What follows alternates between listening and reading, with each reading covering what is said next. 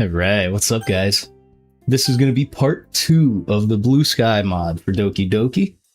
Give me just 1 second. I'm going to double check and make sure everything's cool. Hope. Maybe. Am I live? I'm not so sure.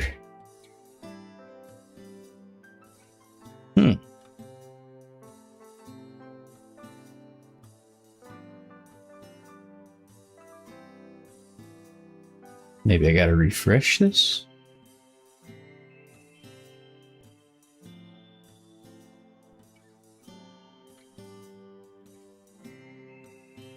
It's not looking good. Well, I apologize if you can't see what's going on. Maybe it's just me. There we go. Nope, all good. Cool. Alright, we are off to a really good start. Yeah. Alright, but we're gonna save Sayori this time. If it's the last thing I do, that's all I know. I don't remember exactly what was going on. I know we went to... we went out with Sayori, and we were kind of shopping and whatever, getting supplies. And I want to say now we're back at maybe my place? I don't know.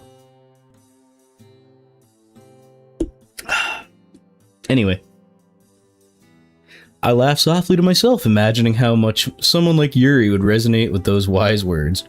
She'll probably appreciate the quotes the most. For the second time today, the sound of the doorbell ringing jolts me back to reality. Once again, it's Sayori who's clutching a large sack filled with a colorful assortment of gift bags. It looks like she's literally carrying a rainbow. Hi again. So here they are.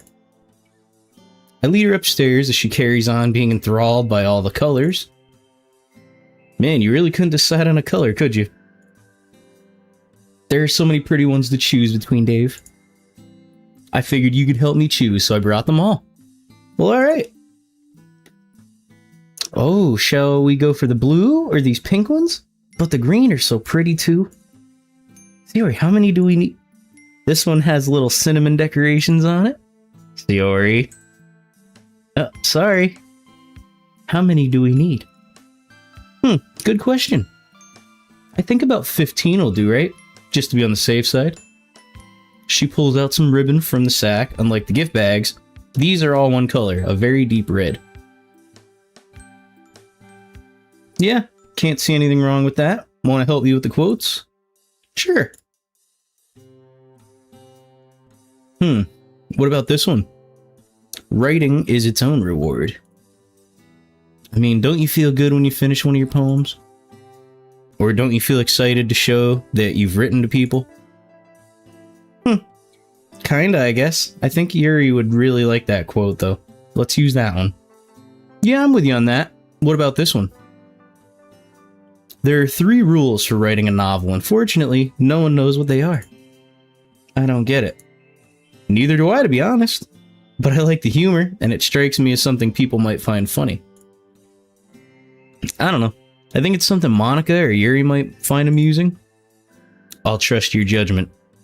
I like this one a lot. There's no real ending, it's just the place where you stop the story. It actually reminds me of a thought I had about poetry. Oh? Yeah, to me a poem is never actually finished, it just stops moving. That's kind of profound, something I'd expect from Yuri. We've been talking about Yuri, like, a lot. Like, a lot. So what does that actually mean? Can't you see? It means that just because the poet has stopped writing, it doesn't mean the poem is over. Well, if you say so. I think a lot of people appreciate this one. What do you think? There's something quite delicious about writing the first words of a story. You never quite know where they'll take you. I think so too. That one's so... it makes you feel a sense of wonder, doesn't it? Exactly the kind of feelings a good story should make you feel. Wow, I sound like Yuri, don't I? Should we have just took Yuri on a date, I guess? A little bit. She's rubbing off on you, huh? Well, does that mean I'll start sounding intelligent? Good luck with that. Sayori chuckles, her eyes full of mirth. Her laughter is so innocent and sweet. You already do, Dave. Aw, come on, Sayori, that's not true. My poems aren't anywhere near as good as yours. Mine aren't anything special, don't be silly. But I'm sure you'll be a great poet in no time. Well, I'll believe it when I see it, I guess. Anyway, let's get these printed and start putting together the goodie bags. Okie dokie. After finding a few more quotes, we get to work. We have all the items ready to go. Now it's just a case of putting a bookmark, quote, and candy in each bag. Then tie it up with a piece of ribbon. We get to work, a comfortable silence descending upon the room. As we progress, I realize how happy I've been all day. It's not been anything fancy, just going into town with Sayori, but even that has put me in good spirits. Spending time with someone, joking around, reflecting on old memories. This weekend has been miles better than how many weekends typically go.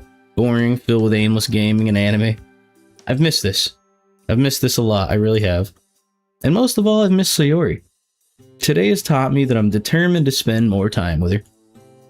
After all, I think she's enjoyed it too. There's a lot to catch up on, so I suppose we'll have plenty to say and do over the upcoming weeks and months. You've been pretty quiet, Dave, you okay? And there it is, that defining trait of hers, always being concerned about others' well-being. I'm lucky to have someone like her in my life. What? Oh, I'm fine, yeah, sorry. Just been doing a lot of thinking. About what, if I can ask? Just about today. I've really enjoyed it, hanging out with you again. It's been a while, hasn't it? It has. I'm glad you enjoyed it, because I was going to say that I did too. I haven't had this much fun in a while. Hearing that lifts my spirits even further, something I didn't think was possible. You know, I'm genuinely happy to hear that. I haven't really told anyone, but... Sayori looks at me, her blue eyes swimming with concern. Truth be told, I've been kind of lonely. Ever since my parents' divorce, I haven't really had much contact with people. And spending time with you today, it's been refreshing. A really nice change of pace, you know? A change from spending the weekend by myself, playing games. I'm so sorry, Dave. I had no idea you felt this way. You should have told me earlier that you were so lonely. I hate that. I could have helped you before. Nah, it's okay. Seriously, it's not your fault or anything. I've just been really reclusive myself. And I've really enjoyed the literature club so far. Just being able to spend time with people my age again, discovering a new hobby. I appreciate it more than I can describe. You've all been super welcoming. I know I'm no poet or anything, but that didn't bother any of you. Well, I'm glad you feel included in the club. That's exactly what we want the club to be. And I'm gonna make sure you're never lonely again. Okay? Gonna put a smile on your face, you hear me? Can't have you being sad. Starting with this. She reaches toward me and starts tickling me, her hands ghosting over my neck and chest. I recoil instinctively, laughing like a small child. Hey, stop that, you know I'm ticklish. My laughter must be a catalyst for her tickling, because as she hears it, she doubles her efforts, a childlike grin on her face. I'm squirming and howling with laughter, almost running out of breath. Oh, please, Sayori. I'm gonna die. She says, good. She's fallen for my decoy. I dart forward, pulling her arms away from me and driving her towards bed, pinning her beneath me. It's time to enact some revenge. You got me. Not fair. Poor little Sayori bamboozled by the mastermind, Dave. Please have mercy. What was that? Sorry, I didn't catch that. You'll have to speak up. Goddamn. I playfully feign deafness as I carry on tickling her. Her laughter is like music to my ears. Squirming, crying. It's nice to see such a smile on her face, even if it's kind of involuntary. Her laugh has such an innocent, joyful ring to it. Hearing it transports me back 10 years. Back when we had that carefree level of innocence only childhood could have. She's like, goddamn, bro, I can't breathe. It does sound quite short of breath. I better take it easy before she passes out. I realize the situation I'm in here. I'm sitting on top of her, pinning her down with my legs. One of my hands rests where her neck meets her shoulder. and the other one is wrapped around her wrist. As the laughter from both of us subsides, a new atmosphere takes its place. Not exactly awkward, but unusual, and neither of us know how to react. I meet Sayori's gaze and find something in her eyes. What exactly is it? I wish I could read the expression, but the novelty of the situation makes me unsure. Expectant was the word I was looking for? I don't know.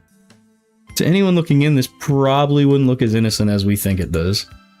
I hasten to climb off her, and she responds by sitting up on the bed, the completed goodie bags all but forgotten.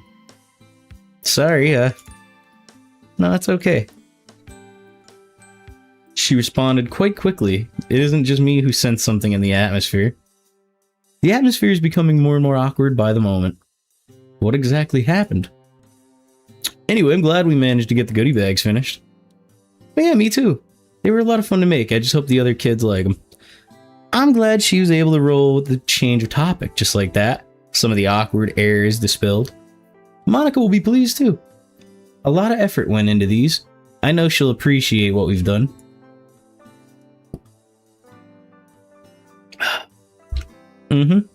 I think Yuri will love the quotes too. Some of those really reminded me of her. Not just me who thought that then. How you feeling about the actual recital though?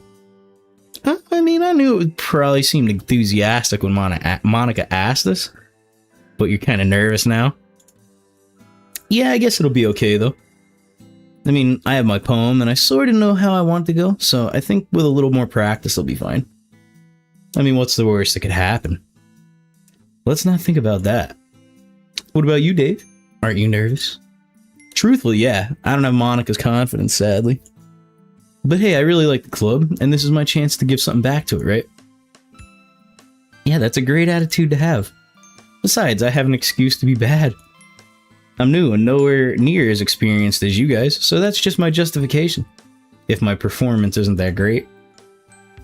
All you have to do is practice, okay? Your performance will be just as good as ours, I know it. It's nice to have someone believe in me, I guess. Thank you, Sayori. No problem. I probably should get going, though. Need to practice my poem and stuff. Yeah, that reminds me. I should probably do the same. Do you want to take the goodie bags? Sure. Alright, I'll put them in a bag for you. 1 second. I rummage around finding a bag big enough for all the smaller ones. Join the council? What council would that be? Handing the big one over to Sayori, we both head downstairs. Anyway, what's up? As she hovers by the doorway, she turns around to face me. There's a shyness on her face. No idea what that is. Oh, by the way, thanks for today, Dave. I haven't had this much fun in a long time. That's alright. I really enjoyed myself too. We should make this a more regular thing. Her face lights up. Yeah, I like the sound of that. I'll see you tomorrow for the festival, okay? That you will. See you tomorrow. As she waves and walks off, bag in hand, it takes me a few moments to identify what it is I'm feeling inside. Happiness? Something as simple as going to town and making goodie bags with Sayori. It made me feel really warm inside. How has it taken me this long to realize?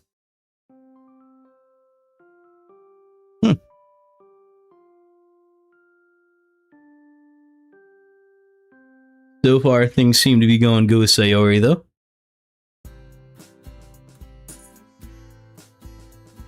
It's the day of the festival. The preparations for the event should be nearly complete, given all the work everyone's put in over the weekend. Funny enough, I probably feel the same way as Natsuki about the event. I'm more excited for it to be over so I can spend time with Sayori at the festival. But knowing Monica, I'm sure the event will be great too. It's been a while though. Where's Sayori? We're meant to walk together, but she's late again. I don't understand. I don't know what that means. I don't know what that is. You're gonna have to give me a little more detail here. We're meant to walk together, but she's late again. I don't want to leave her behind, but if she takes much longer, I'm gonna be late for school. More time passes, there's gonna be an amount of decisions soon if she doesn't arrive. What do I got, a cult in the chat here? What the hell's going on tonight? Just as I'm getting ready to leave, I finally spot her, slowly making her way down the street. She's carrying a large sack in her hands, and I'm surprised she isn't running over to me. Isn't she aware how late she is? I don't know what that means, my guys. Sorry about it. Sayori, where you been? We could have been late for school. I know, sorry. Overslept again? Or couldn't decide what that for breakfast? She immediately pouts. You're such a meanie sometimes. You know my teasing's all in good fun, right? She mumbles under her breath. Of course. By the way, I also double-checked the little bags. They're all in here.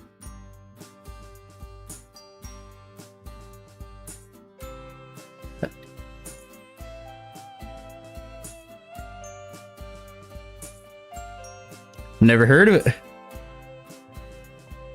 She gestures to the large sack, a bright smile evident on her face. Good stuff, Sayori. People are gonna love them. That was a really good idea. Candy, bookmarks, and literature quotes. Perfect things to have out to give out from our event. Uh-huh. Something for everyone. Although I'm kind of nervous for the festival. Honestly, I don't blame you for that. It's kind of nerve-wracking, isn't it? I mean, I know how much it means to Monica, but at the same time, I didn't really realize how intimidating reciting poetry to a bunch of strangers could be. This is Doki Doki Blue Skies mod. If you've never seen the base game, it's like, there's really no happy endings, I would say. And I was kind of given a few different ones to try, and this one so far is pretty sick. I believe you can save the girls, maybe? I don't know. But I'm trying to see what happens there. But yeah, I mean, I don't know how much how much it means to Monica, but at the same time, I didn't realize how intimidating reciting poetry to a bunch of strangers could be. Yeah, I was all for it back in the club room, but now that the actual day is here, she looks a little nervous. I reach over and give her a squeeze on the shoulder. We'll be fine. Don't worry. I know how much you like poetry, plus your poems are great. I just hope my own performance is up to standard. Ah, don't be silly, Dave. They'll love your poems, I just know it. I chuckle, admiring the definitive optimism that really makes Sayori, well, Sayori. This time I'm working on saving this one here, Sayori. Guess we'll find out. By the way, are you doing anything after the festival? Anything fun? Nope, I haven't really planned that far ahead. I'm not great at doing that anyway. I'm kind of hoping we finish early so we can have the rest of the day off, to be honest. So what you're really saying is that you just want to go home and sleep, right? Oh, look at how many students there are. How many clubs are having their own little event today. What a tactical change of topic that was. Thanks for liking the stream, by the way, guys. Appreciate it. Our school is in sight, and there's a lot of students milling around. It's a little strange to think there's so many fellow students around, yet I've still been feeling so lonely. Or at least before joining the club. Times like these make me grateful that Sayori told me about it in the first place. Now it's a cult, huh? I had a feeling. I don't know, probably quite a few. By the way, Sayori, so which is it, a council or a cult? What's the difference? What's in it for me? What's up, Dave? I just wanted to say, well, no matter how this festival goes, I'm really grateful you told me about your club and let me join.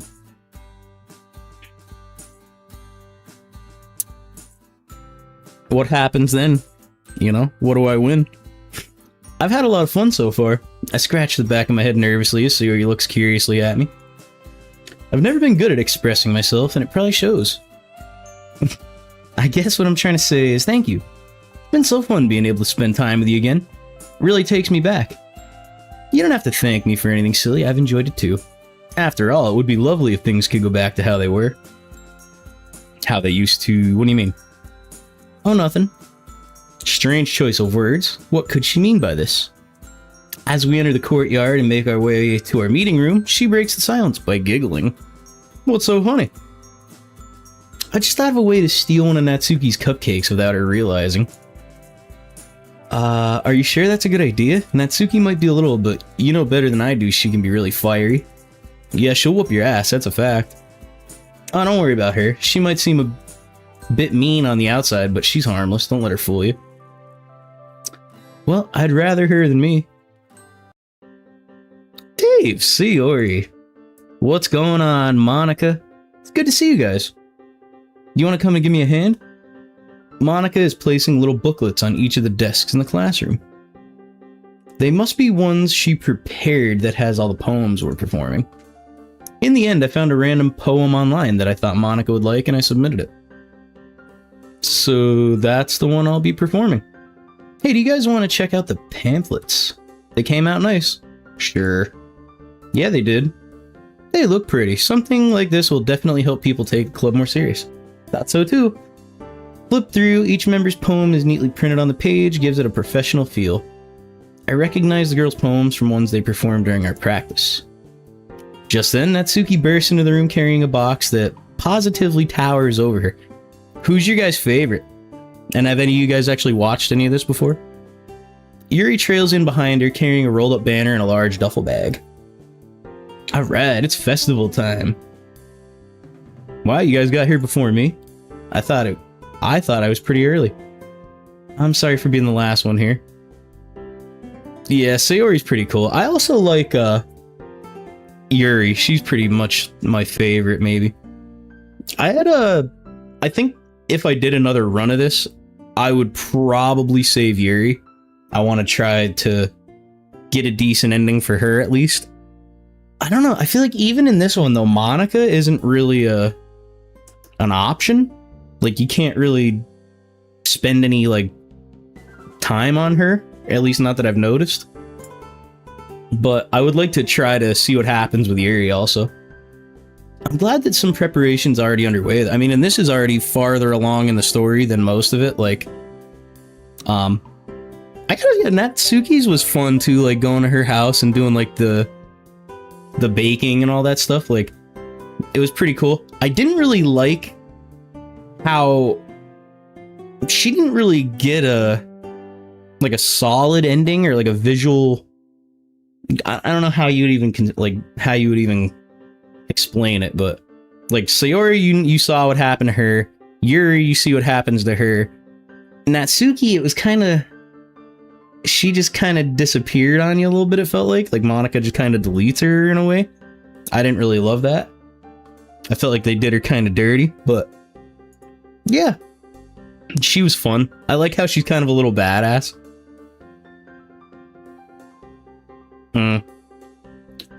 Yeah, I played through it a few times because everybody was watching wanted to see the different endings, and to be honest, I did too. They liked it so much that I modded the game. Now I'm going in even deeper. So yeah, let's work hard together, everyone. Natsuki unpacks her box to reveal 4 trays of cupcakes stacked carefully on top of each other. Dave, I jump at the sudden outburst. Yes? Help me lay out these cupcakes. Yeah, there's a lot, man. Like you could spend a lot of time going through and picking different choices. I actually wanted to go back and try to like do like an ending with Monica, but it's not even an option unless you actually like play through everybody else's, and then like you might know what happened. I'm not gonna spoil it, but then if you wouldn't mind, Sayori, can you help me with these? Yuri gestures at her bag, to which Sayori nods cheerfully. Sorry. I help Natsuki with her cupcakes while Yuri and Sayori start putting up decorations. Meanwhile, Monica continues putting down pamphlets. It isn't long before Natsuki has carefully arranged her cupcakes in a neat formation. Each cupcake is topped with white icing and some kanji written in a variety of different colored frostings. I don't know what that is. Wow, these look really good. Great idea to make them literature themed as well, Natsuki. Yeah, it was a good idea, huh? I wrote down words that specifically have to do with poetry. She picks up a cupcake to show me. This one says create. Isn't that the kanji for use? As Natsuki furiously checks over the rest of her cupcakes, I glance over at Sayori and Yuri. They've put up a banner with an inspirational quote written on a colorful gradient, the colors of the sky. A good writer possesses not only his own spirit, but also the spirit of his friends. Ah, that's a quote from the German philosopher Friedrich Nietzsche, I guess.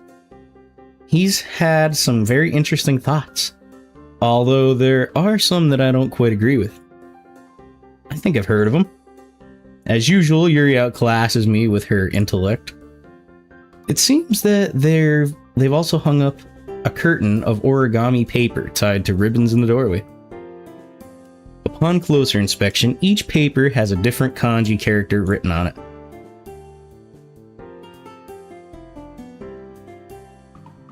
Yeah, I'd like to at least definitely try Yuri's and maybe Natsuki's. I'll have to see how the interest is. Like, if everybody's interested and wants to actually see it, it takes a lot of time. I kinda really can't at this point. Like, I don't think I saved at any point, like, early enough to do it. We're working on Sayori right now. Hey, it looks like you did something similar to Natsuki with your curtain. Is that so? I'll have to take a look at what she's done after I finish setting up. I mean, yeah, I did save, but this is obviously modded, so this is my first playthrough of the modded part, you know? So I've already kind of committed to one storyline. I'm not gonna bail halfway through it. We're in it now, guys, alright? It's Sayori's turn. She deserves it anyway. She gestures to a few candles and a wooden cylinder-shaped object. Yuri said that that's an essential oils diffuser. Yes. It's for aromatherapy, one of my favorite contributors to a positive atmosphere. I'm excited to see how it works later.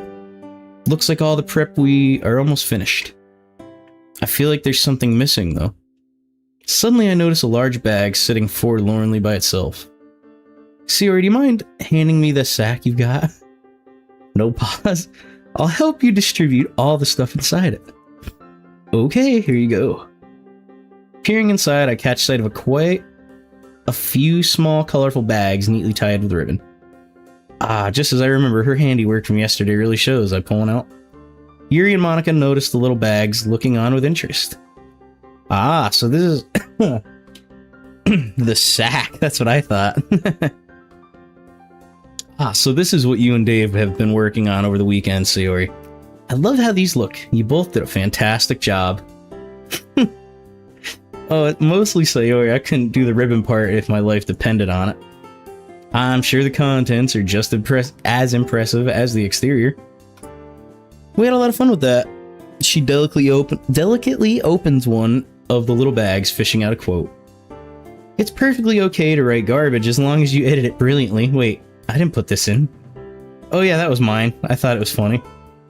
Monica giggles. Yuri and Sayori look at like they're trying to figure out what the punchline is. Well, 1 out of 3 isn't bad. How about this one? I hastily open another bag, picking out a quote. Sometimes, when you're writing a poem or a story, your brain gets fixated on a specific point. Yeah, that was Monica's fucking tip of the day. I like that one a lot, Dave. After all, it's pretty much true. If you never start, you can't make any progress. We know. I heard it from you only about 800 times, Monica. We couldn't find out who said that, which is a shame. Oh, have you guys tried the candy? That was, like, word for word a quote from Monica. Don't you think we should save these for the people we made them for? Oh yeah. Natsuki's irritated voice rings out from across the classroom. Hey, if you guys are finished over there, can you actually sort Sayori's stuff out? You know, we do have a festival to prepare for. She huffs, and the rest of us are shared a guilty grin. Yeah, we know. She was over here playing with the sack. What are you gonna do? I suppose Natsuki raises a valid point. Yeah, let's get to it. Sayori wanders over to the front door and sticks one of the quotes there. I'm impressed by her thinking. Everyone will see it. It doesn't take long to distribute all the little bags. Out of the corner of my eye, I spot Sayori trying to sneakily open a bag and pop candy in her mouth. Naturally, she drops the chocolate. Some things never change. Butterfingers. Oh shit, look at that. That's new. By the time we finish, it looks like everyone else is done too. The classroom is now dark and lit up by the ambient light of candles. A delicate floral scent wafts through the air, courtesy of Yuri's essential oils. There's some atmosphere in here now.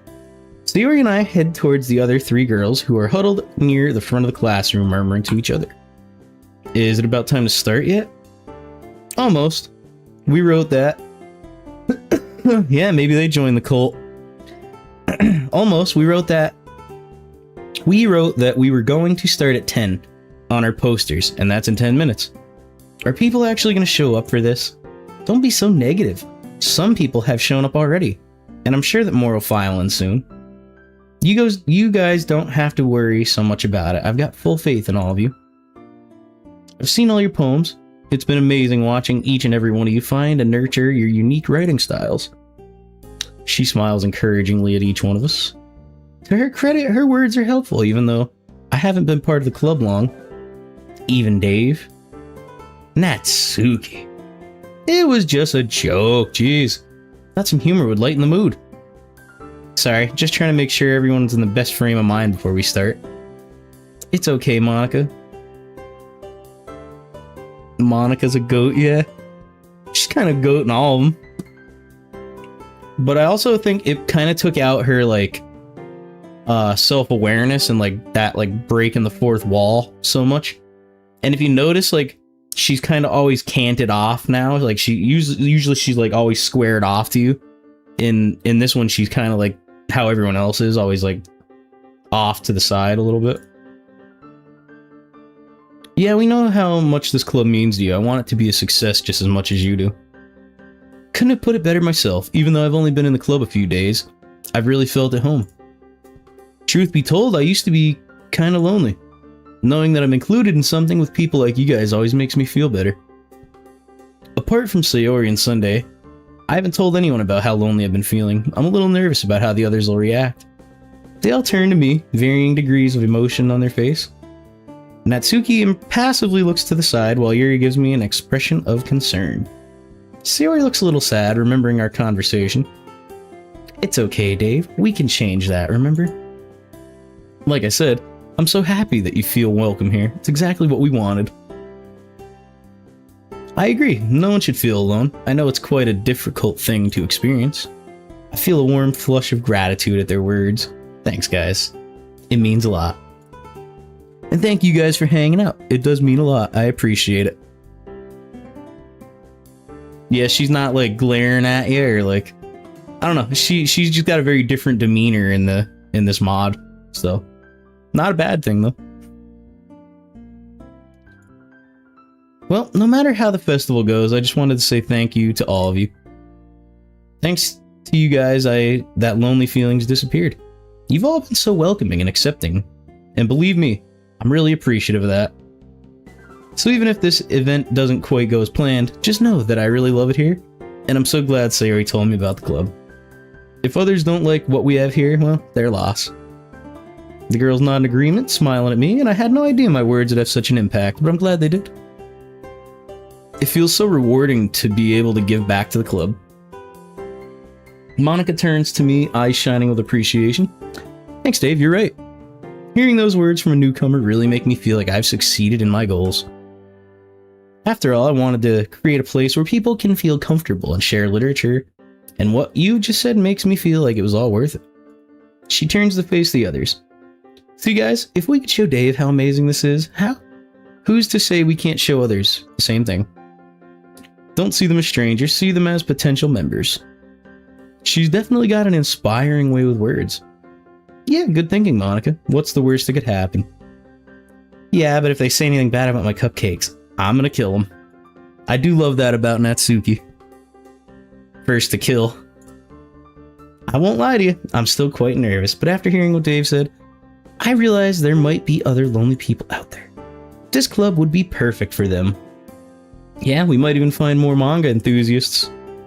That's the spirit. Now let's go and show the rest of the school just what the literature club is made of.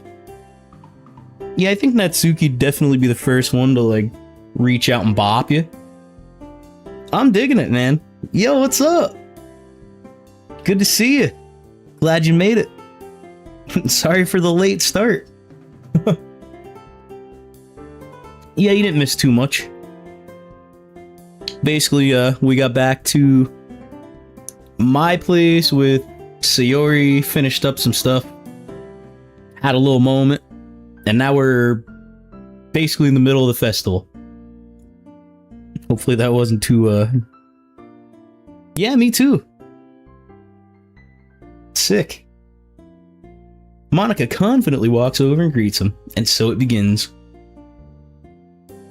Monika and Sayori have greeted the newcomers and settled them in desks throughout the classroom.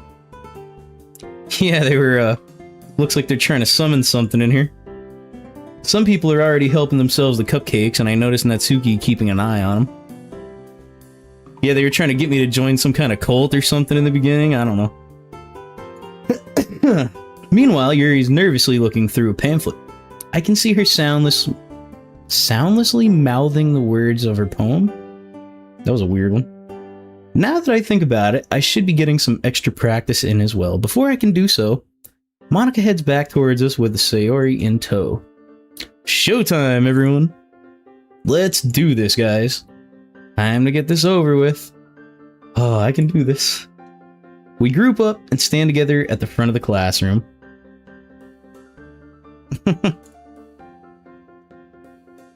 I don't care what happens, bro.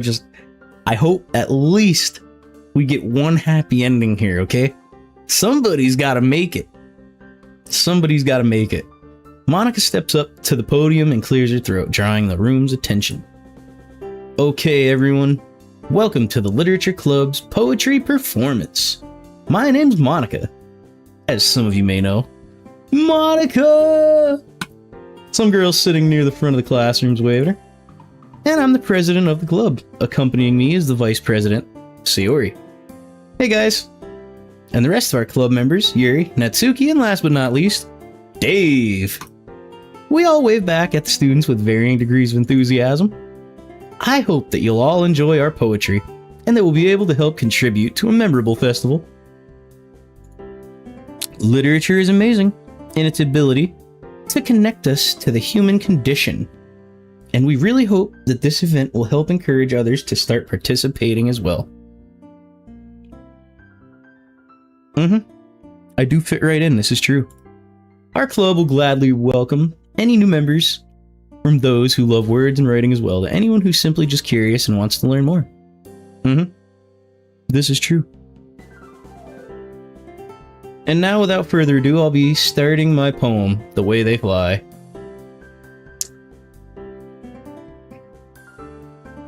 Yeah, I know, I've never actually thought we'd get this far. It's cool to see what happens. You know, usually somebody's bodied by now and it's just kind of game over. Sayori, Natsuki, Yuri, and I head off to settle down in the frontmost desks, saving the seat at the end for Monika. She stands there alone, yet still radiating confidence. After flashing a smile and a wink at us, she begins. Each word is crystal clear and exudes emotion. Somehow her recitation is even better than it was only a few days ago. She must have practiced hard to try to achieve perfection. Not that she has to try too hard. The classroom is silent at first, drinking in her words. After a few moments, however, some whispering starts up in the back of the classroom.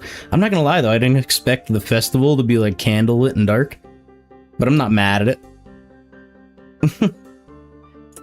Yeah, she might be. Wouldn't that be like the ultimate twist? You think it's all good and safe and Monika's just out here summoning some evil? I guess that's inevitable, but it still doesn't make it any less annoying. I change a look with Natsuki, who rolls her eyes at the disruptions. Sayori pats my hand and gives me an encouraging smile. She's comforting as always. As Monika's poem progresses, more and more people wander in. Normally this would be a good thing, but they're making a lot of noise. Thankfully, they simmer down once they realize Monika's speaking, but the damage is already done. She reaches the end of her poem, the last few words resonating in the classroom. A round of applause fills the room, and Monika beams at everyone, patiently waiting for them to finish. Yeah, it would be kind of dope, though. You think you're getting a happy ending and everything just goes up in flames. Yeah, she looks right at you and she's like, gotcha, motherfucker. And then it's over. Everybody's just out. Thanks for listening, everyone. I hope you enjoyed my poem. And that it gave you a flavor of what this club is like. Tosses a hand grenade out into the crowd. For the newcomers, welcome. We're just in the midst of showing you all our poems. For the benefit of those who've just joined, she quickly reintroduces everyone. Anyway, up next is Natsuki. Take it away! Natsuki stumbles slightly as she makes her way to the front of the class.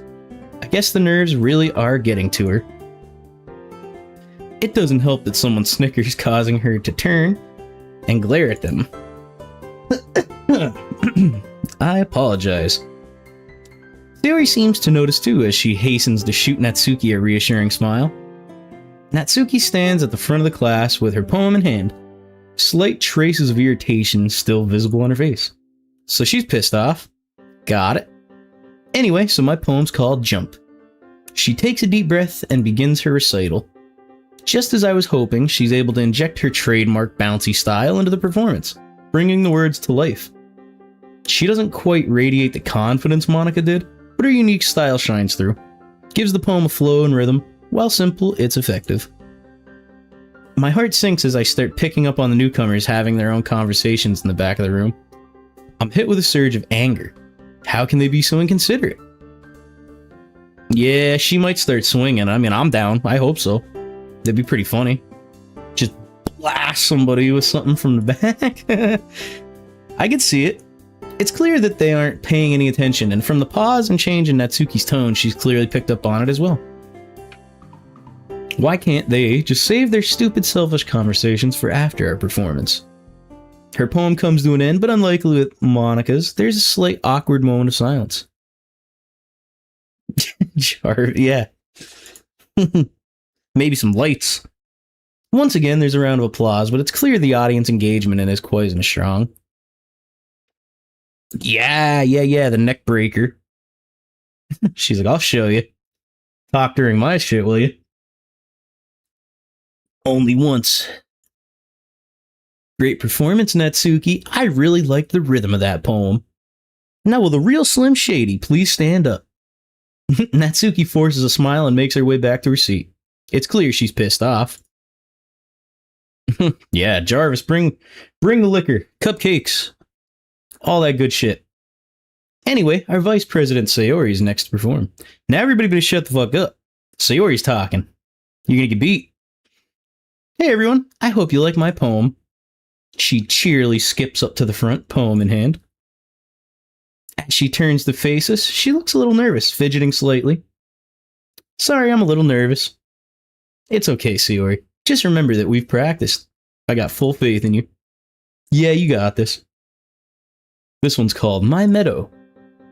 She begins her poem, her soft voice guides us through the recital, and there's a remarkable contrast between her cheerful inflection and the more bittersweet nature of the words.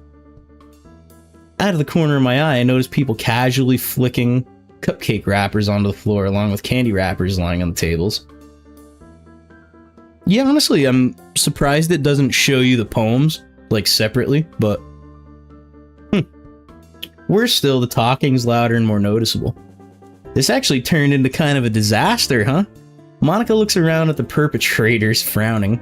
One of the students lets out a yawn, making absolutely no effort to hide it. Another student picks up one of the quotes and nudges their friend.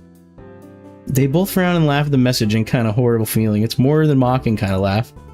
At this point, I'm seeing red. If we weren't in school, I would have punched these inconsiderate pricks by now.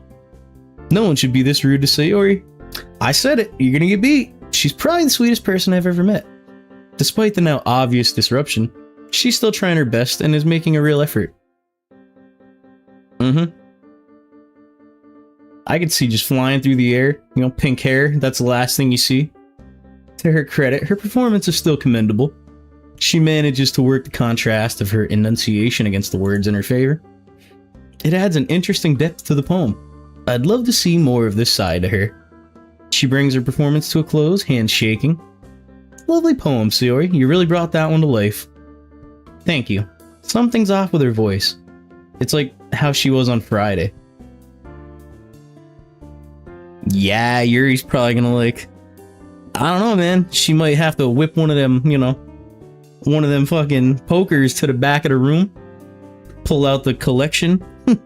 Monica stands up, turning to address everyone in the room. Just a polite reminder that it would be much appreciated if everyone could shut their fucking mouth while we're reciting. Monica looks stern while Natsuki looks positively furious. Sorry. Thank you. Now the stage is all yours, Yuri. Yuri's looking terrified at this point. Sayori gives her a reassuring squeeze, and I lean over, whispering in her ear. You're gonna kill it. Or I'm gonna kill them. You got this, Yuri. Just pretend it's only me. Natsuki, Sayori, and Monica. I can't do this, Dave. Yes, you can. I believe in you. I've seen how passionate you can become when you talk about the portrait of Markov. I've loved that. I love seeing that side. Besides, like you said, this club could be the perfect place for any of these people. We just don't know it yet.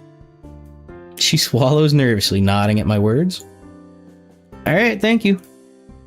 She rises to her feet, palm clasped firmly to her chest, clutching the pearls as always, and avoiding eye contact with everyone as she walks up. Her eyes flick up to glance at the class for a while she gets on stage, although she quickly ducks her head back down to look at her poem. Yep, clutching the pearls. I knew it was coming. There it is, see? This poem is titled Afterimage of a Crimson Eye. Always some deep shit there. Her voice quivers as she starts, but unlike her recitation a few days ago, the meek and trembling version of Yuri remains well into the poem. She determinedly forges ahead, but I can tell that she's not enjoying it in the slightest. The rest of the classroom, momentarily subdued by Monica's words, soon begins to grow louder. After a few lines of her poems, they're even more unruly than before. The crinkling wrappers fills the air, and at a few points, Yuri is almost drowned out by the others' voices. Ah, man. Dang, we kind of had a feeling that was going to happen. I catch a few people getting up and leaving, and by the slight hitch in her voice, it seems Yuri's seen them as well. Her eyes stay glued to her poem, and it looks like she's trying her hardest to ignore everyone. One boy quietly wolf whistles at Yuri, causing her to jump and lower her head even more. She's practically shaking like a leaf. This is absolutely disgusting behavior, and I open my mouth to say something. Suddenly Natsuki's gonna get up and beat some ass, yeah! She gets up. A loud scraping noise from her pushing away from the desk draws the attention of the students. Can you all just shut up? Yeah, Natsuki, kick some ass, would you? I'm really sick of this. How can you guys be so rude? We're trying our best to show you something amazing here, and you're just gonna stomp all over our hard work like that? Unbelievable. I can't even understand how people can be this arrogant, and this just sucks. I didn't want to interrupt you, Yuri, but I can't stand it anymore. You idiot. Yeah, we all knew Natsuki was gonna be the one to do some shit. She's the only one with any balls in here. You idiots might as well leave if you aren't gonna pretend to pay attention. There's complete silence. Oh, we got somebody else? That's new. Only came for the food anyway. Let's go, guys. Once the boy speaks up and begins to lead his friends away one by one, more students follow them out the door. Dang. I throw a panicked look over to Monica, who's holding a strange, stiff expression on her face. Looks like she's struggling to stay calm for everyone. I don't know, man. Some dickhead, I guess. After a few moments, there's barely anyone left. Yuri, meanwhile, quietly begins speaking again, but her voice is barely audible. There's just a stifling silence accompanying her words. At least you're honest, you know? Yeah, bro, I don't know. He had some balls. he was, I don't want to say poorly drawn, but you know. When she finishes, a weak smattering of applause sounds from the few who are left. Food and Sayori, yeah. The essentials. She unsteadily steps down from the stage, a blank look on her face. She won't look at any of us either. I'm worried about her. Okay. Monica's voice cracks as she speaks up. She's still trying her best to see us through this. I don't think any of us could have predicted that it would turn out this way. Thank you, Yuri. You did wonderful. I'm sincerely sorry for all the disruptions and sheer arrogance you had to endure. Those kinds of people really are the worst. To those who are left, I want to thank you all for staying and apologize as well. This is definitely not a normal occurrence for the Literature Club, I assure you. Well, let's finish this off with Dave then. With a heavy heart, I slowly get up and walk onto the stage. When I get to the podium, I'm appalled by the sight of the classroom. Candy, cupcakes, wrappers strewn across the floor, and quote cards lay tossed around, with many of the cards now featuring shoe prints over the words. The remnants of goodie bags are left ripped apart on desks. Even the kanji curtain looks tangled up and messy. The only students left are the ones who waved to Monica at the beginning. This is what Yuri had to see when reciting her poem? No wonder she didn't want to look up and face these people. Can I really do this now? How are the others able to finish their poems? I looked at the clock, it's only 10:20. Has it really only been 20 minutes? Taking a shaky breath, I begin to speak. Hi everyone, I'd like to take a second to apologize as well. Both to those checking out the club today and those who are already in. Yeah, not too impressed. Kinda lame. But despite everything that's happened, I can say that I'm glad I joined since I got to meet so many amazing people. I believe that you guys will love it as much as I do. Anyhow, I hope that you'll enjoy Acquainted with the Night. I start reading and I'm struck once again by the beauty of the poem. The loneliness and isolation conveyed so accurately, I can relate to a lot of these things. I won't be as good as the others at reciting, but I can only hope that I'll be able to do the poem justice. Thoughts of doing both the poet and the club proud strengthened my spirit, and I managed to fight through the depressing mood. The quiet of the classroom suits the lines of the poem well, and my recital seems to fly by rather quick. Excellent performance, Dave. What a great way to round off the event. As I step down from the stage, Monica stands up and addresses the room. Thank you all for coming and staying. I truly appreciate it from the bottom of my heart. That's it for the scheduled recitations, but if you guys are free to stay and hang out if you want. There's an awkward silence for a few moments, then the remaining students start to stand up. Oh, yo, look at that. We got a new one. Hey, Monica. Oh, and you too, Dave. Sayori? I didn't know you were in this club. The girl standing before us is actually my homeroom class representative, Sayori. Given that both she and Monica are class rep. Fuck. Oops. I couldn't even read what that said. Hold on. Oh, they're probably friends, it said. Yeah, I only joined about a week ago, so. Yeah, absolutely. They did her a lot better justice drawing-wise, anyway. She's actually decent. They did that on purpose, though, I'm sure. I see. Hey, the way you guys were treated was awful. Pointy chin. It's fine, thanks for staying. Either way, sorry about everything, Monica. I'll check out the club sometime. She gives us a small commissary... What the hell? And I'm torn between wondering whether everyone's pitying us or sympathizing with us. Boy. Yeah. Makes me think of God of War. Boy. They all start to file out of the classroom after a few more goodbyes. Monica keeps a strained smile plastered on her face. Meanwhile, Yuri has her head buried in her arms on the desk. It's a Doki Doki Blue Skies mod. I mean, he wasn't drawn terribly, but I think they drew him kind of like... It suited him, I think, you know? They gave him the whole crimson chin thing. Monica keeps a strained smile plastered on her face. Meanwhile, Yuri has her head buried in her arms on the desk. Yeah, it's free too. The mod was free. No, it's definitely not in the base game. But I was hoping I could at least find maybe one happy ending somehow. And this is hopefully, I mean, we'll find it if this is the case. I mean, I've been working on Sayori's story, so.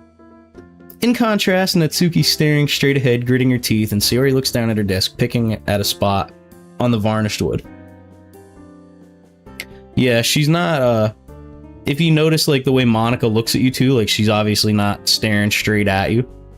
It is pretty good. And I actually got a lot of good feedback on it, so... To say there's tension in the air would be a massive understatement. We blow out the candles, you look around, and bang, this place is trashed. I have no idea. I don't know who dies. I don't know anything about it. I've never seen it. This is my first playthrough of it, so I hope not. There's a silence in the room made worse by the sense of awkwardness. No one knows what to say. No one expected the festival to end this way, and the impact is hitting us all. Hopefully we don't all just croak now, you know? So that could have gone better. My attempt at humor falls flat, and I immediately regret it. Natsuki gives me a dirty look, but Sayori smiles. Meanwhile, it looks like Monica's face has finally fallen. I don't understand. Where did we go so wrong, guys? We spent so long preparing for this, and after all our efforts... For the first time, that outgoing confidence Monica always seemed to radiate has snuffed out. She clearly cared a lot about this event, and I feel awful for her. Oh man, they all kind of were, I'm not gonna lie. Like, even Yuri, like, I wasn't ready. Yeah, that's probably about the closest I would say too, yeah, same. The candle thing was pretty cool. We've even gotten some different, like, character, like, animations and stuff in this mod, which was neat. Stuff I've never seen. Someone told me that it was, like, ones they've used, but never... Or didn't... I mean, they drew, but didn't use, I guess. Something like that. I mean, it wasn't... I don't know if it was night, technically. Maybe it is. I guess, yeah, if you look out the windows, it's dark as shit, so... Maybe it is night. I'm not sure, though. I know I don't get it either. I thought that you guys all did such a good job as well. The decorations, the recitals. I'm sorry, Monica. Don't worry about it, Dave. It's not like it's your fault. She smiles weakly at me. Glancing around, I notice that Yuri and Natsuki...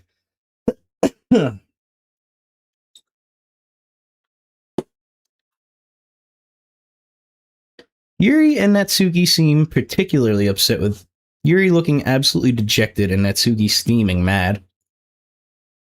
This is your fault, Monica. I told you this was a stupid idea. Oh, yeah, I don't know that that's what we need right now, Natsuki. But, you know, hey. None of us were even that comfortable doing it in the first place. Now look where it's landed us. Oh yeah, maybe you were the one that said that. That's right. You might have told me that. I don't know, man. Gotta up your game? I'm not sure. Excuse me, my fault. You all agreed to do this. Pardon me for thinking it would actually go well. What's so wrong with that? We only agreed to do it because we felt like you were forcing us. I was really hoping this wouldn't happen. Given everyone's low moods, an argument is the last thing we need. I didn't force anyone, Natsuki. You know how much this club means to me. I was just excited to show what we have to the rest of the school. Yeah, because that was such a good idea, wasn't it? Dang, now. Natsuki's about to get beat. I'm really starting to get sick of your constant sarcasm, you know? Why can't you just try being positive for once in your life? Now Monica's letting her have it. Gee, it's funny you should say that, because I'm really starting to get sick of your self-righteous know-it-all attitude. Bro. Are they about to duke it out? We told you this was a bad idea, but no. High cortisol. Yeah, I feel like in this one, especially, Natsuki's always starting shit. But it's not just, like, quick either. It's, like, drawn out. Someone in the last one said, like, the Twitter arguments. You just had to insist on this, even though no one was happy with it. It was for a reason. Look at how much Dave enjoys it here. Is it really so unreasonable to think that we could have found someone else like him? Or is it just too positive for you to even fathom? This is awful. The other students were bad enough, but now Monica and Natsuki are going for each other's throats? Does that work? Cortisol? Maybe, I guess it does. Lower your cortisol. Yeah, everybody's blood pressure is just through the roof right now, guys, okay? Look how red the faces are. Shit, Natsuki's over here sweating. She's about to turn purple. Look at how bad everybody's humiliated. How inconsiderate all those... She struggles for a moment, her anger inhibiting her ability to speak.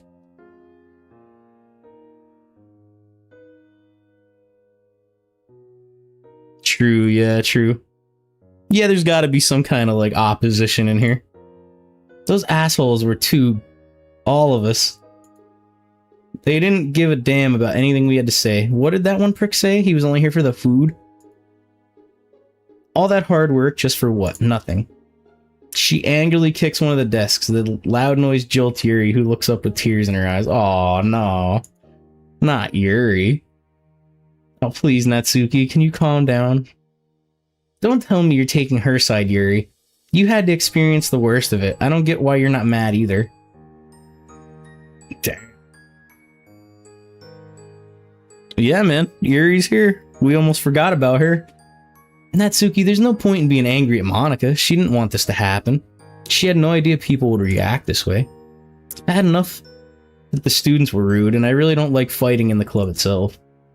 Yeah, but if Monica just listened to us when we said we weren't comfortable with the whole idea, this would have never happened. Monica sighs. This is the kind of conflict she generally leaves for Sayori to deal with. I know we haven't seen her yet, but I'm sure she's about to pop up. But in this case, Sayori looks too distraught to intervene. Well, there we go. Sayori's not having it. Everybody feels a little drained after this whole thing, I think. Look, what you're not understanding is that sometimes you just have to take risks. Sure, this didn't go so well, but... I mean, maybe a little bit, but I don't think it's so much that we can't turn it around. So far, at least, it doesn't feel that way, but I'm not sure. Hey, what's going on? Welcome in. Sure, this didn't go so well, but there was always a chance it wouldn't have ended like this, and we could have had new members. She turns to me. I mean, you of all people can understand that the best, right? Understand that the best, right? I think that's a typo. You made the choice to come here. Look how much you enjoy it. Yeah, I'm doing good. Hope you are too. Thanks for joining in. Oh, don't you try and suck up to him, Monica. Face it, you never listen to us. Your club members take our opinions into account. Tell me I'm not alone in thinking of that, Dave. Oh, great. Now I have to choose. I really don't want to do this. I desperately look at Yuri and Sayori, but both look too upset to want to get involved. No, I'm not gonna lie. I think Monica's right, and Natsuki's being a bitch. Something tells me this is gonna make me very unpopular with Natsuki. I brace myself for what's gonna come next. Natsuki, come on. You know better than I do. Monica loves this club. It's only natural she'd want to share it with the rest of the school. Seriously? You're actually taking her side? I can't believe this. No, it's not like that. I'm not taking her side. It's just what? That's exactly what you're trying to do, Dave. Don't try to backpedal. Hey, man. Somebody had to say it. I think this time Natsuki's gone a little too far. Well, I mean, like, you know, she's mad at Monica, but for why, you know? Nah, she's being a bitch. Natsuki, that's not what he's trying to say. He's just... Of course, you're jumping to his aid. Shut up, Monica. Oh, Monica looks furious, and for a moment I think Natsuki's finally gone too far. Yeah, I'm just glad people's chatting tonight, yo. My last live, like, I only had a couple people on for a few hours. I was like, what the hell's going on here? You guys hopped on right away and you hung out. I appreciate it. That's what makes stuff like this fun. I've been streaming mostly lately. It's like... Yeah, even the game I did the other night, that skin stapler, bro, like, I wish I had some more people in the chat, because that was such a fun game. I actually had a blast with that. But I only had, like, 2 or 3 people I mean, I had a bunch of people watching it, but nobody was on the chat hanging out. No joke. I think it was, like, last weekend. I had, like, 200 people watching me play Life is Strange. 4 hours, bro. Nobody said a word. Not a single word in the chat. And I had 200 people hanging out watching. I was like... is this real life? But hey, appreciate you guys though. But yeah, I appreciate it. Makes it fun. But Natsuki has gone too far. She closes her eyes and takes a deep breath, evidently trying to contain her anger. Jeez, Natsuki, don't you think that was a little out of order? You didn't have to shout at her. Dude, Skin Stapler was so fun. Like, I'm telling you. It's like, if you've ever seen any of the like puppet combo games, it had that kind of vibe. Yeah, me too, actually. I just killed mine and I'm parched. All this reading. But the Skin Stapler was dope. I mean, it was just the right amount of like horror and funny, and like it was actually a really well-written game. Like, it was dope. But what would you know? You haven't been here for 5 days. Why is everyone making me out to be the bad guy here? Remember when Monica said she'd make sure people weren't going to be rude during our performance? Wow, congratulations. She sure did a fantastic job with that. I mean, it's not like anyone wolf whistled at your ear or anything, was it? Some enforcer you were. Damn, dude. Natsuki is letting her have it. I didn't expect that. I didn't expect Natsuki to go in on her like this. Like, she's just been grilling Monica for like 10 straight minutes. Her bitter, sarcastic tirade continues on, each point worsening the atmosphere. I'm the only one who can see this for what it is. It's just Monica trying to use the club to boost her popularity. Yeah, it's like they really are putting it. Yeah, dude.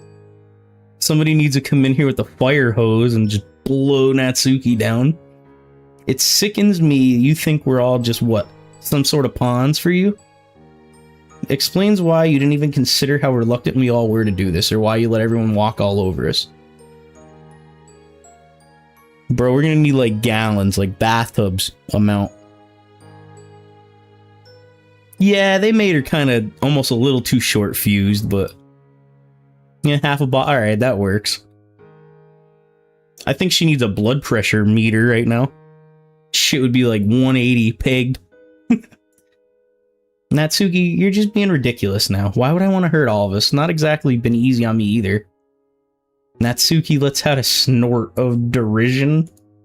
You? What would you of all people know about life being hard? Monica blinks, looking like she's been slapped. Yeah, bro, hand her a new comic book. Tell her, chill out, girl, alright? Go sit down somewhere. She's about to get blasted. Monica's about to go all, like, evil AI and delete you. Break the neck. Monica blinks, looks like she's been slapped. Easy for you, Monica. With your role as the queen of the school, everyone liking you, all that crap. You have such a perfect life and all. Never having to defend your interests, never having anyone ridicule you for the things you like. Monica's like, oh, you're lucky I'm not self-aware, bro. I share classes with these assholes, you know? And you can bet they're gonna have a lot of fun telling everyone about it. About how much of a loser we all are. And guess what?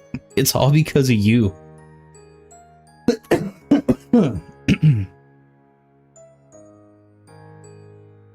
I think it was... I don't know, maybe. Wasn't this like... She still kind of mentions like her dad and stuff in this one, I'm pretty sure. I can practically hear the venom dripping from her words at this point. It's absolutely terrible. Face it, Sayori would be a better president than you could ever be. Jesus Christ. And with that, a sickening silence falls into the room once more. But this time, it's a million times worse. The fire in Natsuki's eyes is blazing, and quiet sobs can be heard from Yuri. Jesus, dude. Somebody just dropped a nuke in here. Sayori's miserable, hugging herself, looking completely lost. Monica is wearing a stony expression on her face, looking both enraged and heartbroken. The whole club waits for her to reply to the bombshell Natsuki just dropped. But without a word, Monica turns on her heel and walks out of the door, the impact of Natsuki's words hanging in the air behind her. No one knows what to say for a minute. The heavy silence remains.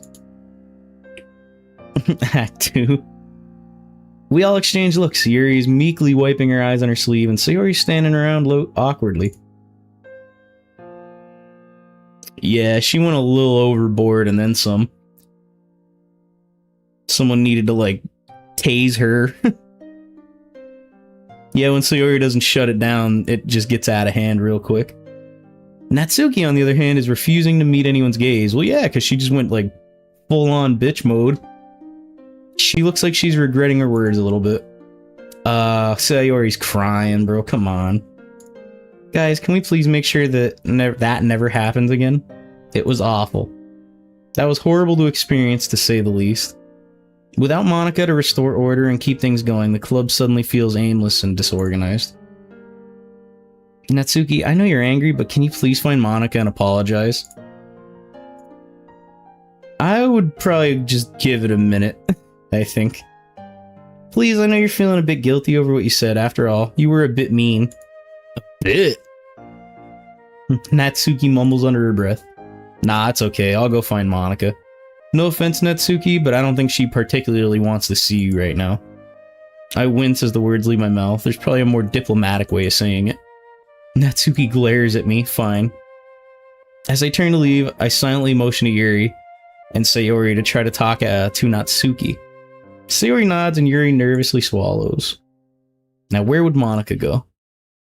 She would probably want somewhere quiet where she could be by herself, which rules out classrooms, the courtyard, or the cafeteria. The only two places come to mind are the girls' bathroom or the rooftop. Well, I'm hoping it isn't the girls' bathroom. I make my way over to the staircase that leads up to the top, thinking about how this conversation is going to go. Also, if you guys didn't like the stream yet, please do. I would appreciate that. It'll help push it out to more people. Bro, yeah, maybe she'll start playing the piano and I can actually get that freestyle in like I was trying to do the last time. No, last time, she starts the piano solo at the end of in the credits, and I was about to bust it down, and then I'm like 3 lines in and they start playing copyright music. I'm like, oh, awesome. Great. Now I gotta shut this shit down. Will she even want to talk to me? She didn't even say anything as she left. Was she that upset? We did stick up for her, though. Although, given what Natsuki said, I really wouldn't blame her. Guess there's only one way to find out. Oh no, hopefully she doesn't... Yeah, it was kind of cool that you could actually hear it. There's a door at the top of the stairs which opens out to the rooftop. Bracing myself, I put my hand on the cool steel door handle and push the door open. Man, the view up here is really... I guess it wasn't nighttime. It was just dark in there. I hope she's not going to jump, bro. That was the first thing I thought. I'm like, no. We're not going to lose Monica like that. Man, the view up here is really something. I shiver as the wind cuts through my blazer. It's a cold and desolate place. Like we're in a fucking Mad Max movie all of a sudden. I know, dude. It could be that quick. Somebody could be ready to off themselves any moment. Like, shoo. I look around and there she is, leaning slightly over the barriers at the edge of the roof. Monica! No! I know, bro, but you know she might have hops. She's an athlete, right? Like, she might jump right over to shit. Not a peep sounds from her. Not even when the wind slams the door behind me. Yeah, Monica, that's bro, like, whenever I hear that, I always think of dude from Fast and the Furious, remember? No! Monica! I slowly approach her, making as little noise as possible. In some illogical attempt to not scare her away. Where the fuck's she gonna go, bro? I mean, besides over the edge, I guess. I apologize. You look pretty upset, so I thought I'd come find you. I trail off, mentally berating myself at how weak that must have sounded. She stays completely still as I slide up next to her, leaning on the railing so that I can see her face. I don't know what I expected, but her expression is oddly calm. Monica. I love you, Monica. No, beautiful view, isn't it? Yeah, you could say that. Is that the reason you came up here? She's like, no, I was probably gonna jump off the roof, but now you're here. It's part of it. On days like this, the wind and the eternally stretching blue sky made me feel... Make me feel like I can go anywhere. It feels freeing, you know? Yeah. There's something comforting in the possibility of getting swallowed up by that blue.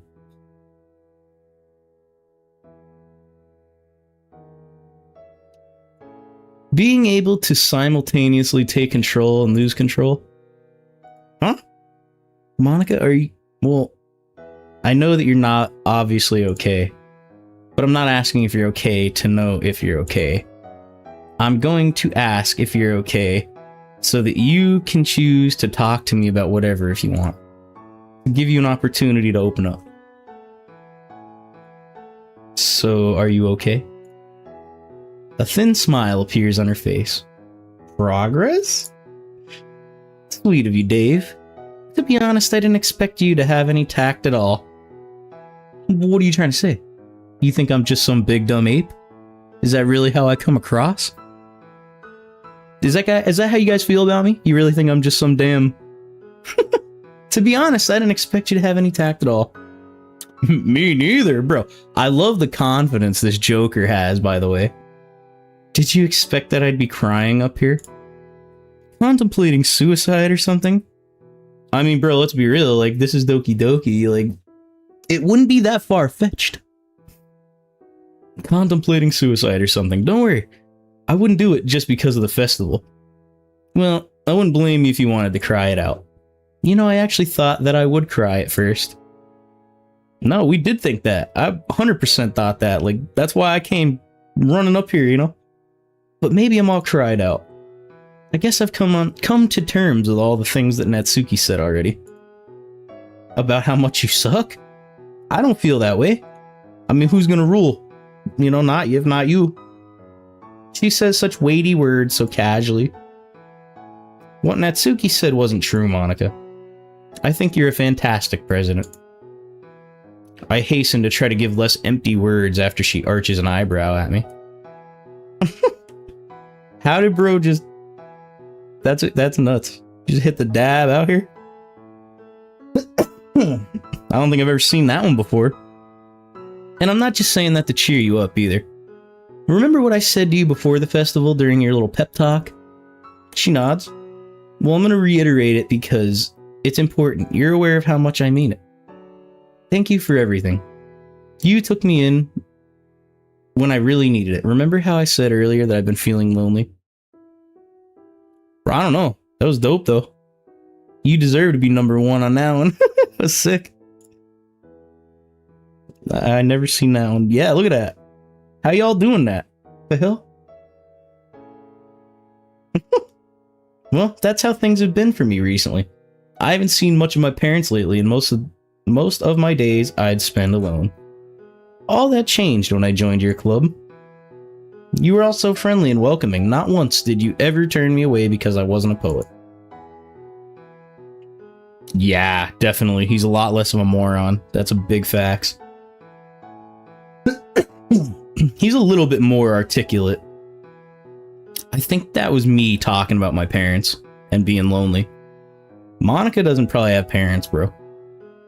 Monica could be your parents. It's like she, you know, she was like the overlord of this whole thing. We just didn't know it. I mean, between you and me, I know my parents weren't the greatest. Then you have a lot of potential, Dave. I did like your poems. Well, I'm glad you think so, but anyway, that's besides the point. You accepted me for who I was, and was willing to help me. I don't know, I mean, Monica she could be, you know, she could be whatever you want her to be. That's kind of the beauty of it. There's probably a mod for that. You know, make Monica my mommy, like, you could probably find one. And more importantly, you've created something that 3 other girls hold dear to their hearts. Definitely the sign of a good president, if you ask me. Monica looks down for a moment as if composing herself and then meets my eyes with a smile. Thank you, Dave. It really means a lot. Like I said earlier, hearing all of this from a newcomer really does make me believe I've hit the goals I set for myself. All I wanted was to create a little haven that people could call home, no matter what, no matter their writing ability. We'll take it from someone who joined only a few days ago. Well, then take it from... Yeah, okay. You've succeeded. Also, had you not made this club, I would have never gotten to meet Sayori and Natsuki, or been able to hang out with Sayori again. Nor would I have gotten to get to know you better either, and that would have been a real shame.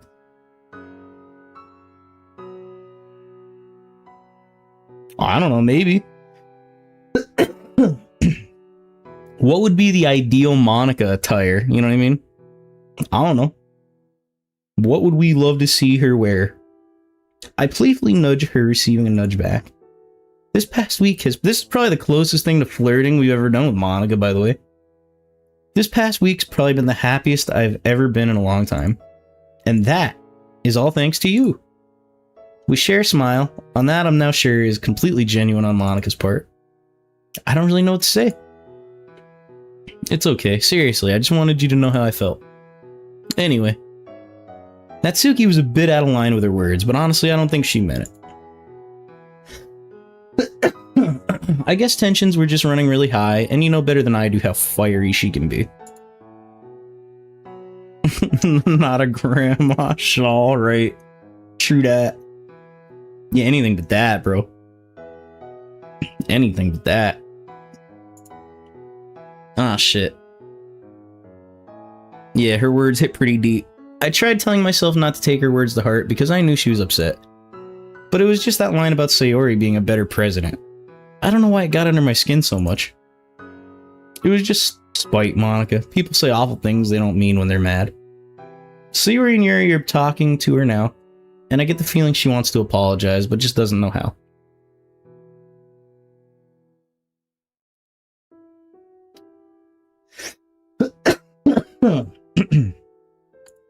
Bro, even like just like a dress, something, you know, a little more, a little more feminine. That's all I want. Like, I don't know.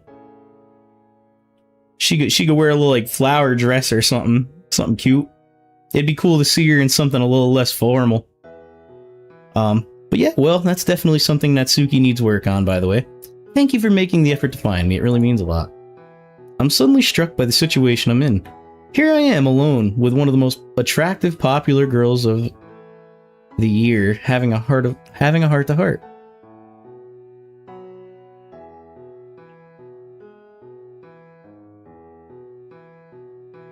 See, yeah, I could picture it. I mean, I feel like I've only ever seen her in this, so. Like, the other chicks, you get to see them in, like, normal clothes when they come to your house or whatever for the weekend, but Monica, like, she never really makes it out of school. Probably a situation most of the other guys in school would kill to be in. My face heats up a little as I process the heartfelt, rather vulnerable scene we're both in. Oh, you're welcome, Monica. Nothing to thank me for. I scratch the back of my neck. We should go and find the others, though. Don't want them to worry or anything. Bro, you just said, like, I'm in the perfect... This is the opportune moment, my guy. Like, if you were waiting for your chance, this is it, my guy. You know? If you're gonna make some moves, you're gonna pull some shit, now would be it. Don't let this slip, but whatever. What do I know? We stand up, make our way back to the door. I hope so. It wasn't exactly nice to be told you have a perfect life and that you've never experienced difficulties. Alright, I'll be around. I am saving Sayori, but I'm just saying, bro, like, if you were gonna make a move, this would be the time. Homie's talking about, oh, we never been in this situation before, and this is our... Well, yeah, this is literally the closest thing to hanging out with her we've ever had. The last thing we need is another argument. She's silent as we wordlessly make our way back to the classroom.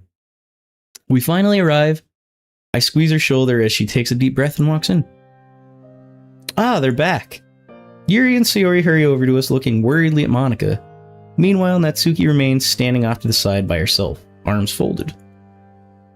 Hey guys, I'm alright, really. Taking some time outside helped clear my head, and I'm feeling a lot better now.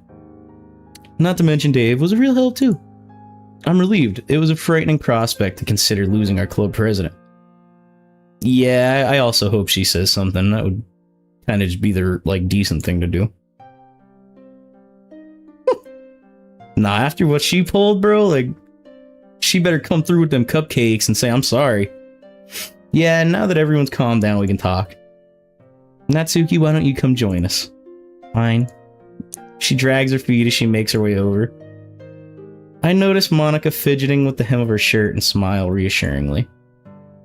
Okay, so I'm here. And you're just gonna be a bitch, or? Natsuki's eyes dart up to meet Monika's just for a second, so, there's an awkward silence. Sayori raises her eyebrow at her, causing the smaller girl to return with a glare. I think what Natsuki means to say is that she just said all those things in the heat of the moment. A crime of passion, as it were. Hey, geez, I could speak for myself, okay? Well then fucking speak. Say something. She says that, but... Alright, I'm just gonna get this over with. What I wanted to say was that I didn't mean it when I said you were a bad president. I mean, I guess it's pretty clear that you care a lot about the club. Sayori nods vigorously at her, egging her on. It's just that those jerks pissed me off so much that I blurted out random things that needed to vent. Well, I won't lie. It does seem like you always get special treatment because you're so popular, Monika. But then again, I wouldn't know what you have to go through. You're on a totally different level from the rest of us. Natsuki.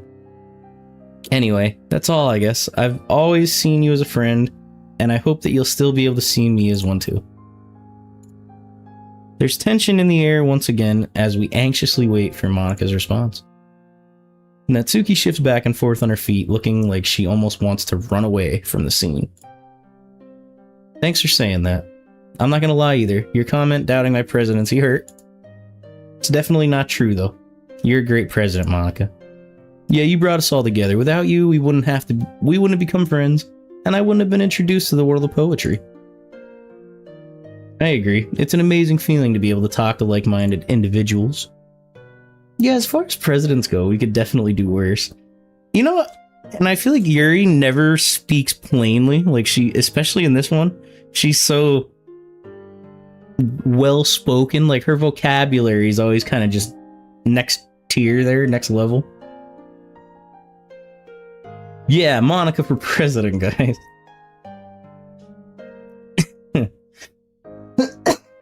Yeah, we could do worse, though.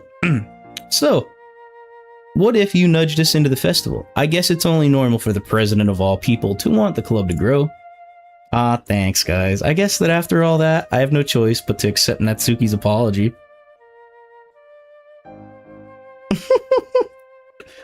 Yeah. Hell yeah.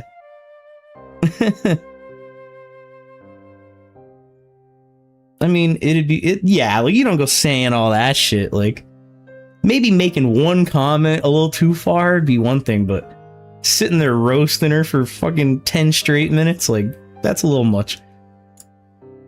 That's certainly an understatement. We all turned to look at Yuri, surprised at the glimpse of a humorous side to her. Did I say something strange?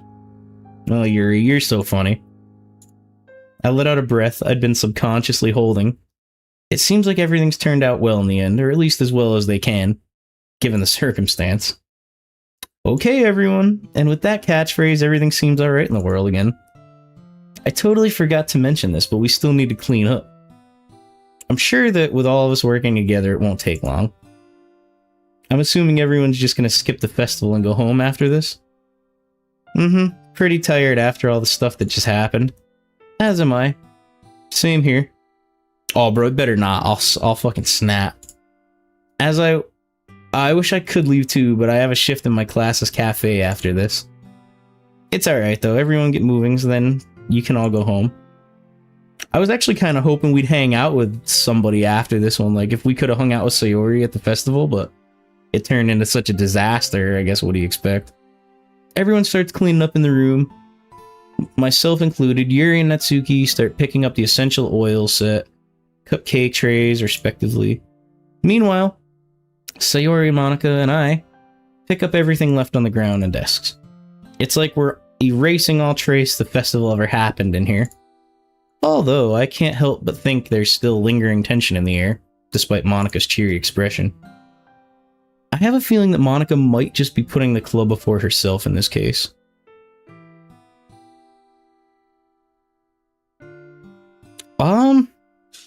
I mean, yeah, I guess, like, if you would have chose somebody else, like, I don't know how it would have played out. Like, we kind of are going the Sayori route right now, but I'm sure it has different, you know, storylines.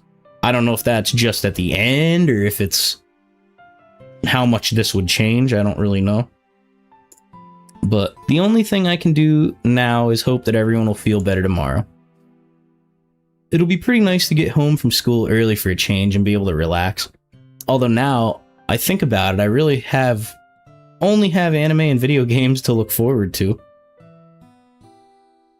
Yeah, I mean, if I had to guess, I imagine it'd probably just be a bad time either way. But it would be cool to actually get to spend time with one of the other girls and see, like, how it plays out, you know, over the weekend. I guess that everything's happened today is going to be plaguing my mind tonight. And that was the festival.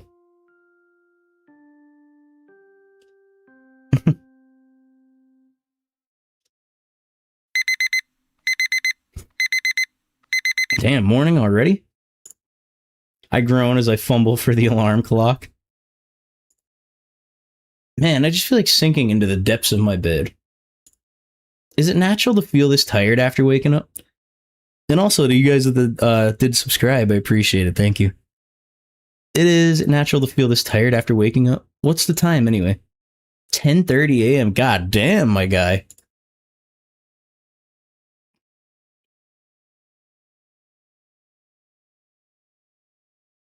Yeah, I'm not sure. I would imagine, like, we went kind of like, we hung out with Sayori outside, though. Like, we went to, like, stores and shopping and stuff. Like, I don't know if it would be the same with the other chicks or if you would go a different route. I don't know. It's all stuff I'd like to see, though. Holy crap. I've already pretty much missed the first 2 classes. Yeah, bro. Who's hiding in the closet? Should I even go to school today or just cut my losses and skip? A fierce battle rages within my mind as I lay there. But after a beat, I leap out of bed and begin throwing my uniform on. I don't even want to go to school, but I strangely feel compelled to stick to my everyday routine. Guess mom really trained me well. No time to eat breakfast. I thought it was the weekend. To be honest, I'm usually too lazy to cook anyway. It's 10:39 now, I'm making good time. Hang on. It's Saturday. You dumbass, it's the weekend, you goof. I knew it was the weekend. I'm like, why are we even worried about this? As that realization hits me, all the nervous tension drains out of my body, leaving me slouched over and exhausted. I'm pretty sure this is... Maybe this is the kitchen from the... Yeah, this is the same. Because, like, when Natsuki comes over to your house to do the cupcakes, I'm pretty sure this is the same setup, I think. Now that I'm already out of bed, I might as well do something productive today. Although, I'll have to get changed into my normal clothes first. Yeah, I thought it was the same. It looks the same. I'd call Sayori and be like, yo, you want to go get some breakfast?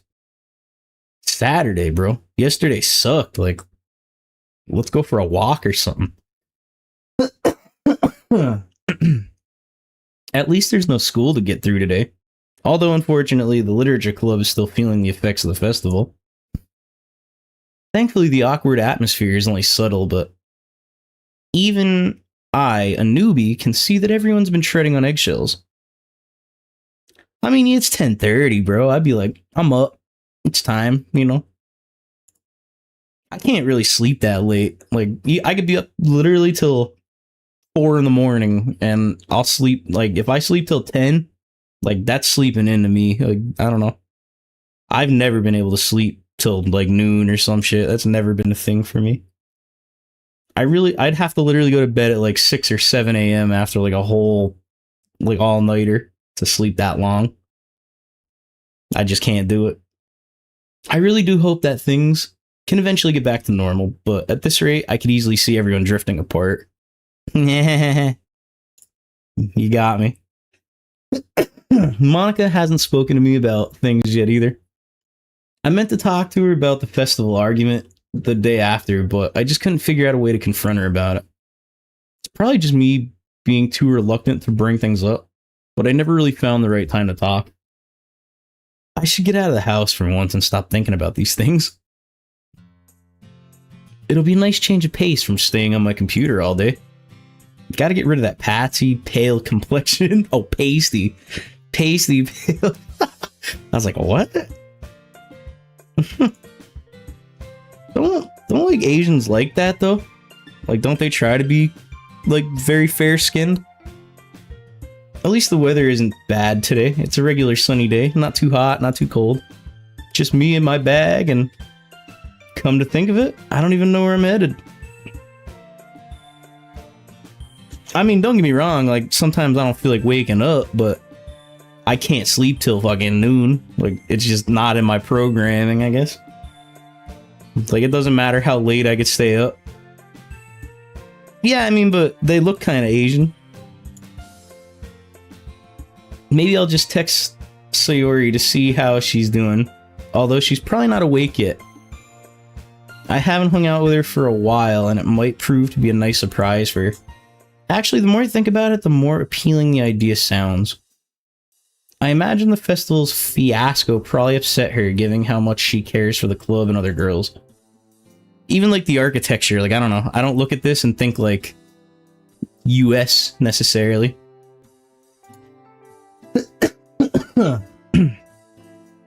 Besides, I can't imagine she really has much going on either. Even in like that town, like when we went shopping, it looked like,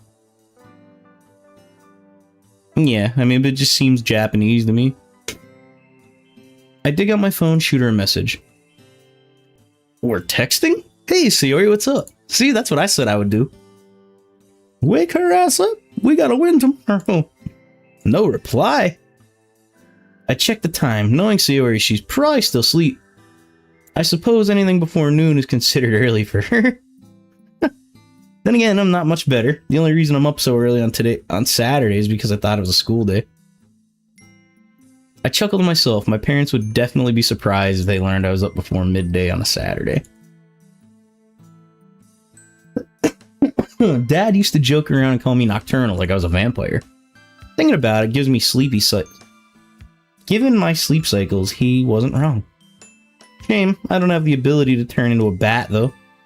Or super speed. Well, at least the weather's nice. I'm not really sure if his parents, like, split up, like they divorced, it said. And his mom's always at work, I'm pretty sure. She's always away on business, is what he said. That was kind of the lore of the main character. We got some, actually, yeah, we did. In the beginning of this mod, we got a lot of, like, main character lore. It gave you a little bit of insight on his actual life, which was cool. Speaking of vampires, though, what's your guys' favorite vampire movie out there? Like, of all time? It's early October now, which is the best of both worlds. I mean, you didn't miss too much. Like, we were at the, festival thing till it went bad. And now it's Saturday morning, and we woke up in a panic thinking it was a school day, and it was not. Now we're trying to text Sayori, but her ass is still asleep. But I'm pretty sure that's all you missed. Now we're out for a walk. It's early October now, which is the best in both worlds. As in, it's not quite as hot as it was in summer, and the real bite of winter hasn't kicked in yet. Yeah, but glad you made it back. It's fairly warm with fluffy white clouds accompanying the blue skies. Perching down on a bench, I aimlessly flick through my phone while I wait Sayori's reply. That was loud. Finally, my phone goes off. Hey Dave, sorry about the delay. I just woke up. We knew. Called it. Don't worry about it. I just wondered if you want to go to the park or something. It's nice out after all. Sure thing, what you want? Yo, we're gonna get the second date with Sayori, guys. You'll see. I'll keep it a surprise.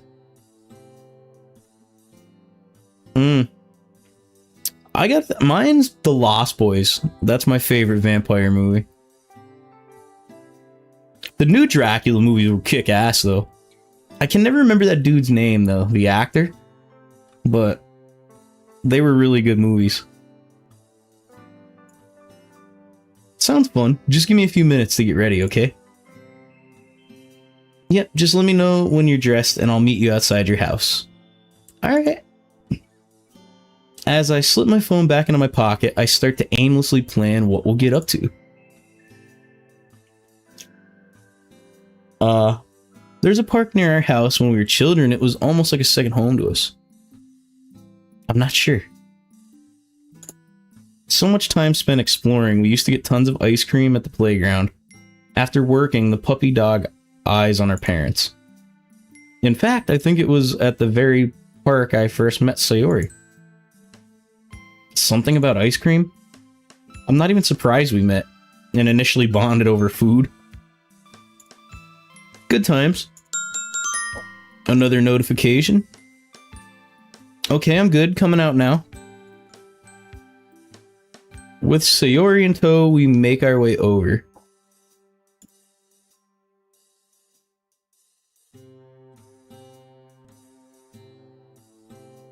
Already, I'm reminded of the time we spent together last Sunday. Was it goofed up for you guys? Is everything cool now?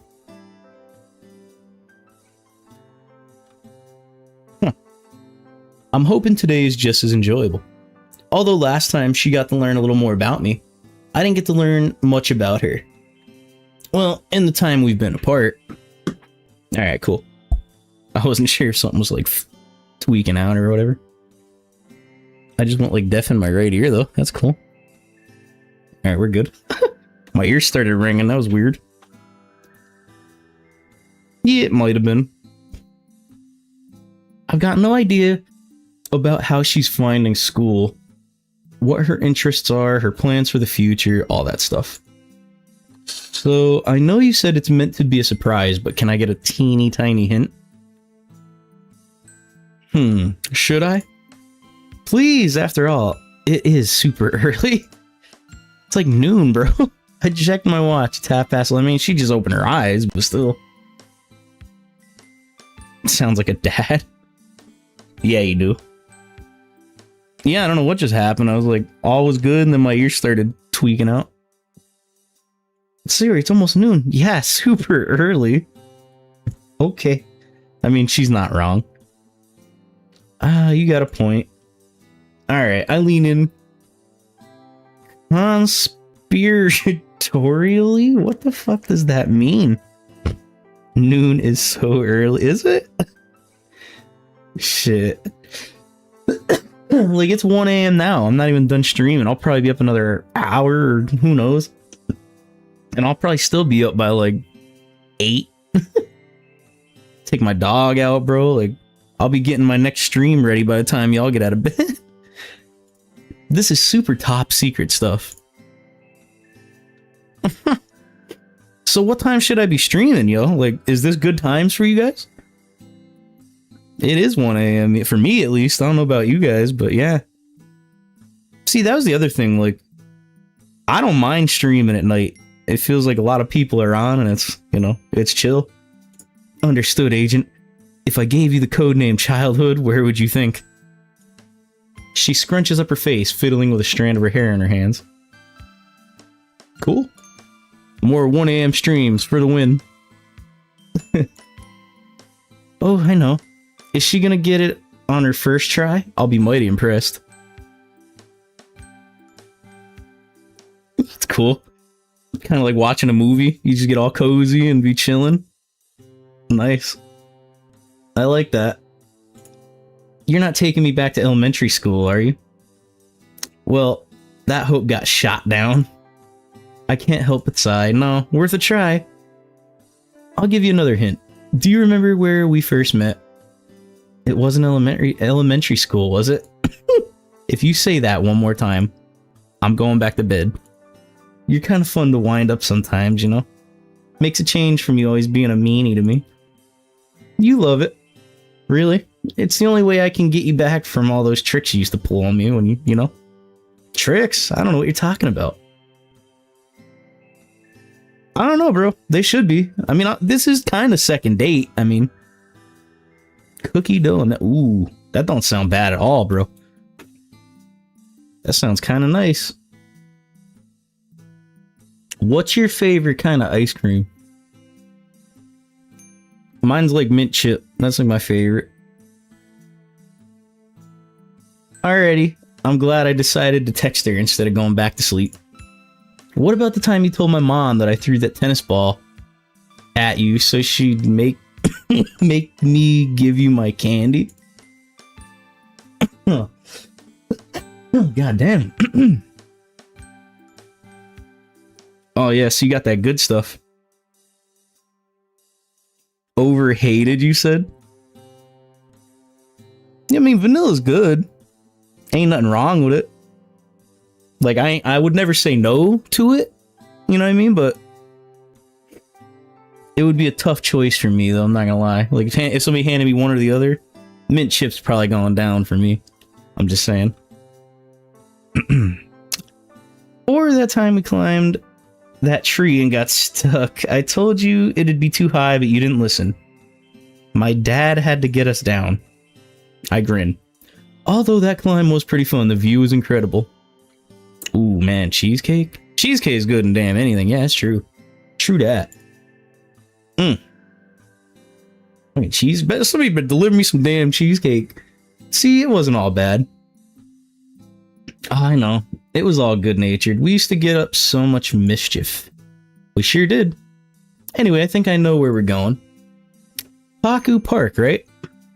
Ah, so there is something in that head of yours after all, huh? Hey! And so here we are. Ah, I love this place.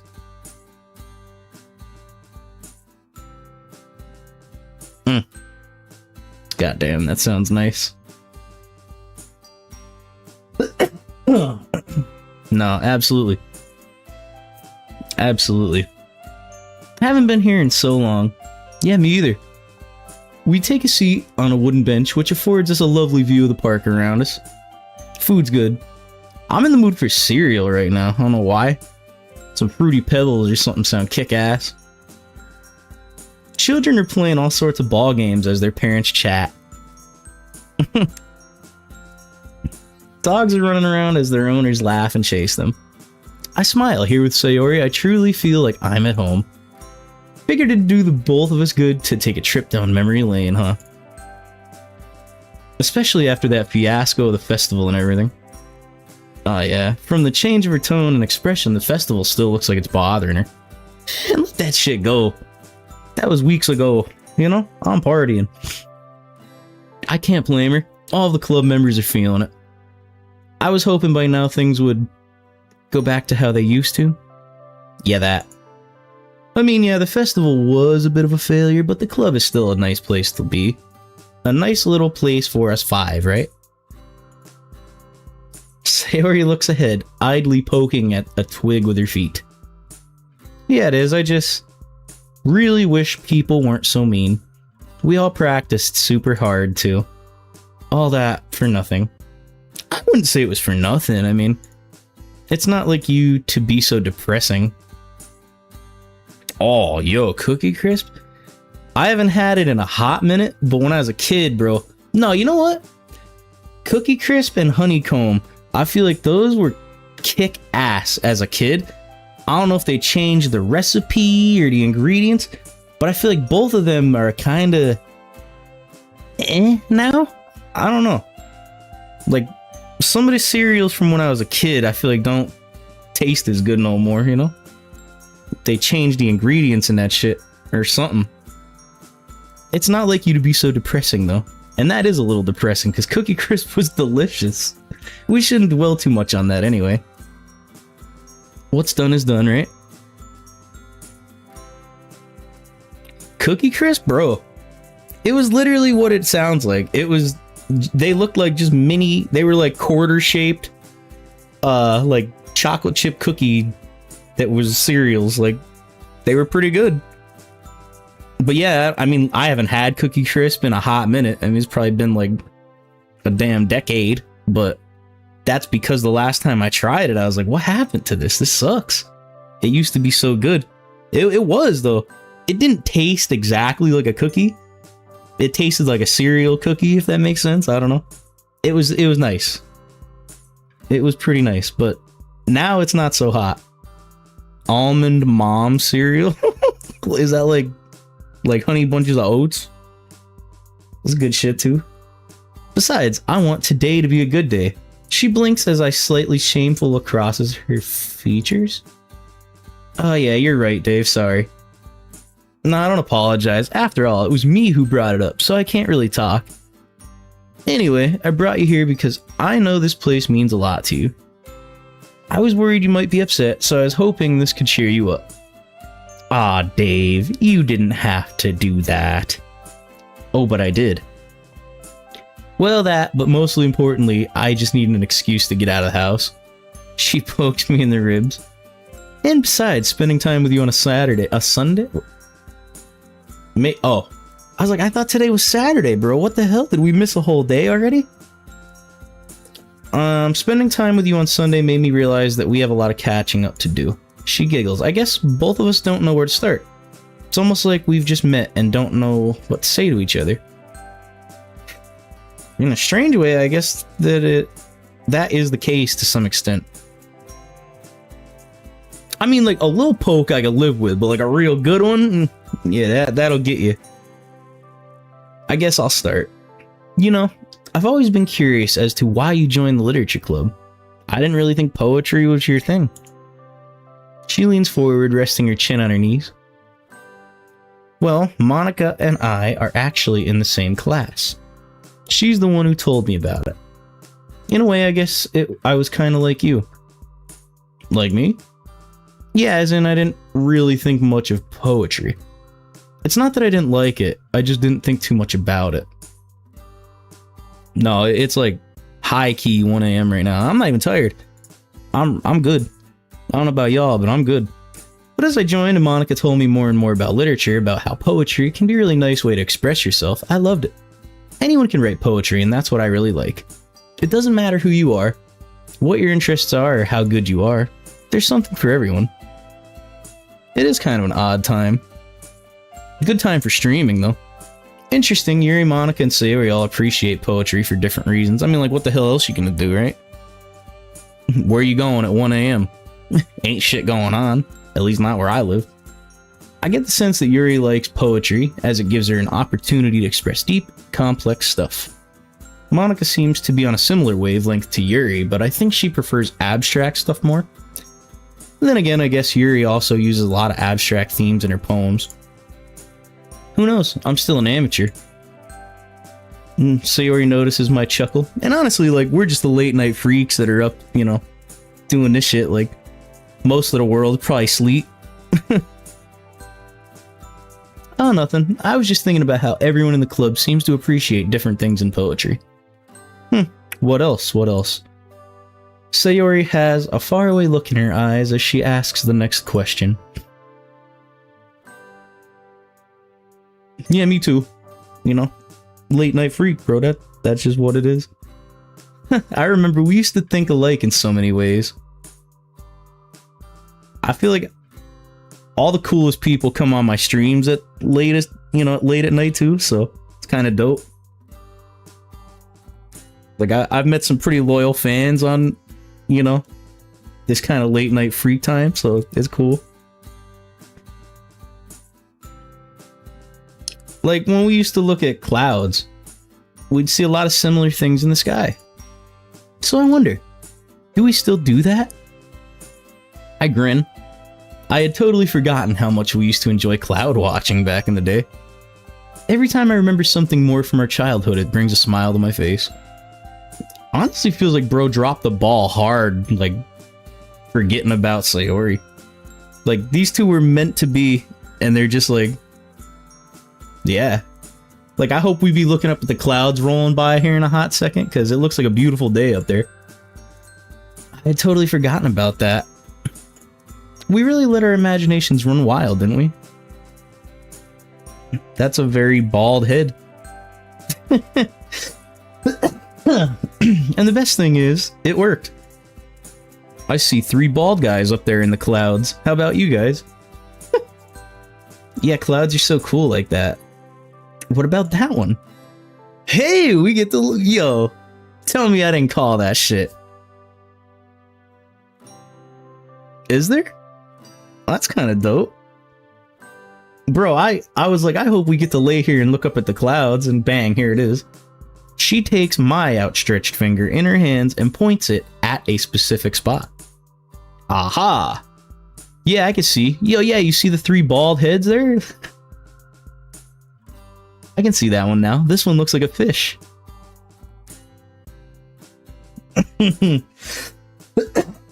Yeah, just get the whole gang of us together. Right now at 1:13 a.m. we can go out, look up at the clouds. It's so small. Look at that one.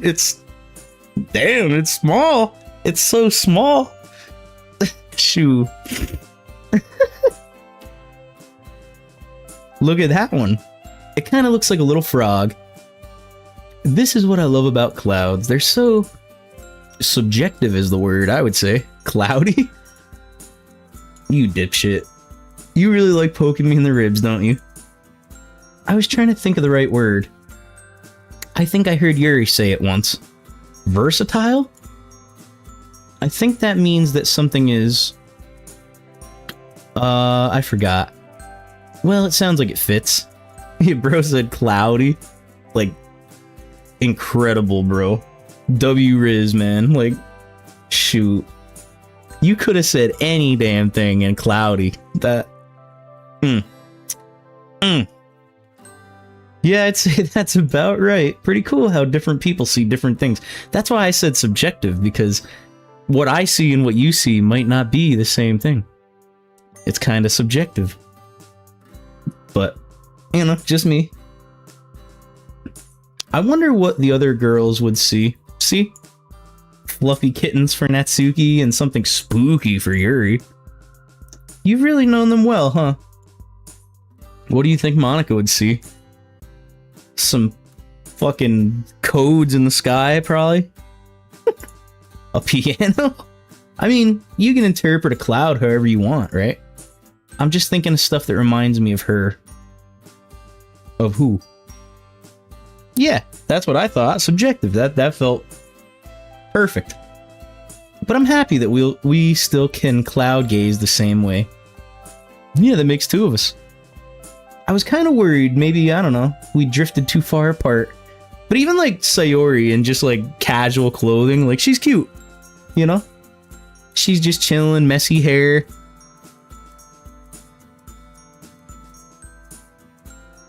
Huh. So much that we'd totally be different people. But that doesn't seem to be the case. By the way, Dave, I've been meaning to ask you. Yeah, I might have missed it. How are you doing in school? I'm a flop, bro. Jeez, Sayori, that's kind of a boring question, don't you think? Don't try and worm your way out of this one, dummy. I still worry about you, you know? I just want to know if you're doing fine, that's all. There's nothing to worry about. I'm doing just fine. You sound a bit like Mom. I can't tell if that's a compliment or an insult. A mystery we'll take to our graves, eh? Her subsequent pout makes me chuckle.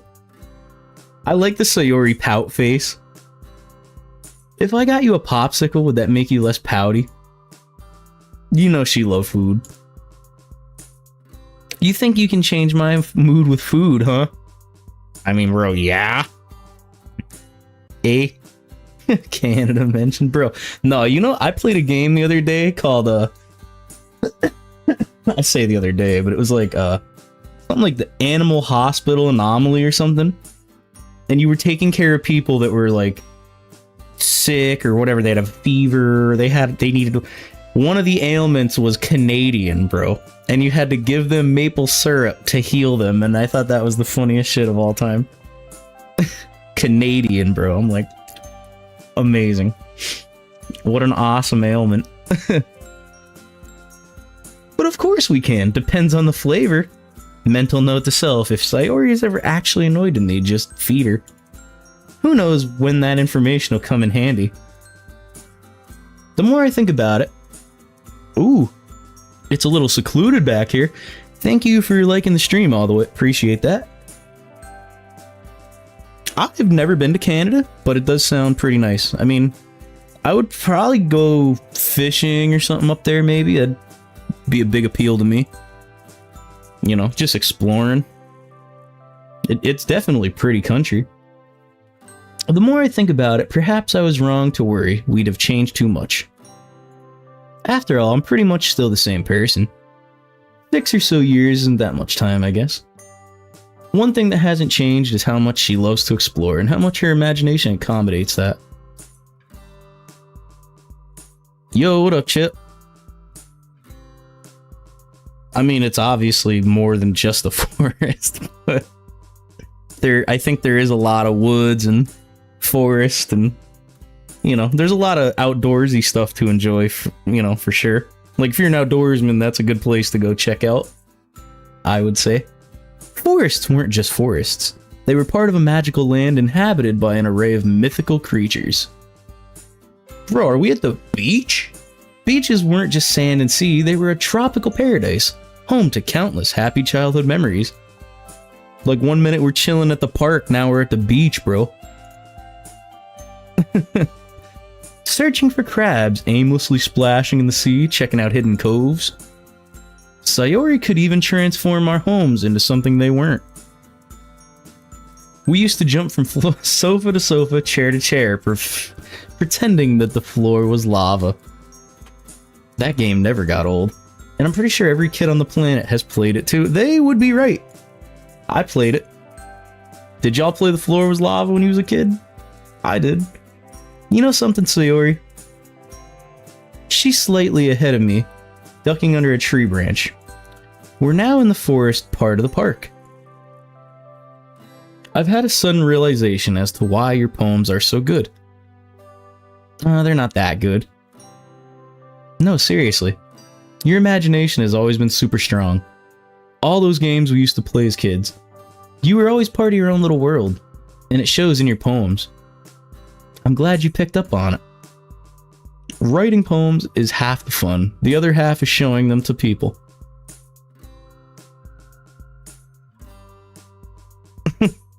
Yeah, you're too edgy and cool to play The Floor Is Lava. I think it was more just an excuse to jump across the furniture. So much. I don't know.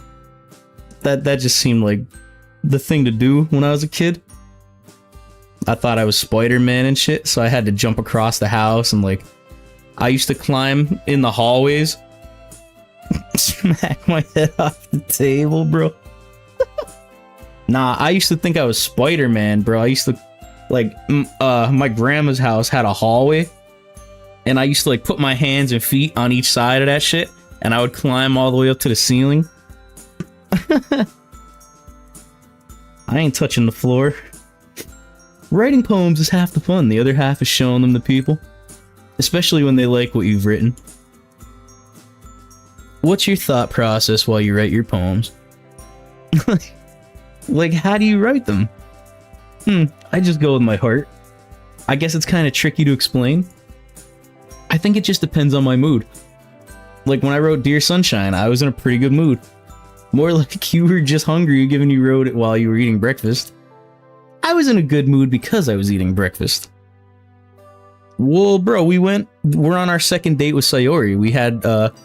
We woke her ass up at noon. Or, forgive me, it was like 11 o'clock. And then we said we're going to the park. So get your ass up. And she did. And now we were watching the clouds. And now we've walked into the forest part of the woods. I go to the closest carpet because I waited till the last second and used to say, technically, it's not the floor. Huh. Genius. That's genius. We're in the presence of a true intellect. It's pretty smart. Anyway, so with bottles... Well... Oh, fuck. I guess I was thinking about how much I want people to be happy. So that's the answer to your question. It just depends on my mood and what I happen to be thinking about. I wonder how the others do it. Getting dragged to the lava, pal. Yeah. Yo, you guys ever seen them videos of that dude? He'll go up to random people in public and just hold his hands out, and when they reach their hands out, he'll grab them and start spinning them around in circles, and then he just lets them go. I've been seeing his videos for the past like couple of months randomly, and it's so fucking funny. People just be like pumping gas or like walking up the street with their girlfriend or whatever, and he'll just grab them by the hands and spin them around and toss them. Shit's hilarious. I wonder how the others do it. Yeah, me too, actually. Would have been kind of interesting to see how y'all approach poetry. Bro, you know what I would love to do on this channel? I would love to have, like, you guys send me, like, funny shit or, like, scary videos and, like, do reactions to shit like that. I would love to do shit like that. That would be fun. Like, try not to laugh and shit. That would be fun. Seeing you guys' humor. But yeah. Although I think I wouldn't be able to understand how someone like Yuri does it. Her poetry still goes over my head. Good to know I'm not the only one. Although, what about your fairy tale poem? No, dude. I got eaten alive by mosquitoes last, like, Saturday. My legs are itchy as hell. Still. Like, freaking 4 days ago, it feels like my legs have been just... Ugh. That sucks. I don't usually get bit up too, but it was like, I don't know what happened. What was your thought process behind that one? Oh, that one. There's an immediate shift in atmosphere. There wasn't really one. I just felt like writing it, I guess. But no, I would love that. Like, if you guys would be... I thought about, like, setting up, like, a Twitter or something for my channel so that, like, I could have you guys send me shit. That would be fun. I've had people on my streams hit me up for, like, whatever, art stuff and just different shit like that, but that way you guys could send me, you know, like, videos, links to shit. I would make videos like that. It would be dope. Or even just, like, suggestions of shit to play. That would be fun. But you said you write your poems based on what you're thinking of or feeling at the time. What about you, Dave? How do you write yours?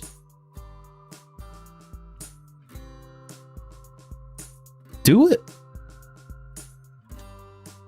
Draw me. Yeah, do it, man. It's not that... I mean...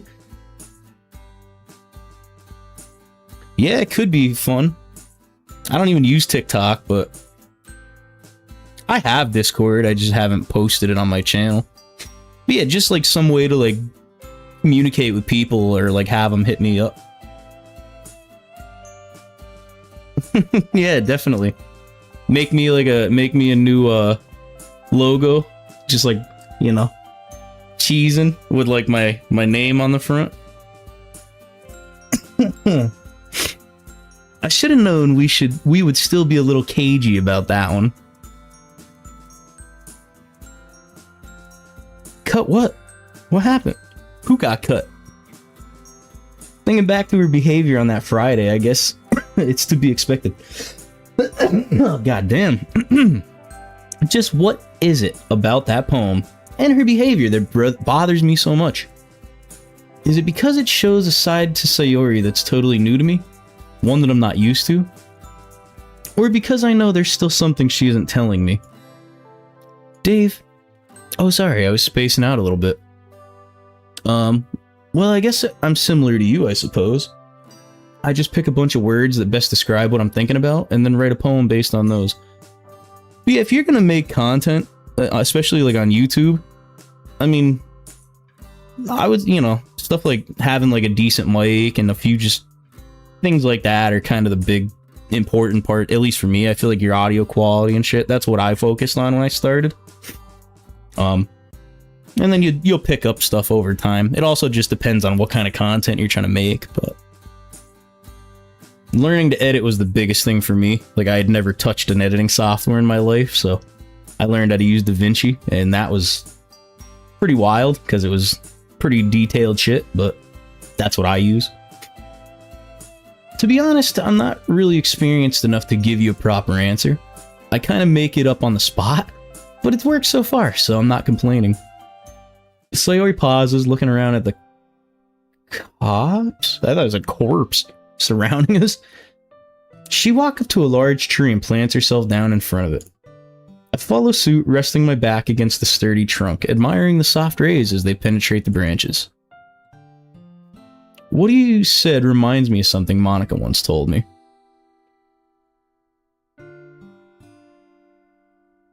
I know, I wish they would show it to you. Like, we didn't see any of our own poems at all. That would be something that would have been good. Sometimes, something about if you don't have confidence, just fake it until people believe you do. She turns to face me, a thoughtful expression on her face. Sometimes I wonder if she really is confident, or it's all just a show. I wish I could draw, by the way. Like, I wish I was artistic. I am not. I get the feeling that sometimes you can never tell with people. I blink. That was remarkably insightful for Sayori. A more reflective mood seems to have fallen upon her. No idea, to be honest. She seems pretty genuine. I mean, she was like this when I first met her as well, so that would be an awful long time ago to wear that mask. I wouldn't have expected that sort of question from you, though. Why'd you ask? She smiles mischievously. Sometimes it's nice to surprise people. What do you mean? Well, let me ask you, Dave. If you had to describe me in a few words, which words would you choose? I would say fun, cute, kind of lighthearted, little silly, clumsy, bubbly, and lighthearted, and adventurous.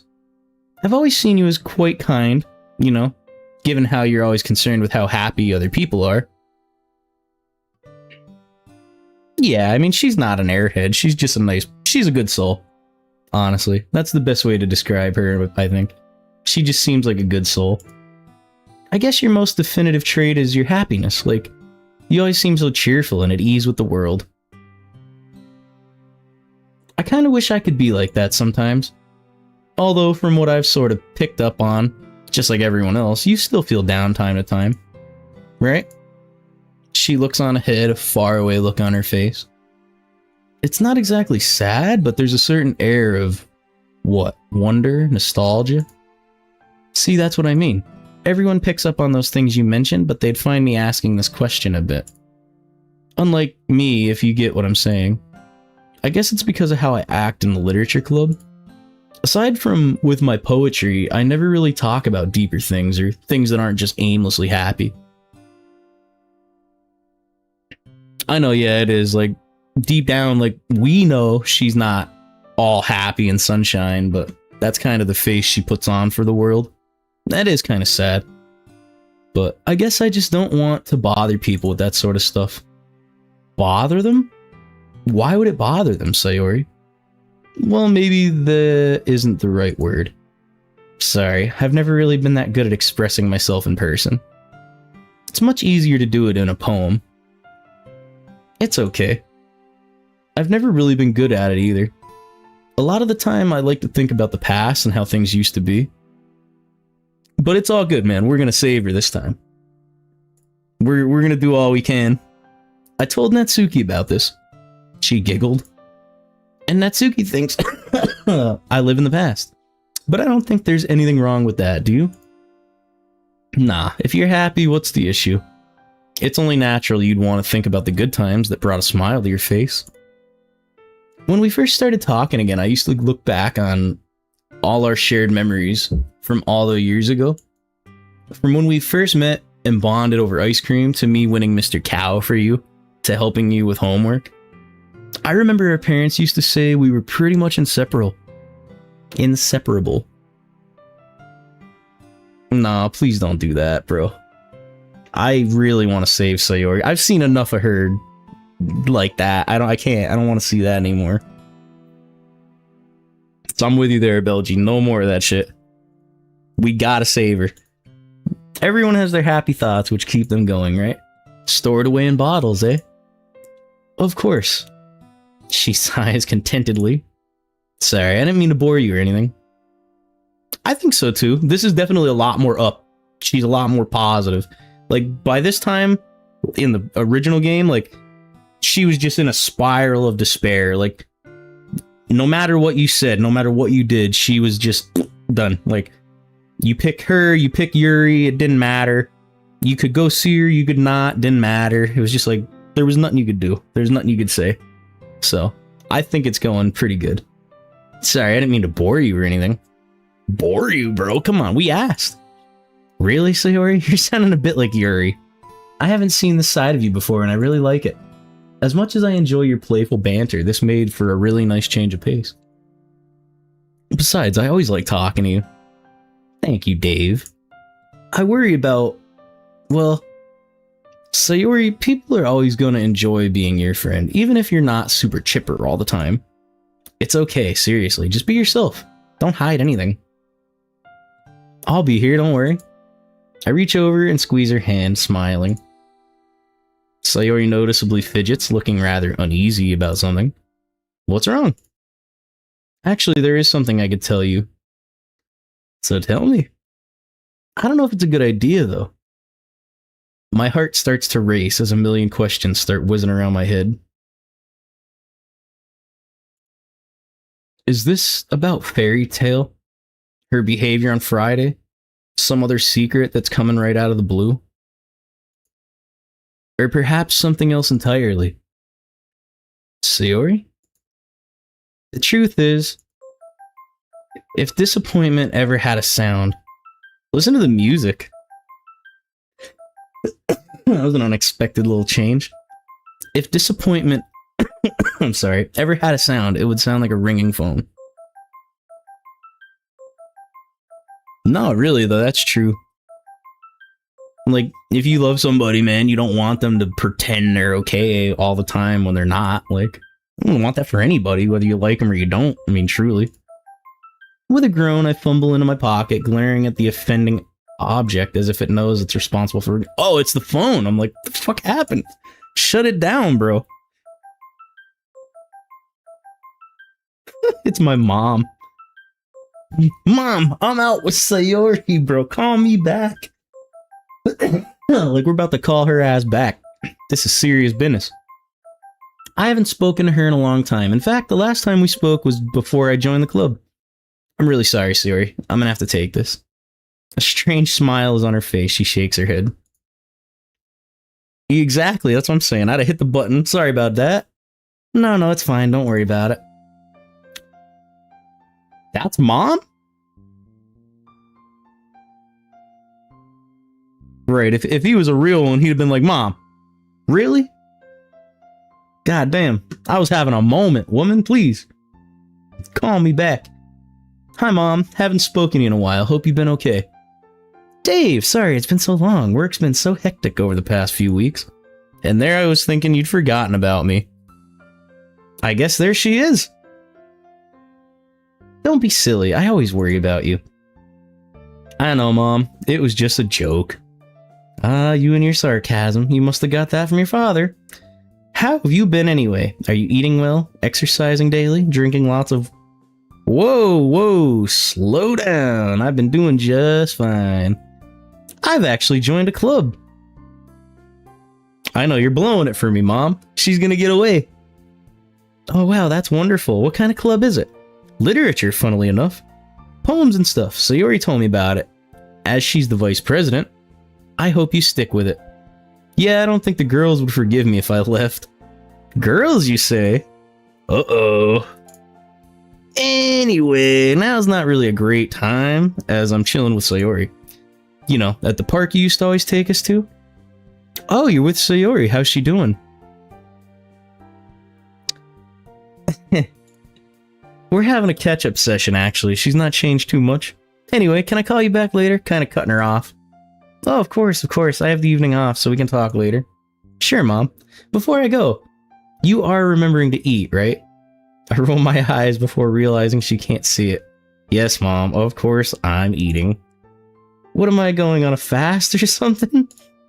Or do you think I'm 5? I can see Sayori giggling out of the corner of my eye. If I were you, I'd be more concerned about Sayori. Lazy girl can't even get out of bed. I grin as I see her laugh turn into a childish frown. Oh, stop teasing her, Dave. You're so mean to her sometimes. Geez, you sound like her. Anyway, gotta go. Talk to you later. Bye, Mom. Love you. Aww. I took my phone away and turned back to Sayori. Sorry about that. Had no idea she'd call. I forgot I had a mom. That was the first interaction in like 60 hours of this game that she's ever said anything, so... It's okay. You haven't spoken to her in a while. That's an understatement, so it was nice to hear you two talking again. Anyway, what were you saying? You wanted to tell me something? Sayori isn't sitting down by the tree anymore. She's standing up and looks ready to go. I forgot I had a mom. Yeah. Oh, don't worry about that. Mom! Mom, what have you done? It was nothing important. Sure. It seemed pretty serious. It's okay. I'm hungry. Anyway, can we stop by a cafe on the way home? You know something. Mom. Ooh, Mom. You literally just had a popsicle. Well, you know what they say. What do they say? The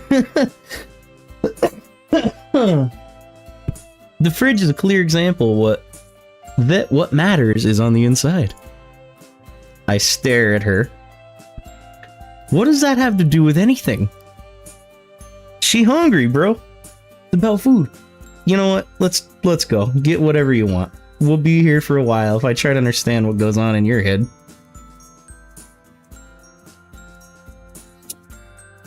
Sayori, she thick, bro. She thick. She want to eat. One tasty lunchtime meal later, Sayori's appetite is finally satisfied. It's getting to the late afternoon at this point. Hey, Sayori. Not that I didn't enjoy today, but I think I'm gonna have to call it there. There's a mountain of homework I haven't started that's due on Monday, and I don't think Sakurai's gonna be happy with me if it's late. Her face still has traces of chocolate all over it. She hastily attempts to wipe it off. Oh, that's okay.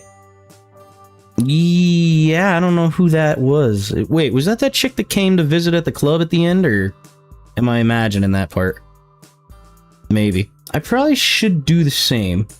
I thought it was Saturday. Isn't it Saturday? Did we really hang out for 2 days? Oh, you're right. No, you're right. See? I'm glad I kept you around. See? You're right. It was Shiori. Big rush to do homework. Right. We hung up on Mom, and now we're cutting our date short. I'd have been like, hey, you want to come over and help me with my homework?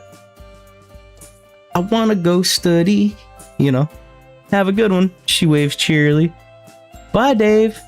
Thanks again for today. Baby, would you be my buddy? You know, no worries. Sorry I ruined it with the phone call. You didn't. It's okay. To help me with my project. I wish I could spend the rest of the day with her, but unfortunately my procrastination has caught up with me. My dumb ass. What a fun evening this will be. Yep. You blew it! Act 2? How many acts is there? Nonchalant Literature Club. Past, present, and future.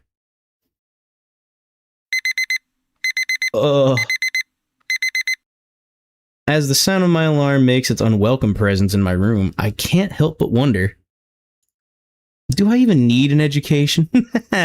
I could totally just become a video game streamer. Shots fired, I guess. Hey now, don't be don't be bashing me. Reluctantly, I sit up and stretch. I'm here to entertain, you know? I'm trying to make somebody's day just that much better. Funny, alright? Tell me, come on. Somebody out there had to have had a laugh during this last 2.5 hours, please. I mean, come on, somebody out there had to have had a laugh, a little smile, something, even a chuckle. I just hope I don't run into any of those pricks who ruined our festival. Not to mention, I hope they aren't giving any of the club members any flack. Especially Sayori. At least Sakurai is cool. Surprisingly, Sayori's already there by the time I arrive. Good morning. I give her a mockingly suspicious look. You know, for someone who sleeps in a lot, you sure are chipper in the morning. We'll see you there, I'm glad. Mission accomplished then. Being up till 2 in the morning, it's all worth it if somebody's having fun. Am I not allowed to be happy? Thank you. You see, I appreciate you guys. Seriously, thank you. Of course you are, Sayori. Ready for another super exciting and totally not boring day at school? I don't know, man. I mean, this is the type of game I feel like that I have to stream because, like, these games, like, especially these settings, like, I might play this for like 4 hours, 5 hours. Like, I'm not editing that. Like, if you're into it and you want to watch it, here it is. And if you miss parts or whatever, you could always jump back in. It'll be a video after. So that's just the way I want to play these games. Like, you know, it's just too long form to do videos and edit. So this is just the only way. Plus, hanging out with you guys is more fun. I get to hear your feedback. You guys have given me ideas. I mean, there's definitely a big benefit to streaming games like this.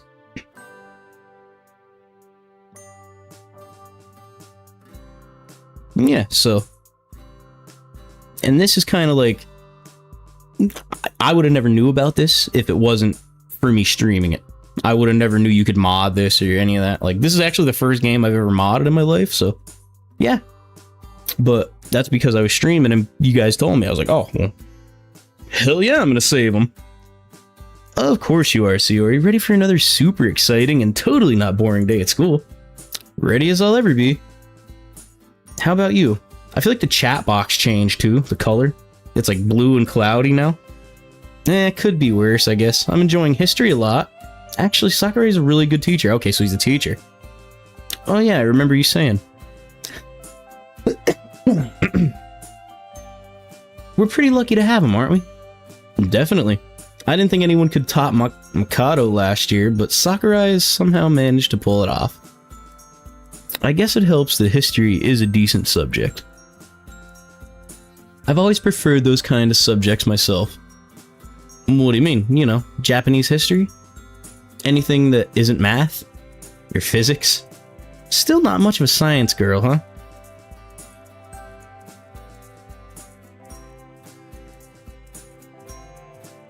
What people, bro? What happened? Who hurt you? Didn't think so. You were always better than me when it came to more creative subjects. See, like me, I was good at science. I was good at history. I mean, real life math I could do. But there was a lot of bullshit. Oh yeah, I didn't know either. I was like, who the hell is this guy they're mentioning? The teachers. I don't know. Looking back when people, I thought I missed something. I'm like, whoo. Nah, I know what you mean. Looking back when we helped each other out with our homework, I guess we covered each other's weaknesses, huh? We sure did. I remember we used to doodle on each other's work too. Nah, but literally, like, in high school, my algebra teacher told me straight out, like, he's like, I hate teaching algebra. He's like, because you're never going to use it in real life. And I'm like, what the hell's the point of using, like, why even waste my time? You know what I mean? They don't teach you how to do your taxes or, like, balance a checkbook or some shit like that actually matters. Nah, they don't want you to know that. Fill your head up with some dumb shit, you know? That's what I said. I was like, hey, he straight up said that. I'm not making it up. My teacher straight up said that to me in 9th grade. I'm like, shoo. You even handed in that science homework once and you didn't even realize I had drawn a bunch of animals all over it? So Sayori's an artist. Yeah, don't get me wrong. I'm not saying that having a basic knowledge of something is bad. But, you know, advanced like algebra and certain shit like that. I mean, if it works for you in some way or another, like more power to you, but like geometry is a more realistic, like angles and measurements, like shit like that's a real life act, you know, something you could use. You could apply that. But, you know, like me, it's like for straight up, they could keep that bullshit. You know, like when it comes to building engines, like I've built motors, it's like having knowledge to like, you know, get like your compression ratios or like certain shit like that. I can understand it being useful, but you know, you gotta pretty much have a dedicated reason to want to learn that shit, in my opinion. You know, I ain't no algebra teacher, but still, I just felt like a lot of that was kind of useless knowledge in a way. Sayori laughs though. Just as school looms in sight, her giggles, coupled with a sudden remembrance of that silly memory, causes a warm feeling to wash over me. I don't know. Is it? Not sure. I had totally forgotten about that. My science teacher, on the other hand, well, let's just say he didn't expect a bunch of cats, rabbits, and dogs to be on that worksheet.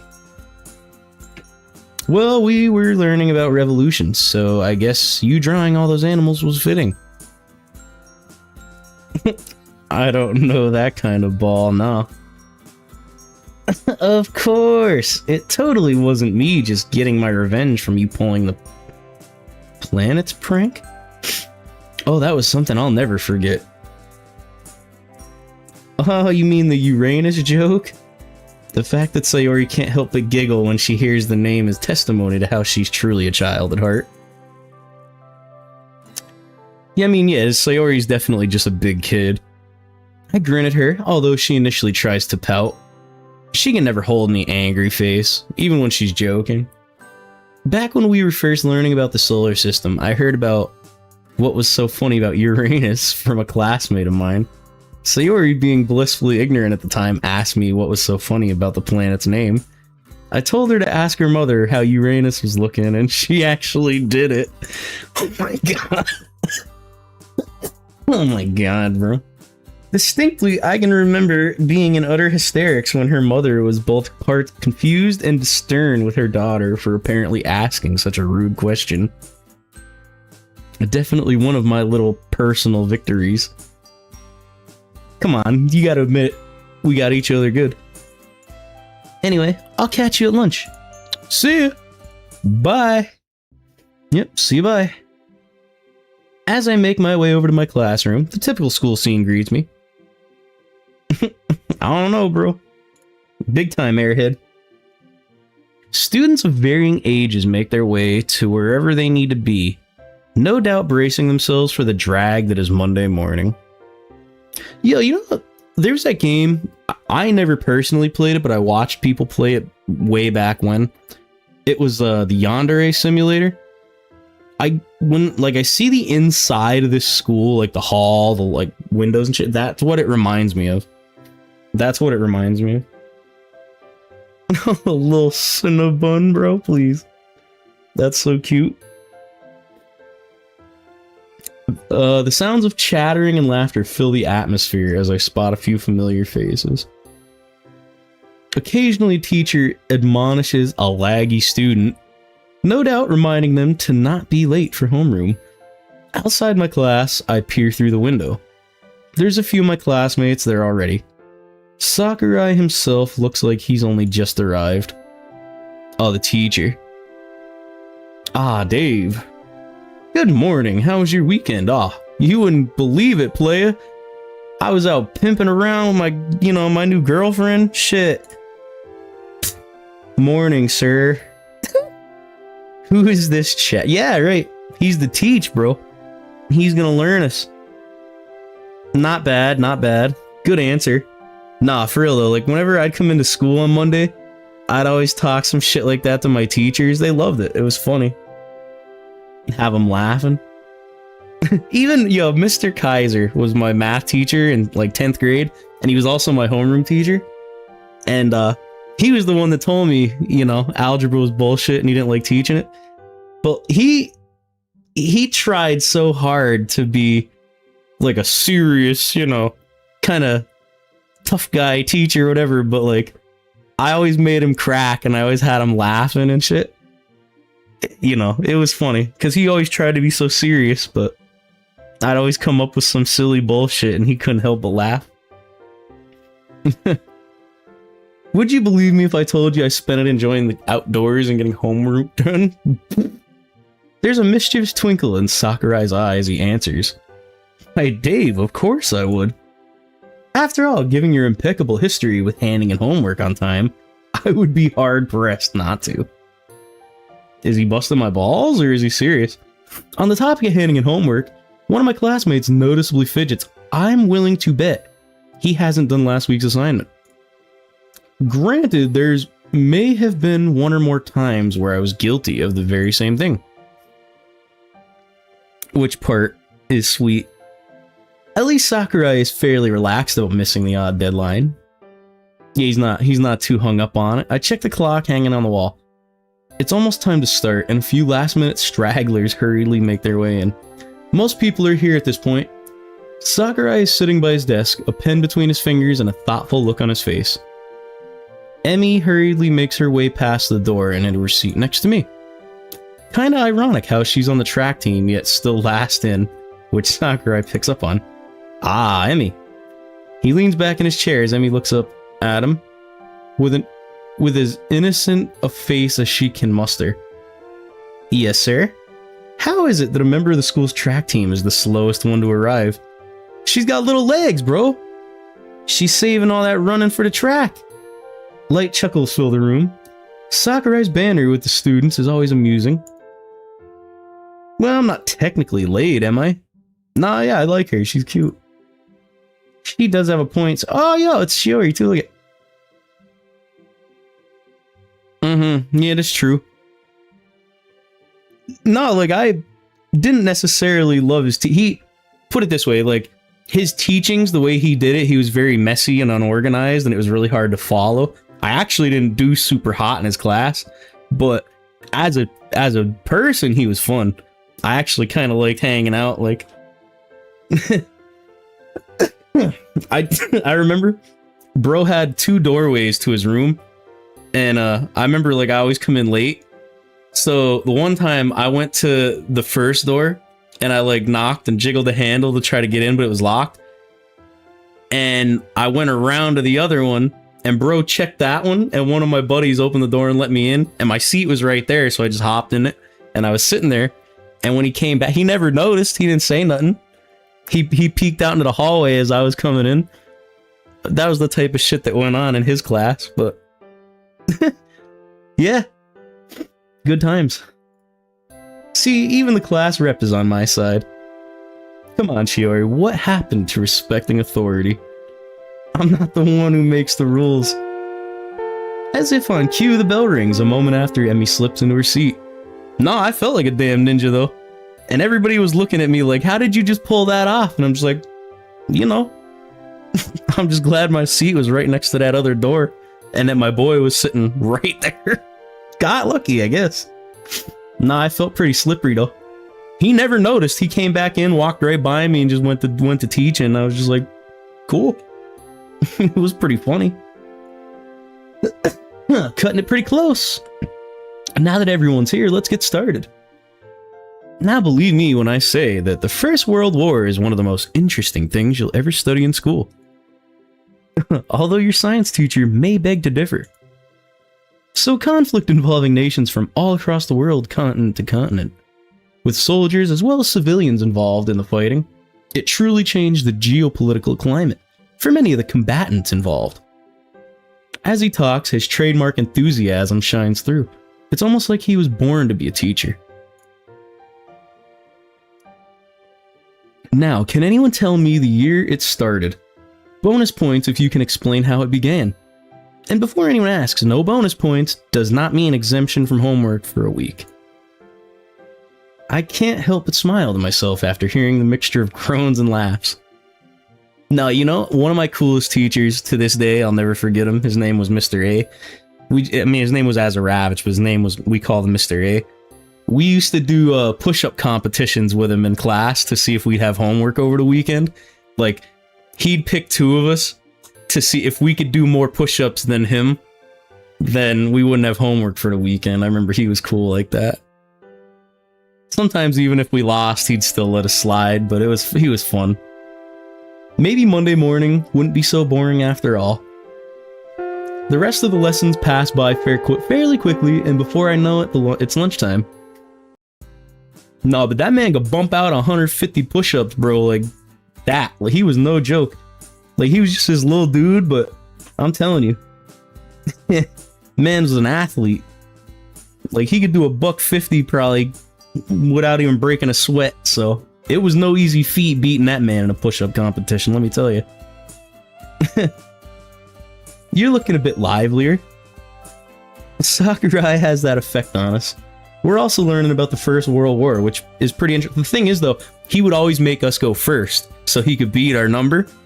That was the thing.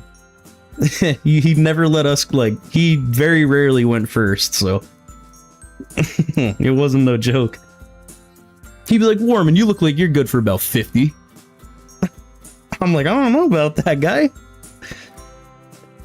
Maybe I'll just do the homework. Nah, we're also learning about the First World War, which is pretty interesting. You're right, it is. Yeah, he was just doing Lord's work, man. It was motivating either way. You're right, it is. Although it's so sad thinking about all those soldiers who died.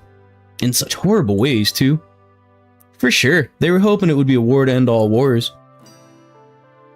Yet 20 years later, they were at it again. Anyway, how was your morning? What subject did you have? Physics. Oh, big brain, huh? In the morning? That's so unfair. We should have a subject I enjoy on Monday morning. Sleeping isn't a subject, though. Hey, I like Japanese too, you know. Japanese, history, even stuff like English. I'll be real honest, I didn't like English class. I speak English and that shit was lame, I'm not gonna lie, like... not my thing. The subjects where I can express myself, I mean, I could read and, like, vocabulary and shit was cake to me, but the grammar aspect and all that, fuck that. Agreed, fuck English. I was not a fan, I couldn't do it. Like, I mean, I got by, but it was by far my least favorite, probably. That and math. Like I said, real life math, I'm good with it, but English class was probably my least favorite. The subjects where I can express myself a bit more, you know? Given how you're in a literature club, it all makes sense now. As in why you prefer subjects like Japanese. More creative subjects where you can write stories, poems, that sort of things. Yeah, plus I don't think I'll ever need to work out the area of a triangle in real life. See? Even she gets it. I'm just lucky I was cool with my teachers, man. They all liked me so much, like even if I sucked at their class, like they never really gave me too hard of a time. Whereas stuff that we learn about in Japanese helps in writing poems. That just goes to show you though, sometimes just being cool to people can go a long way. Although I don't think the teacher was happy when she found me trying to write a poem in her class. I mean, I'm not saying don't put any effort in, but, you know, attitude helps too. Having a decent personality doesn't hurt. Like, if you suck at their class and they don't like you, you're doomed. But if you're trying and they seem, you know, you might be alright. But it's not my fault, right? She looks at me with puppy dog eyes, and in that moment it hits me just how adorable Sayori can be. With those big blue eyes, it's impossible to say no to her, and wait a minute, where is this coming from? Bro's over here just swooning over Sayori. Always doomed. No, definitely not your fault. Anyway, what's that you've got? I motioned to the food in front of her. Always eating, bro. She's thick, I'm telling you. It's fairly obvious what she's eating, but I need a quick change of topic to cover whatever it was that just came over me. You mean this? It's a cinnamon bun. Hey, didn't somebody just say that? Didn't somebody just call her like a little cinnamon bun or something? Hold on. I know somebody said that like a little bit ago.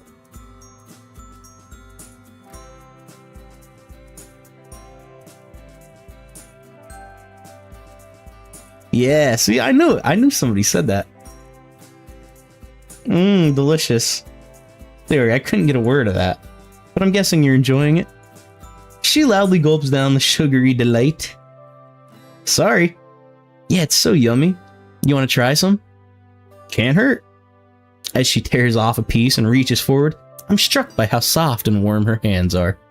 It's only a brief moment of contact, but it's enough to ignite that weird warm feeling within. Still, I mean, it was just good timing, you know? I didn't expect that, but no, I get what you're saying.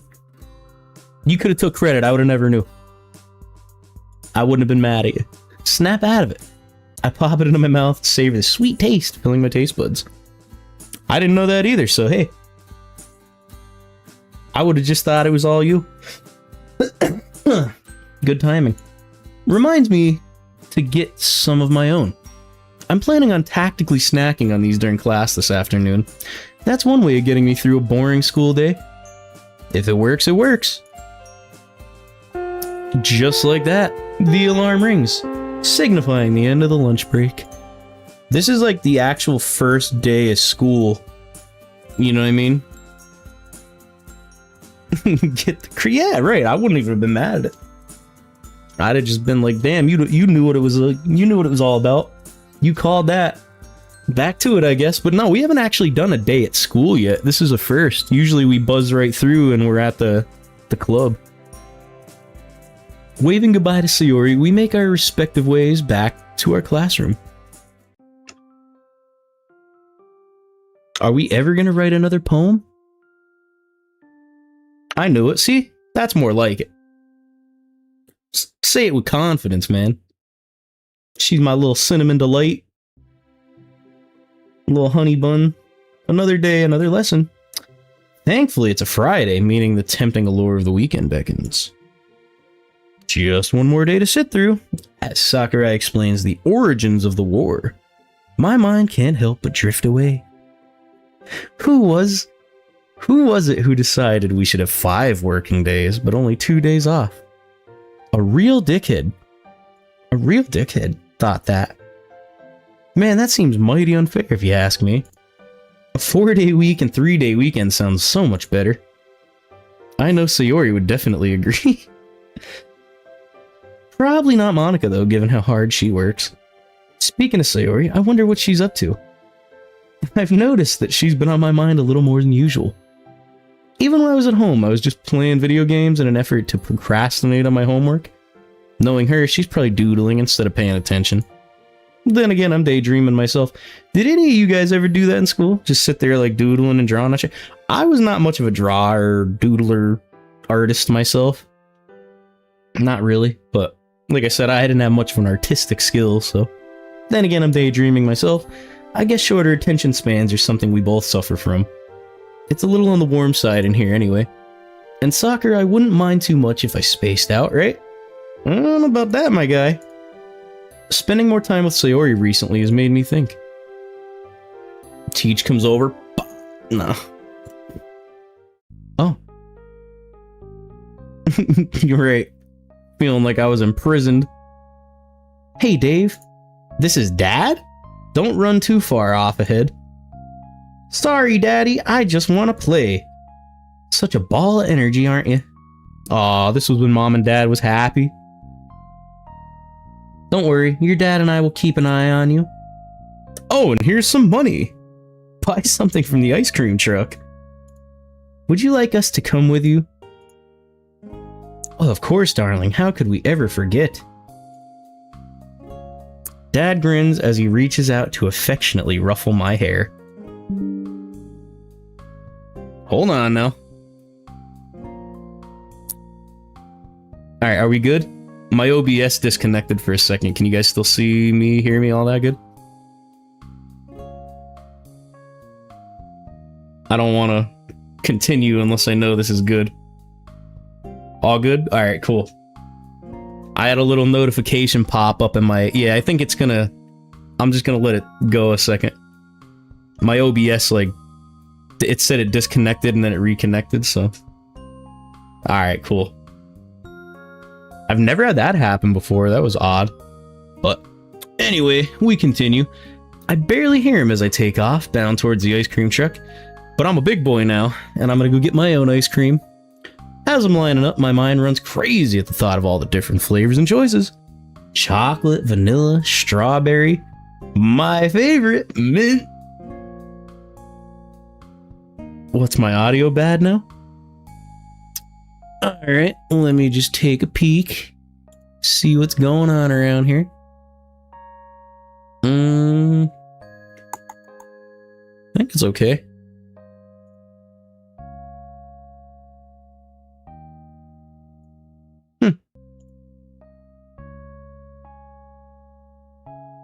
Yeah, maybe refresh it or leave and come back. Maybe try that, see what it says. Let me check something. See what it sounds on my end, because I can't really tell.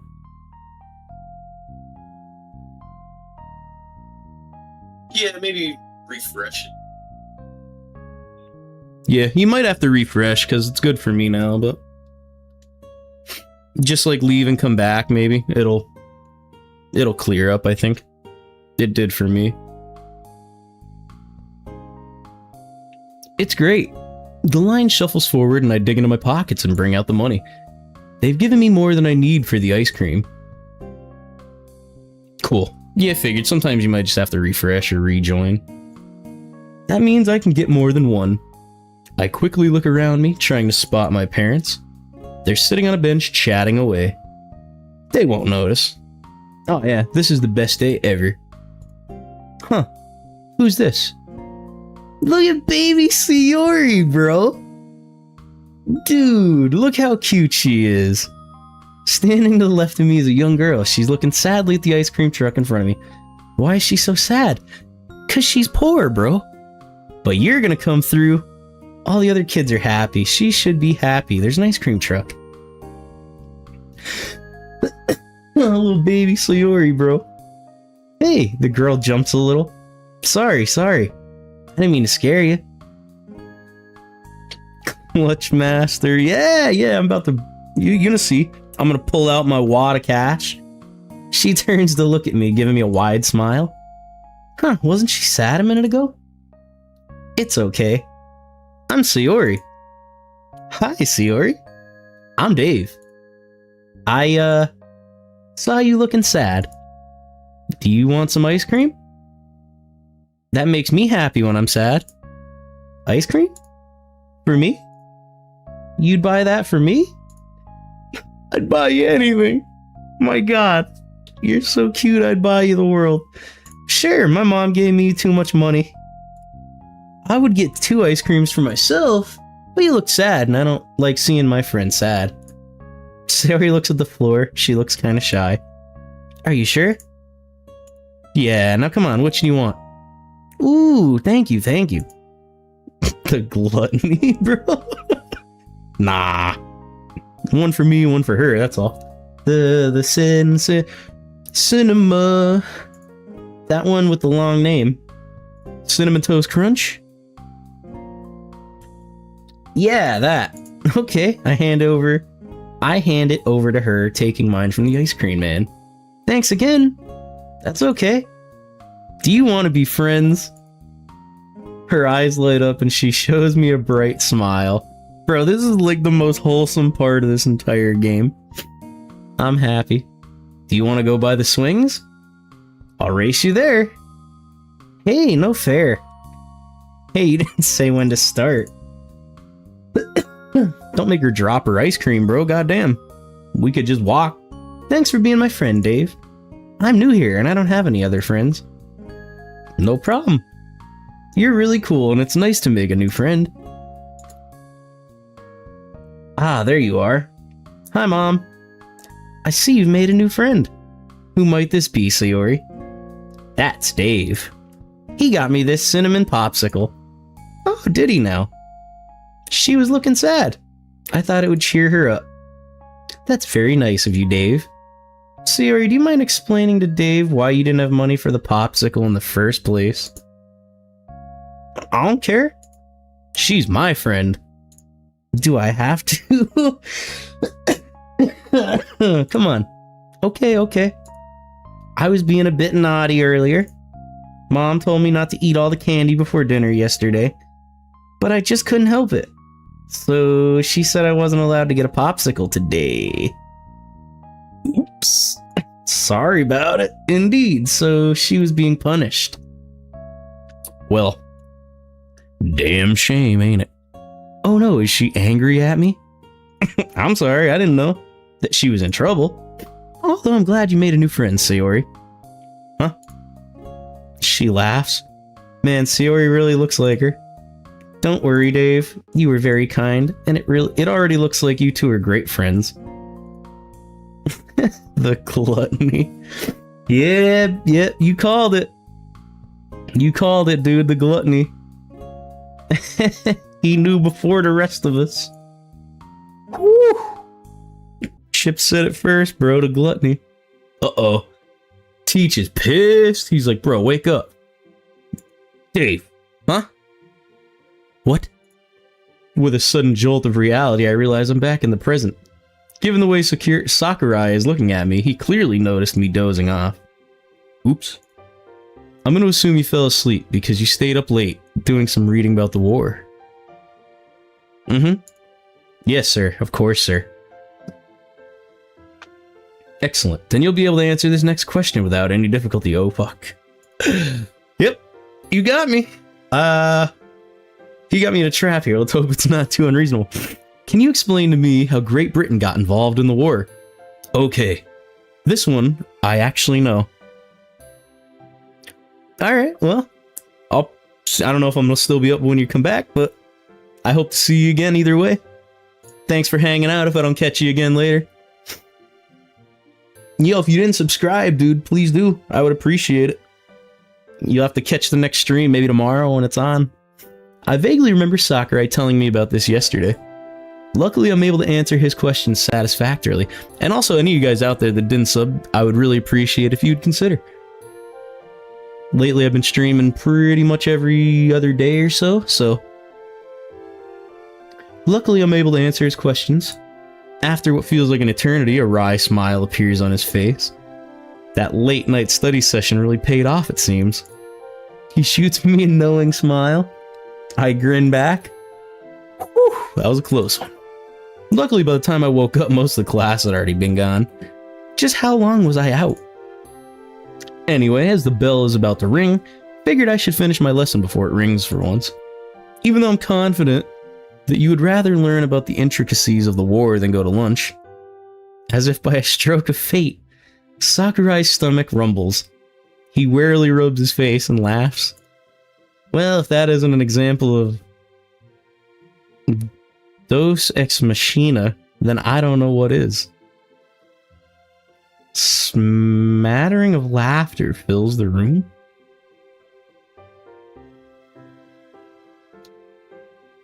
Hang on just 1 second, guys. I gotta check something out.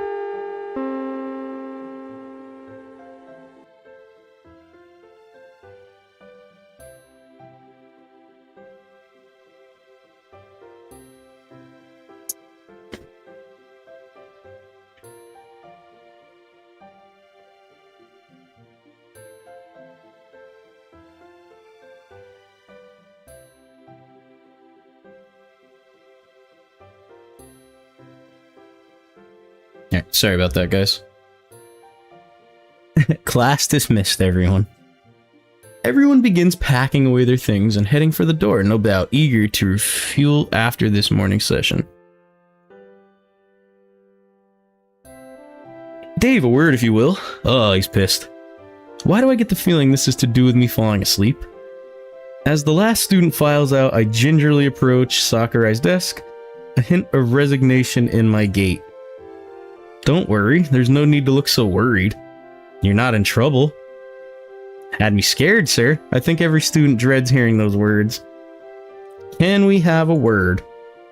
Or can you see me after class? If it's any consolation, you'll still fear those words after your graduation. Oh. Mischief at university, sir? Now, that would be telling. Anyway, I'm getting a little sidetracked. I just wanted to know how you were getting it on in class. With the course, that is. Well, it's going pretty well, I'd say. History is one of my favorite subjects, and World War I is an interesting topic. Plus, your teaching style sits really well with me. and I'm sorry for falling asleep. I know it was a little disrespectful, I just had it a late night. There's a knowing look in Sakura's eye as he dismissively waves away my apology. Don't worry about it. I know high school can be a trying period, especially when you have a lot going on. Besides, you answered my question correctly, so it's fair to assume you at least have some idea what I'm talking about. I can't help but grin. With the friendly understanding he emanates, sometimes you forget he's a teacher. Those are the best types of teachers, though. The ones that are just genuinely people to you, like, you know, they don't treat you like you're less than them. They actually treat you like a human being. I always appreciated that in school. Although, if you could try and refrain from falling asleep again, that would be appreciated. Won't happen again. Although his tone remains light and friendly, there's an edge of sternness. Yeah, he does. He's definitely got some aura farming going on in here. I guess it must be pretty disheartening as a teacher if one of your students fall asleep. But yeah, I would still say that's about the coolest, hey, wake the fuck up, that you could ever get in school. Yeah, with a name like that, I mean, come on. Of course he's cool. Yeah, of course. Won't happen again. Good. I just wanted to check on you. You're doing well, so I'm satisfied. Do let me know if that changes. I'd be happy to assist where I can. Now, I shouldn't be denying you your well-earned lunch break. Thanks, have a good one, sir. With a nod, he dismisses me and returns to his desk. As I make my to the courtyard, as I make my way to the courtyard, I notice Yuri sitting by herself, lost in a book. I approach her, I pause. Should I ask her to join me? She does look a little lonely and we're all friends. Come on, Yuri. As much as I think Yuri is someone who is comfortable being by herself, I think it'd be nice to have some new company during lunch. I love Yuri, she could come with. Besides, she gets along with Sayori and I. I don't think there's anything wrong with that. She looks really lost in thought, never without her books, is she? Hey, Yuri. She jumps slightly, eyes widening at this sudden disturbance. That was a lot. Oops, I forgot she startles easy. Oh, good afternoon, Dave. Sorry, I didn't mean to scare you. It's okay. I was just very much immersed in this book. I was gonna invite you to sit with Sayori and I, but if you'd rather be left alone... A pensive look crosses her face. I get the feeling she isn't used to social invitations. Me? The one and only. Are you sure I wouldn't want to disturb your conversation? Don't sweat it, it's good, come on. I laugh as she packs up her things and follows me. Leading... Wow. Leading the way, I spot Sayori in the courtyard and take a seat opposite her on one of the benches. Yuri follows suit. Hey Yuri, how's your week been? It's been enjoyable so far. Learning a lot of interesting things. It's definitely stimulating, although I am glad it's the weekend coming up. Yeah, Sayori and I are with you on that. How about you two? How's your week gone? Been okay. Some lessons are kind of boring though. Still trying to wrap my head around some of the stuff we're doing in math. Japanese is going well though. We've been looking at literary techniques and how they can apply to poetry, so I think I might be able to try new stuff with poems. That's weird. Oh. Oh. Well, I looked forward to seeing that, Sayori. Yeah, same. Monica will probably appreciate it too. We haven't been in the club in a hot minute. Speaking of which, we're having a meeting at with the club after school today. Yep, we'll be focusing on what to do for Halloween. Oh, that's cool. It'll be a lot of fun.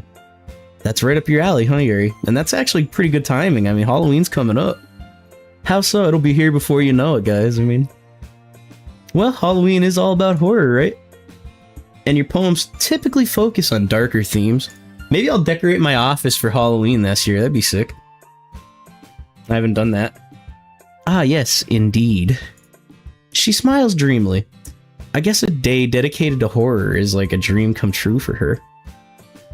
There's definitely a lot of room for creativity when it comes to that genre. Horror is ever so expansive. I don't like that stuff too much. Sometimes it can get really scary. Not a big fan of fear, Sayori. Sorry, that didn't sound too ominous or weird, did it? Not at all. I've always admired how you stick to your interests. It's really cool to see, don't worry about it. Well, that's reassuring to hear, I suppose. Makes for some nice variety in the club, Yuri. And there's lunch. That's a wrap. Well, time to get these last few hours out of the way. See you both in the club. See you guys. I'm glad we invited her. That was cool. Until then. As I open the door, the familiar sight of the girls greets me. I'm glad we just skipped through the rest of the classes, though. That's cool. Although Monica is missing, it's a little unlike her to be late, isn't it? Not really. Then again, she was tardy that one time during my first week. Hey, everyone. Hey. Hi. The girls have pushed a few desks together and are sitting in a row with Sayori on the left, Yuri in the middle, and Natsuki on the right. I warily flop next to Sayori. Hello, Dave. How were your last few classes? Hey, Yuri. About as fun as the last few classes on a Friday could ever be. Ha ha. While school can be a wonderful place to learn new things, I'll admit that a weekend break is always appreciated. Right in the pocket.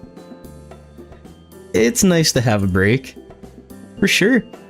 By the way, does anyone know where Monica is? Can I get some water, please? We were just talking about that. She was the one who set this meeting up, yet she's late. She rolls her eyes. I bet she's playing the piano or coming back from tennis. Or whatever her latest hobby is.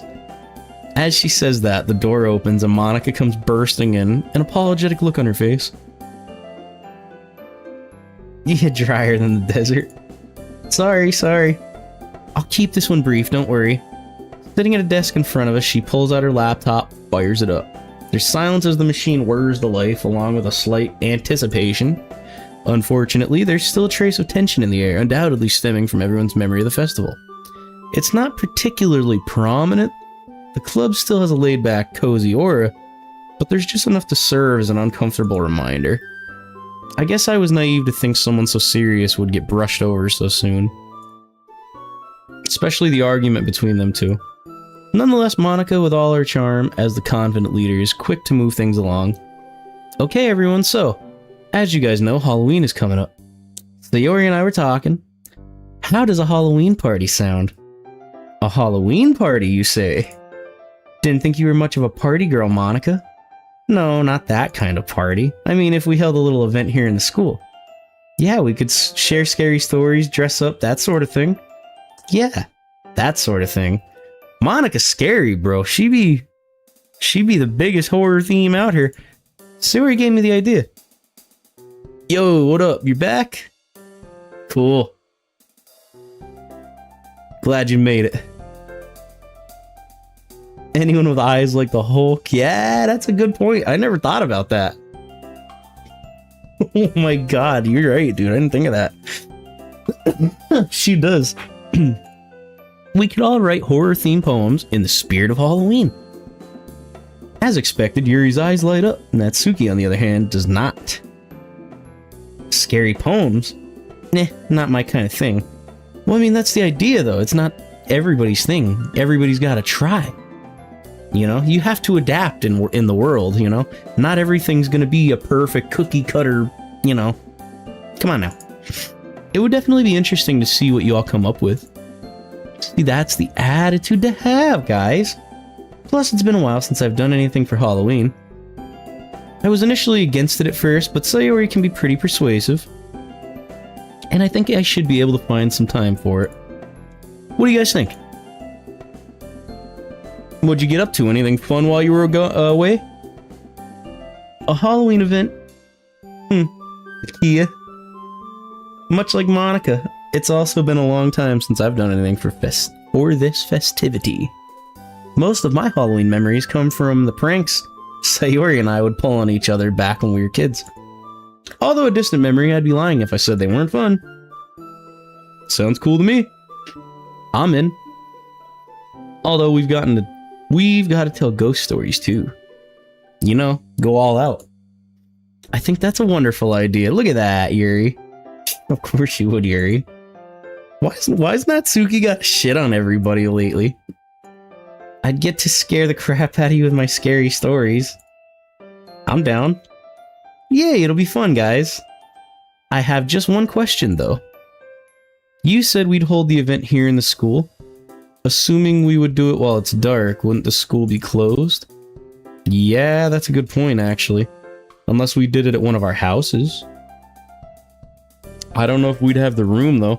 Unless you planned it on, like, breaking into school after hours. Well... The moment of silence along with Sayori's tone of voice is incredibly telling. No way. You honestly let Sayori talk you into that, Monica? Eventually I told Sayori I was fine with it, but I'm still on the fence about it. Now that I'm thinking about it, could we host the party at one of your places? Natsuki? No. I would definitely do it. It's a pretty cool idea to break into school. Gotta have that rebellious teenage spirit, right? But what if we get caught? We get in so much trouble? Sorry, Yuri, but I'm with Natsuki here. Wouldn't the thrill of potentially being caught out of the atmosphere? Besides, it'll probably be pretty creepy in here at night when everyone's home. Perfect place for this sort of event. See? I mean, we're basically just... We invited Yuri to go to lunch with us. Like, we went through a whole day of school while you were gone. We got to see baby Sayori. Like, when the main character met Sayori at the ice cream truck when she was little. We bought her an ice cream. And the teacher woke our ass up from our daydream. And then we, decided we were gonna invite Yuri to lunch with us. And now we're planning a Halloween party. Pretty solid recap, I think. Told you, Monica.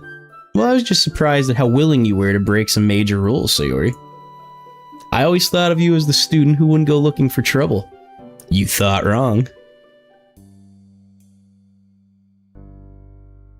Oh yeah, I get it. Yeah, and then my OBS disconnected for a second, but...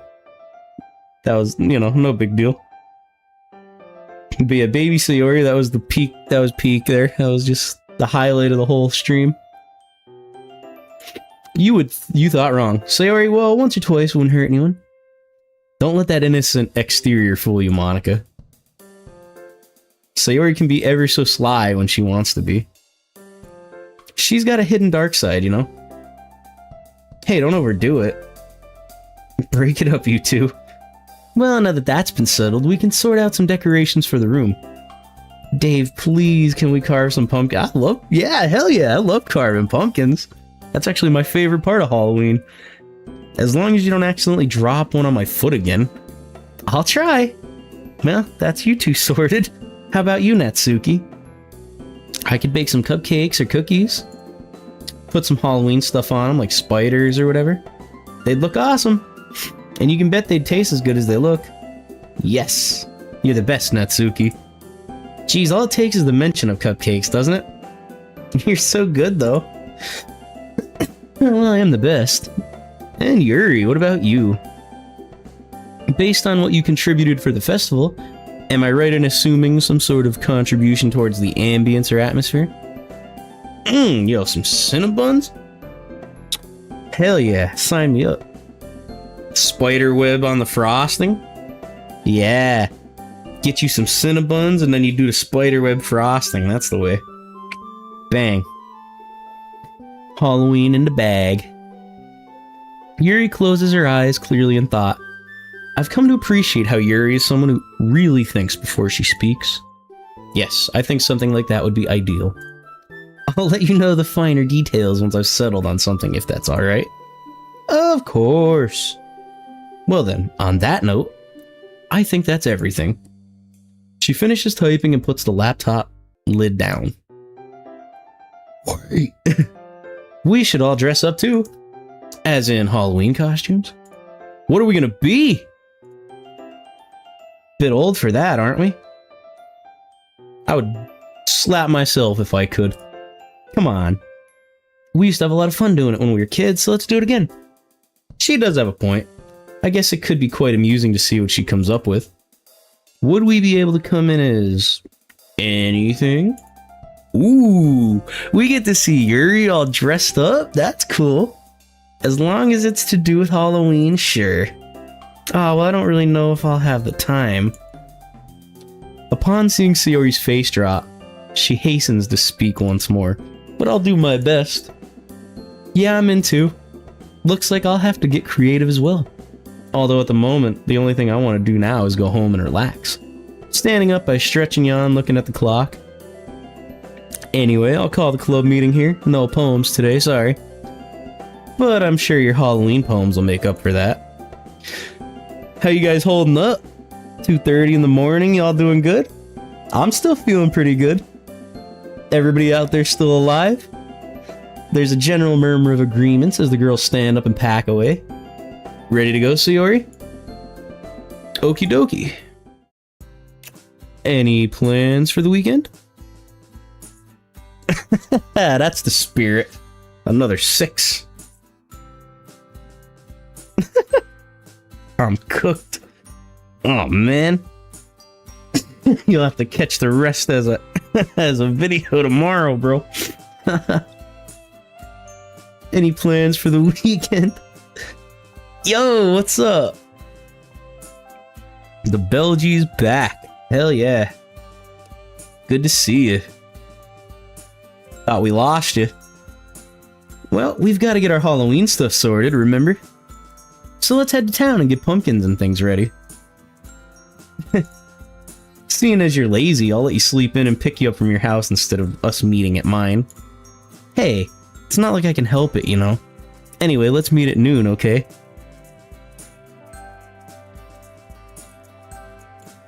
Sounds good, see you then. As she turns around and heads inside, I can almost feel my own home beckoning.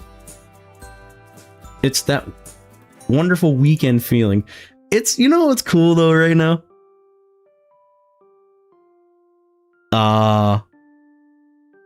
Dang. It's dope though. I got people, you know, staying up all night watching my stuff, hanging out. I love that. Yeah, where are they going right now, bro? Like, parents be up. Where are they going? Shit, it's 2:30. Tell them go to bed. Mom, Dad, go on, go to sleep. That was perhaps the most satisfying night's sleep I've had in a while. What time is it?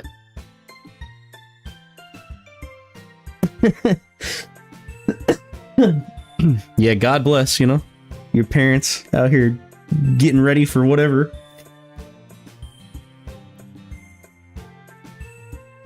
Maybe, you know, he's getting some early morning coffee in. Like my dad, he used to, when I was a kid, bro, he'd wake up at like 2 hours before he had to go to work and drink like 2 pots of coffee. Wow, it's 10:30? What does 10:30 mean? For me, that's super early. This is the second Saturday in a row I've woke up before noon. On a plane with my brother. Ooh. That's actually pretty dope. I've never been on an airplane. I've been in a helicopter, but I've never been on an airplane. I am slowly shedding my vampiric traits. As I draw the curtains and feel the sunshine flowing through the glass, I can't help but feel really content. In fact, ever since joining the literature club, even in spite of the festival, my mood's generally been so much better than usual. I am sick of the snakes on these goddamn planes. Perhaps it's due to what I've told the girls before we started our recitals. It's just nice to have people in my own age to hang out with. Yes, I have. I've been on a helicopter, but not a plane. I get that all the time, you know? And I mean, is that weird? I guess maybe it is. I have been on a helicopter, but not a plane. Every time I say that, though, people's like, what? I didn't, and it wasn't like I went on a world tour or anything on it. Like, it was kind of just like a dust off. Like, I jumped on that hoe, we went up in the air, did a little loop-de-loop, and then came back down. It was cool. You like those little single-engine planes? The ones they do stunts with and shit? That's cool. Well, now you do. Nice to meet you. Perhaps it's due to what I told the girls. Yeah. But yes, I have been on a helicopter. But what if it's something more than that? Sayori? Maybe? Even thinking about her brings that warm feeling back. Right, now I got a reason to live here. A reason to wake up in the morning. Could it be? Am I really starting to like her in that way? As if to interrupt my brain, my stomach grumbles. Guess I'll have this amuse over breakfast. What do I feel like having today? Cereal? Toast? Fried eggs? Sausage? Bacon? Is my... No, never mind. I thought my camera was doing some weird shit just now. Never mind. Some fired eggs. Yeah, some fired eggs. I don't know why that made me laugh. Almost killed me. Yeah. Cereal down. I'm not gonna lie, that sounds good, bro. The Fruity Pebbles been calling my name. Bro, I love Fruity Pebbles. In case y'all were wondering. Might be my favorite cereal. So many choices. I think egg, sausage, and bacon will do for now. Oh, is that all? Much better. I can see why Sayori mentioned breakfast in her first poem. Shit's delicious. There I go, thinking about Sayori. Bro, we're down bad out here. If I were to be honest, as much as I enjoy all the girls' company, I'd be lying if I said I'd be as excited if I were to spend today with any other girl. Maybe it's because of the history we share. Or because Natsuki's a little too cold for my taste, and Yuri's a little too quiet. I like Yuri too, I do. I don't know. Since day one, I've always been comfortable with Sayori. I could fire some eggs. Eggs are delicious, bro. I'll fire them eggs right now. I swear, I read somewhere that if you can go years without talking to a friend, then when you do finally reconnect, that's gonna be my next stream. My next name for the stream. Fired eggs. Get the camera to the stove. Yeah. I'll just do a midnight cooking stream. I'll go out to my kitchen at 2:30 in the morning and fire some eggs for you guys. They turn out kinda gray. You might want to make sure them hoes ain't spoiled. But nah, I mean that's a little scary. I ain't never had gray eggs, bro.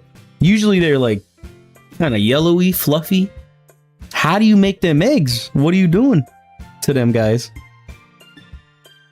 Yeah, I guess true. That's yeah, but still, I mean, gray. I use butter and that's a bitch when the egg breaks like that. I've been doing sunny side up a lot lately too. I put a little lid on that sometimes, and I keep the heat nice and low. That's enough to snap. Yeah, that's what I do. Just get the pan at a little heat. You don't want it too hot. You want it to just kind of sizzle when it hits the pan. And you keep that heat nice and low. And I always put a lid on that baby. And then they just kind of, just lightly haze over. And then, bang. Just slide that baby right out the pan. Yeah, it'll go from Doki Doki to Cooking with Dave. 2:41 a.m. baby, making some eggs, bacon. Hells yeah. I swear I read somewhere that if you can go years without talking to a friend, when they do finally reconnect, if you're able to get along like nothing ever happened, it's a sign of a true friendship. Yeah, would y'all watch me do some cooking streams, bro? That I would do it. Bro, if I had homie's kitchen here, I'd set the camera up and be cooking all night. I'll make whatever y'all want. And there was me thinking that the stuff we do in math is hard to get your head around. I think it'd be funny as hell, bro. No, you know something I seen today? Somebody was doing I don't know, pizza dough or some shit. And it was the video was oh, you want a pizza? And then it's like, it shows bro like working the dough and doing his thing. And he's like, then you put it in the fridge for like 30 minutes. Then you do it again. And then you put it back in for overnight. And somebody was like, yeah, I want pizza. Just give me 3 days. It's like, shit. At that point, I was like, I'm gonna just go buy one. God damn. One thing that never changes Sayori's inability to get up on time. 5 minutes pass and I grow impatient. Fishing out my phone, I shoot her a text. Be out there kicking in the door. It's noon, you lazy girl. We've got pumpkins to carve, remember? Wake your ass up. Minutes tick by without a response. I'm going in.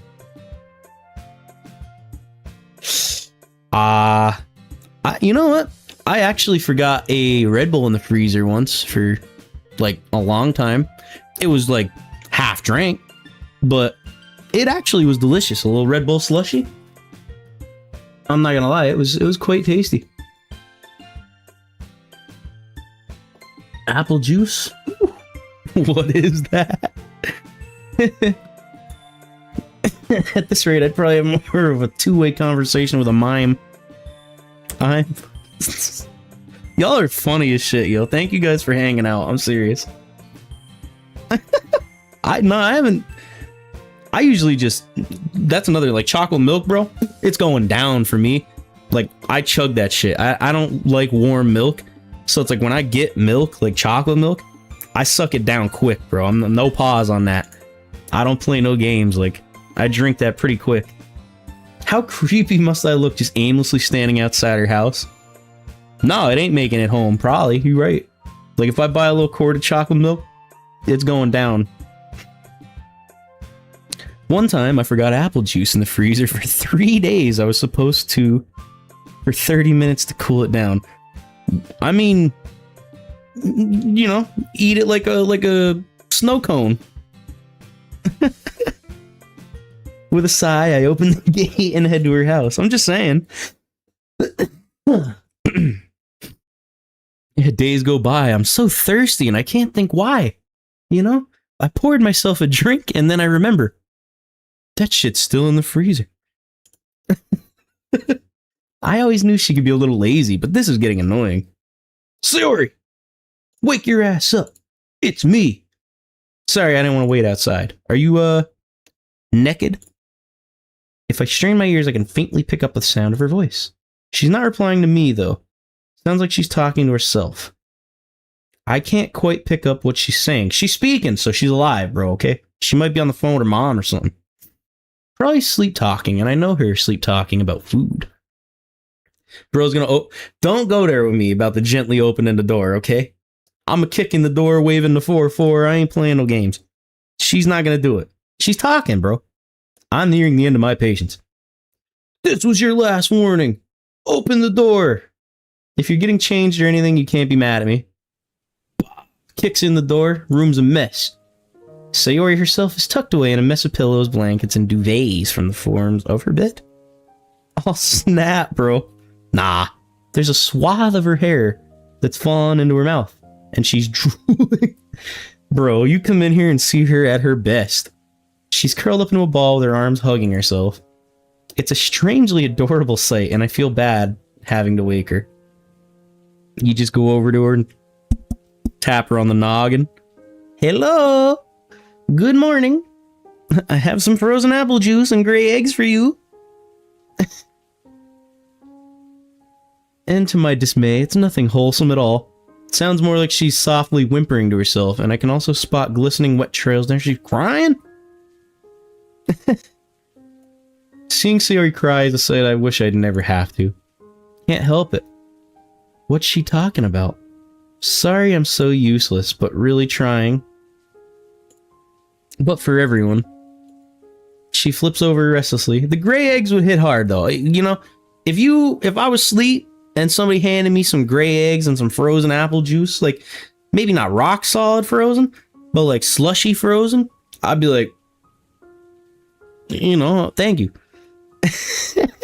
Yeah, I mean, it could be worse. Gray eggs be the least of our problems. Yeah, right now she's like one of them eggs that cracked when you were trying to sunny side up them hoes. Just a little runny, but Still good, still nice. A sob accompanying the move. It's so hard. So tiring. Don't want to do anymore. No, please, someone, anyone. Bro, wake her up. She seems like she's having a bad dream. Her head turns slightly, almost as if she's heard me. Her eyes remain shut, so it's impossible to tell. She's having a nightmare or something. Sayori, it's me. Dave. It's okay, I'm here. No, I don't want to go. Wake your ass up! We gotta win tomorrow! You know what that's from. Don't play, you know what that movie is. Didn't work last time. They said it would work. Fresh sobs fill the room. Drum solo in her, you know. Fresh sobs fill the room as she cries harder. Her voice breaks completely as tears drip. At this point, I've had enough. I'm like, wake up! A strong protective instinct within me demands that I reach out and gently clasp one of her hands with mine. You only get no sleep 'cause of me. I get like that lady with the pan. With her hand in mine, I gingerly shake her awake. Sayori, wake your ass up. She says, Dave. Dave. And with that final mysterious utterance, her eyes flutter open, with panic momentarily flashing through them. just put the eggs right here. the gray eggs, bro, right here. Just, she's either gonna wake up or she's gonna die. Well, that's all that matters, you know, as long as they were still good. Like, when I heard gray eggs, I'm like, how old was he? Shit. I do not believe you. I don't know. I mean, I can't say. Unless you put, like, so much pepper on them that they just discolored. I don't know. I don't know that I've ever seen gray eggs. Not consistent. Is that like a one-time thing, or was that like, you know, your signature eggs? Like, if green eggs and ham, bro, like, it's delicious supposedly, but that's all that matters, yo. If they was good, you know, were they good eggs? That's all I know. How'd you make them? Did you scramble them? Were they scrambled?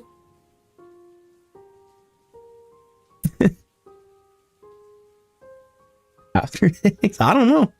I ain't never had that. When she sees me, she visibly relaxes and sits up. Oh, hi, Dave. Wow, look at you all.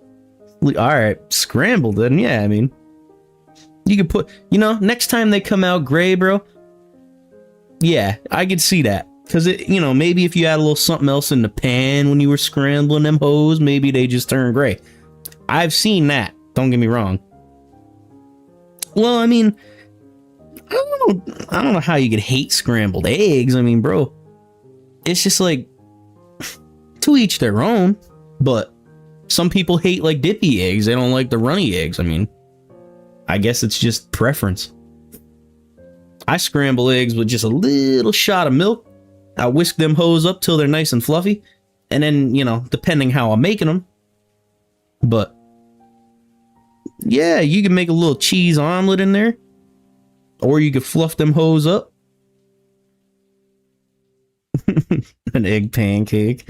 Hey, at least you're trying to cook, alright? I know some people that's afraid. They're allergic to cooking, you know, scared of the kitchen. Yeah. A cheese, like if you scramble them hoes up, you put a little cheese on it, forget it. But yeah, R.I.P. egg pancake. She hastily turns away and tries to discreetly wipe her face. I'm still trying to process what I've just witnessed. Your boy could whip it up in the kitchen, though. I could cook, man. I've been cooking my whole life. So, are you okay? I think you were having a nightmare. Oh, was I? I don't remember anything like that. I was literally right here listening to you cry. Of course you had a nightmare. You said some really concerning stuff. She anxiously bites her lip as she replies. I'm sorry. I didn't mean to make you worried. You seriously need to stop thinking that you're a burden. It's my job to be concerned about you. We're best friends. Delulu, Sayori. You're really silly sometimes, you know what? What's going on, Sayori? Please just talk to me. She looks ashamed as she gets herself out of bed. How you feel about French toast? I like making French toast. You gotta scramble up a little egg for that. Oh god, I just realized. I totally forgot we had plans today. And I overslept. Dave, I'm so sorry. I'm such an idiot. Now we in the big leagues of cooking. Yeah. French toast is a banger, see? Maybe your disdain for scrambled eggs was just a little hasty. Maybe. She flails around, and on instinct, I reach out and pull her into a hug.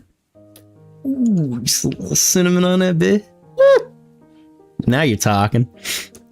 With some chocolate milk on the side, baby. Yeah, see? Cinnabon pancakes, I've had that. I've made some of that. When I make pancakes, I do a little cinnamon sugar in that, baby. Maybe just a shot of vanilla in the mix. Clearly, this takes her by surprise, as she doesn't make an effort to return it, at least initially, but after a while, she eventually starts to weakly hug me back. As we break apart, Sayori smiles, clearly trying to put her nightmare behind her. Yeah, hit him with the dab on the Cinnabon. Thank you, Dave. You always know how to make me feel better. Anyway, wake your ass up. We got a pumpkin to buy. Let's get started. Is she really going to try to ignore the elephant in the room? There's a cow in the room. Sayori, you don't want to... No. Shut it down. Sorry. I just really don't want to talk about it if it's okay.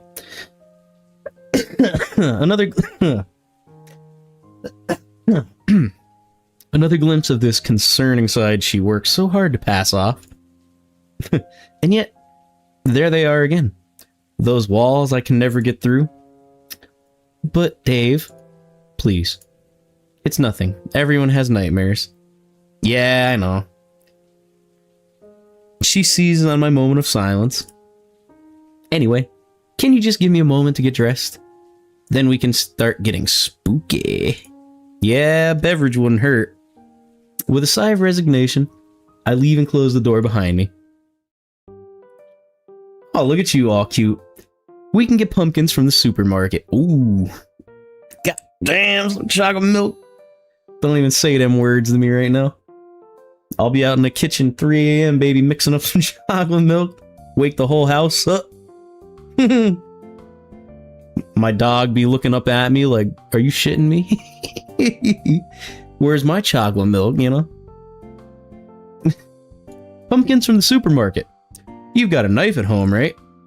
Well, we could always borrow one from Yuri if not.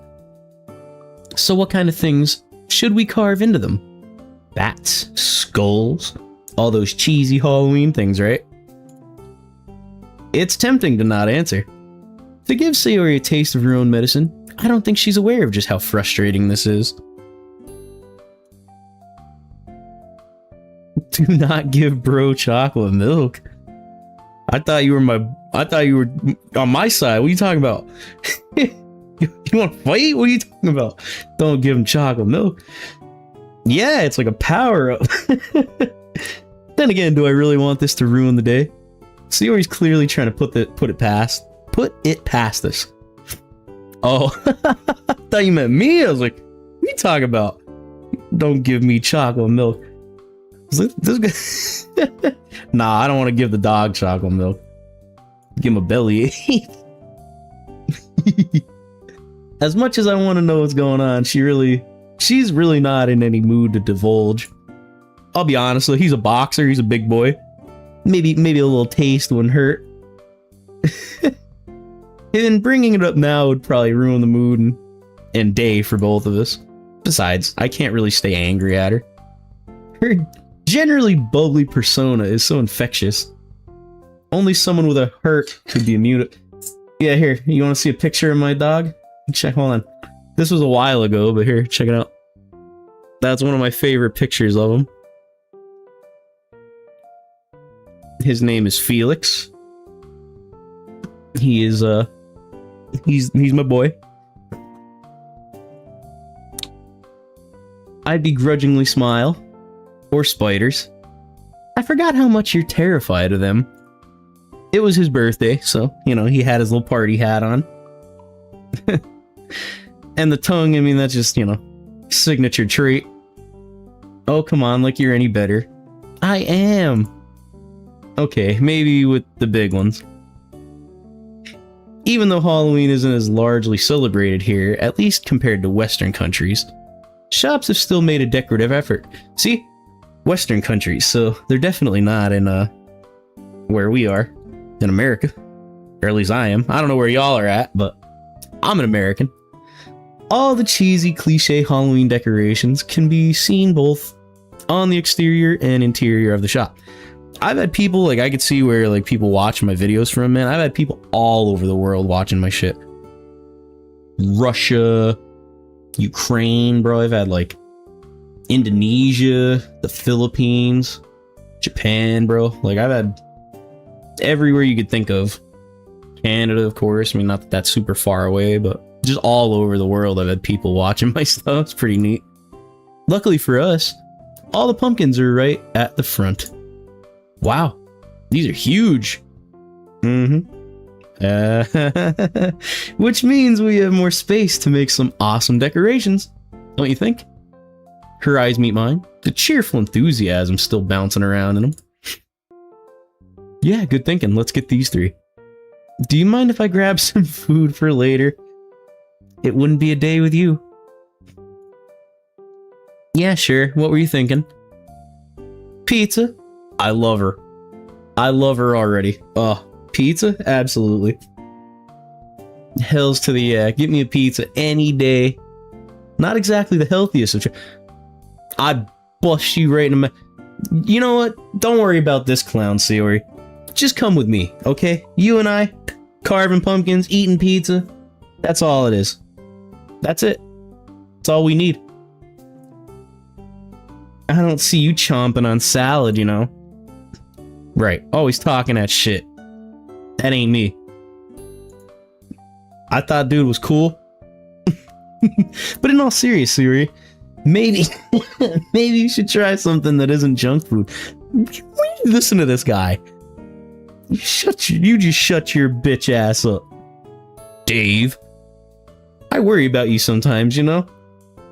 This girl just had horrible nightmares, right? My sister eats food, says she's full. 20 minutes later, I'm hungry. Right. It's that metabolism, man. Yeah. But nah, like, this chick just had the worst night of her life. She woke up crying. You give her whatever the fuck she wants right now. You telling her, oh, I don't want pizza, candy.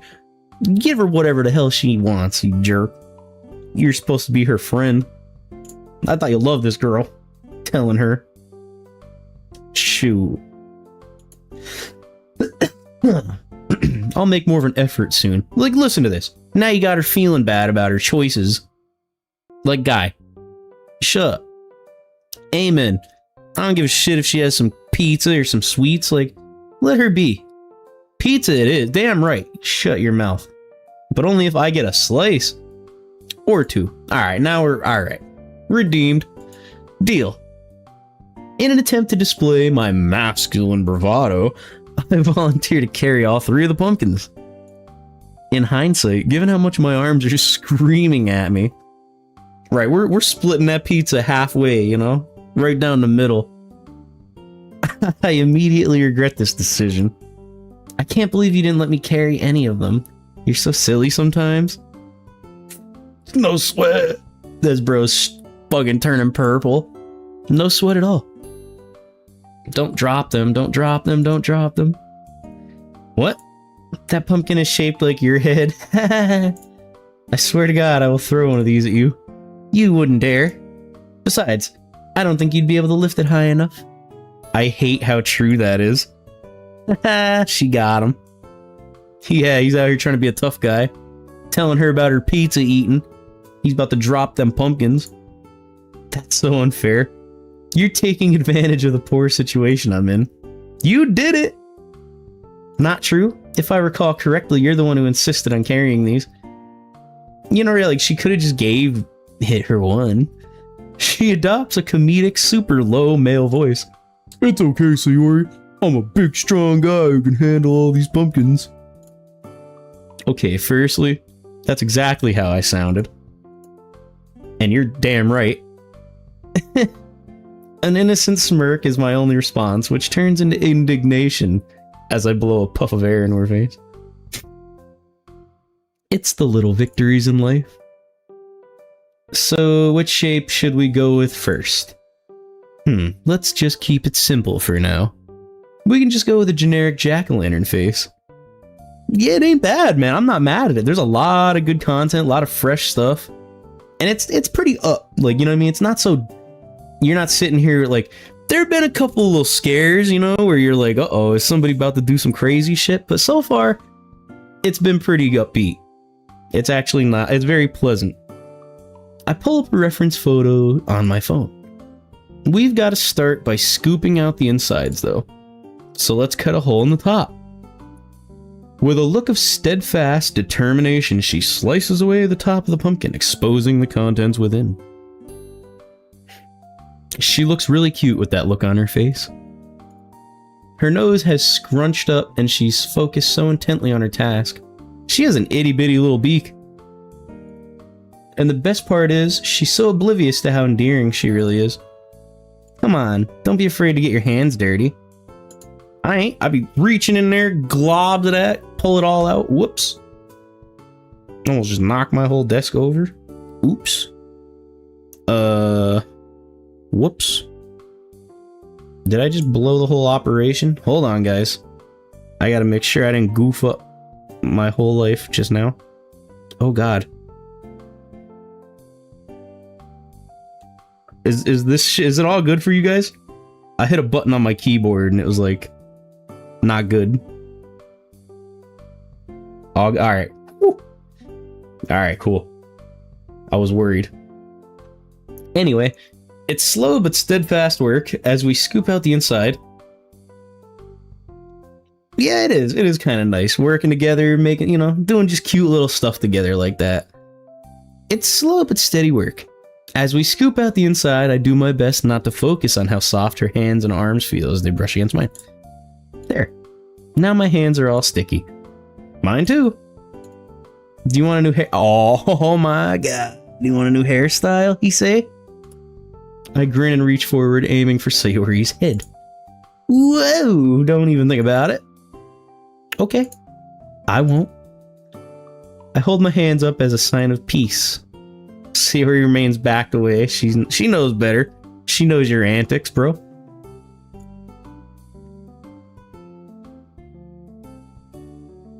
I know, I was like, they're trying to get me to join some kind of cult or some crazy I don't know what's going on. They just kept telling me join, and I'm like, join what? What am I joining? I don't know nothing about this. But I'm glad you stuck around, you know? As she lets her guard down and comes closer, I dart forward and boop her on the nose, leaving an orange smear. Hey, meanie. I'm gonna get you for that. Only if you can actually catch me. I laugh and dart away from her strike. Sayori has never been particularly coordinated, so it's pretty easy to dodge her clumsy attempts. As she comes in for another swipe, I catch her wrists with my hand. Run? Run from what? Sayori or the cult? She's squirming and wriggling, doing her best to escape my grip. But it's too late. I've got her. Unfortunately, due to the slipperiness of the pumpkin coating on both our hands, my grip isn't as strong as I'd like. She manages to twist her hands free and lands a respectable orange smear on my cheek. Gotcha, bitch, she says. Told you. Her victory is short-lived as I manage to return the favor down her neck. Well, we're gonna need a shower after this. A truce? For real this time? No tricks? No tricks. We still have to carve the pumpkins. True dat.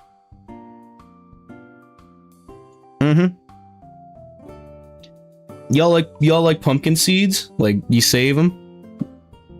I usually Try to save them. I'll salt them, bake them. They're good stuff. After we wash our hands, Sayori takes out a pen and starts to trace a face onto the pumpkin. Honestly, I bought last Halloween, I bought a couple of these little white pumpkins.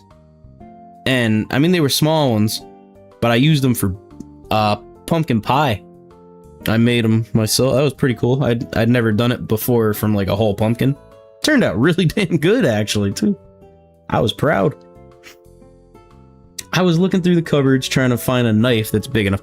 I mean, like on the outside they're white, but inside they're orange, so you couldn't tell. But still tastes good. I'm looking through the cupboards trying to find a knife that's big enough.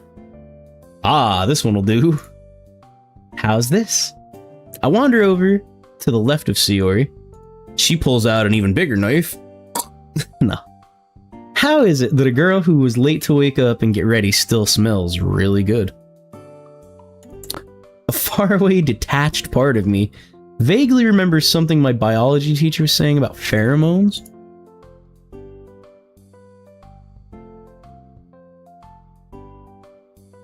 Well, I mean, maybe maybe it was good. Sometimes they're naturally slightly sweet, but it could have just been mom being nice. I don't know. Because, yeah, you need some sugar in that baby, or it's going to be a little earthy tasting. Kiss already? How about it? Yeah, it smells great. Smells? Huh? Oh, damn, did I say smells instead of look? Bro's like, you smell good, is what I'm trying to say. Guess I'm a little hungry. No pause. Yeah, that's perfect. I'll start carving now. There. Wow. That looks great. Don't you mean smells great? We make an awesome team, don't we? Down bad. Sure we do. What about for the other two pumpkins? I was thinking we could do a bat for this one. And we could just keep it simple for the last one. Like carve Boo into it. Perfect. Well, here we go again. A while later, we're finally all done. Our handiwork sits proudly in front of us. Job well done. The others are gonna love them. I just realized, we must look like two proud parents. Except our kids are pumpkins. Sayori breaks into giggles. Dave, you've always been really funny, you know that? You know what? I did know that. But thanks for confirming, Sayori. I appreciate that, you know? I really do. One of these days, I'll learn how to take a compliment from the opposite sex. Don't be so lame, bro. Just say thank you, you know? Especially when it comes from someone I think I'm starting to fall in love with. Unfortunately, that day is not today. You damn loser. As I feel my cheeks heat up, I'd be very surprised if Sayori didn't pick up on it. Anyway, I've had a lot of fun today. Sadly, I've got a lot of homework to get on with. Always with this damn homework, bruh. So I'm gonna have to go, but I'll take a pumpkin with me. Anyway, I'll see you Monday. Oh, and look, I know you're concerned about me. About what happened earlier. But please just try not to worry about too much or anything. I'll try and tell you when I'm comfortable, okay? Hope you enjoy the rest of your weekend. How you gonna let her go like that? Just like that? Nothing? With a click, the door closes behind me. I don't get much time to stew over the day's events, though, as my phone blares to life. It's my mom. Hi, Dave. How you been? Are you eating well? Whoa, Mom, slow down. I'm fine. School's good. Sakurai started talking about World War I, so history's good. About the eating part? How are things on your end? Stressful. I want to come home and see you. I've been feeling ever so guilty about being away. Mom's low-key kinda cute, though. Nah, that's fine. Seriously, since joining the club, that lonely feeling has pretty much disappeared. Plus, Sayori and I are hanging out a lot. It'd be cool to see, like, what the main character... I mean, we've seen, like, back a dude's head. And actually looks like he has the same hair as her. But... Plus, Sayori and I are hanging out a lot, so it's nice to have some regular contact with her again. Oh yes, that club of yours. You said it was a literature club, right? Mm-hmm. Oh, well that should mean your grades for Japanese will be fantastic, right? It's definitely helping. And the other club members? Yeah, we get along good. One girl's really shy, the other one's kind of cold, but I think she's a softie at heart. Maybe. I've never seen it. Just a dude. Yeah, me too. Oh, and Monica's the president. Oh, the Monica you used to share classes with? Well, I mean, the mom has yellow eyes, so maybe that's why. Could be. The one you had a crush on? Mom. I didn't have a crush on her. Dave, you're 18 already. You can admit when you like someone. I groaned loudly, causing Mom to break out into laughter. So being around Sayori again, when I called you last week, you were on a date at the park with her. Yeah. I'm so happy for both of you. She was always your best friend growing up. Although, perhaps it's a motherly intuition, but I get the feeling that you and Sayori... What about us? I can sense her knowing smile over the phone. Well, you tell me. Tell her you're developing feelings. Don't tell her about the feelings. Nah, tell Mom. You know? Let her in, you know? She knows. Well, truth be told, Mom, I think I really like her. Like in that sense. Ah, yes, I did think this day would come eventually. Look at my little boy all grown up. Falling in love with a girl. Mom. Sorry. Yeah, let us know. I didn't know. I guess I should have seen this coming, given the way that you act around her as a kid. Always looking out for her, protecting her from things that scared her, sharing your food. Quite the gentleman you were. Really? You had your suspicions that early on? Motherly instinct, sweetheart. We share a laugh. It was confusing at first. I didn't really know what these new feelings were. I'd start to notice little things about her that I didn't see before. Like how pretty her eyes are, or how nice she smells. Or how cute she looks when she's trying to concentrate. Yeah, I'll admit it, she's got me good. So what's holding you back? Well, I'm a loser, Mom. Eyes like his mom with brown. Alright. Isn't the hair kind of close too? I don't really know girls that well. How am I supposed to know if she likes me back? Teenage love. Well, look at it this way. When a girl likes you, she'll do a few things to try to signal that interest. Does she maintain eye contact with you a lot? Laugh at your jokes? Offer to come with you places or invite you along?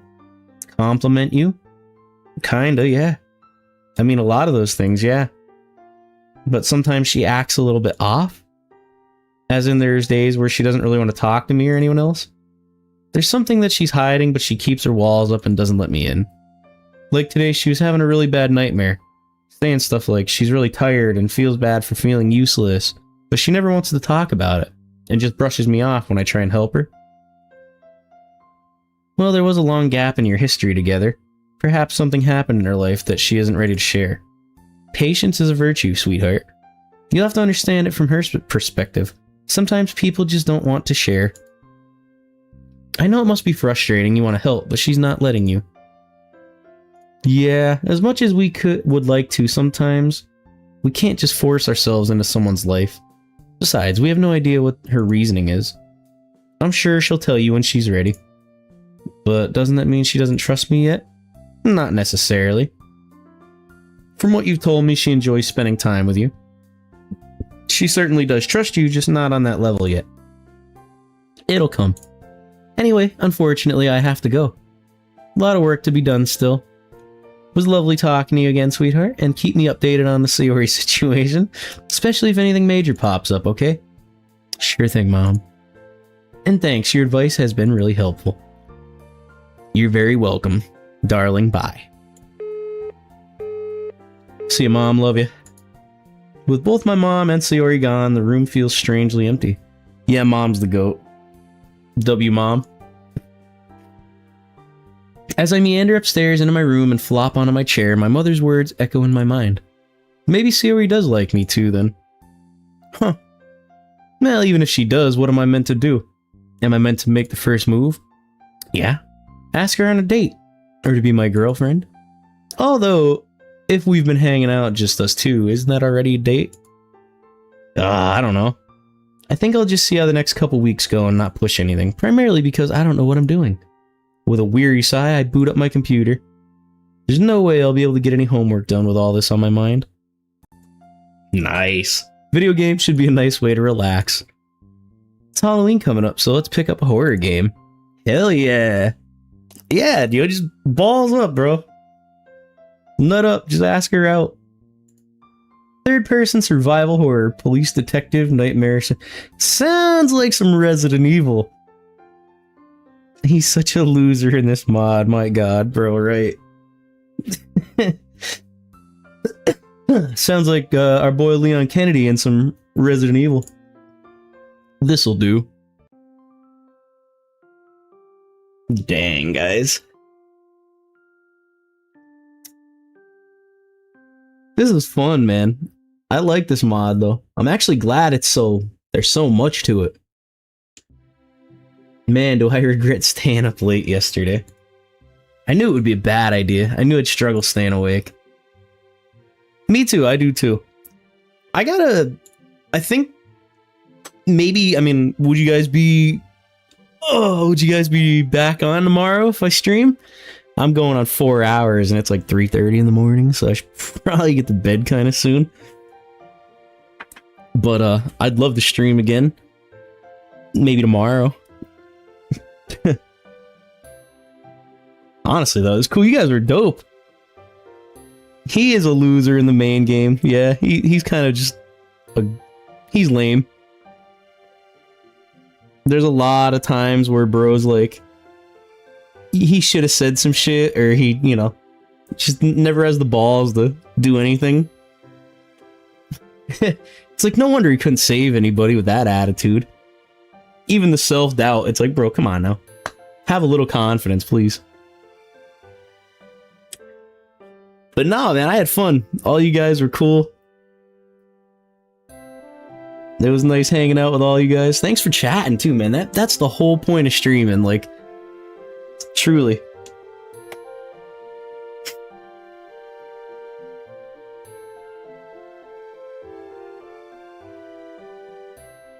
Yeah, he's just a dude. No, I mean, I get it, like, not at all times in life do you know the right things to do or say or whatever, but like bro's trying to pretend he ain't some kind of playboy out here with, like, he's picking from 4 of these chicks that he could literally have anyone he wants because they all like them, and he's still trying to play like he ain't doing, you know, come on, guy. Come on. Let's be real.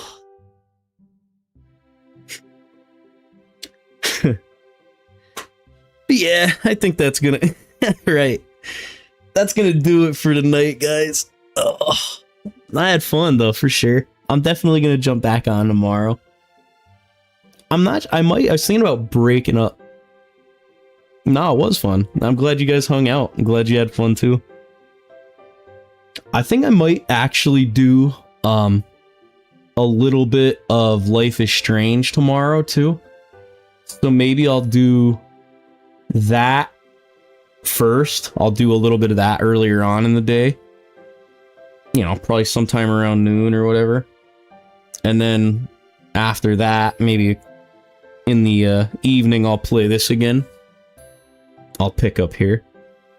But, because I also have another, like, chapter or two, I think, to finish on the Life is Strange. So, if you guys have ever seen that, or you haven't, I mean, yeah, you might be jumping in kind of in the middle of the story, but that game's fun too. And that one's like, you can make choices and it's a little bit more, you know, of a game, obviously. But yeah, jump on and check it out. Probably around noon tomorrow. That's when I'll jump. Yeah, make sure you hit the dab first thing so I know it's you. I ain't never seen that before. I don't know how the hell you guys figured out how to do that, but it's cool. Life is Strange. Yeah, it's pretty cool. It's like, You're like a high school age chick or college, maybe? College, I think, yeah. She's in college. And, you're... I think it's funny as hell. But you go away to Oregon, I want to say, for school. And the main character is just kind of like this, I don't know, like quiet chick kind of. But she's like a photographer. And you're in a town where, whatever, but you can turn back time. So it's like you go through and you like make choices and like you like save people's life and like turn back the time and do shit. It's really cool. It's a really neat game. But you can mess up too. Like you can get people killed and change the story, and you kind of like live and die by your decisions. So it's a neat game though. But you guys would probably like it if you checked it out. I had fun with it, and there's still quite a bit left of it. And there's multiple games in the series. And honestly, this one's done so well for me, I'll probably play the rest of them after that one. So yeah, it's a really cool game. Like if you go watch like a little preview or just check it out really quick, you'll probably love it. And I'm probably going to play that first tomorrow around noon. I'd say I'll jump on sometime around then. You know, I'll probably do an episode of that. They're usually a few hours. An episode usually goes for 2.5, 3 hours sometimes. And then we'll jump back on this too. That'd be sick. But I hope you guys have a good night. Thank you guys for subscribing and liking the stream and for just being cool. I had a lot of fun. I'm gonna go crash.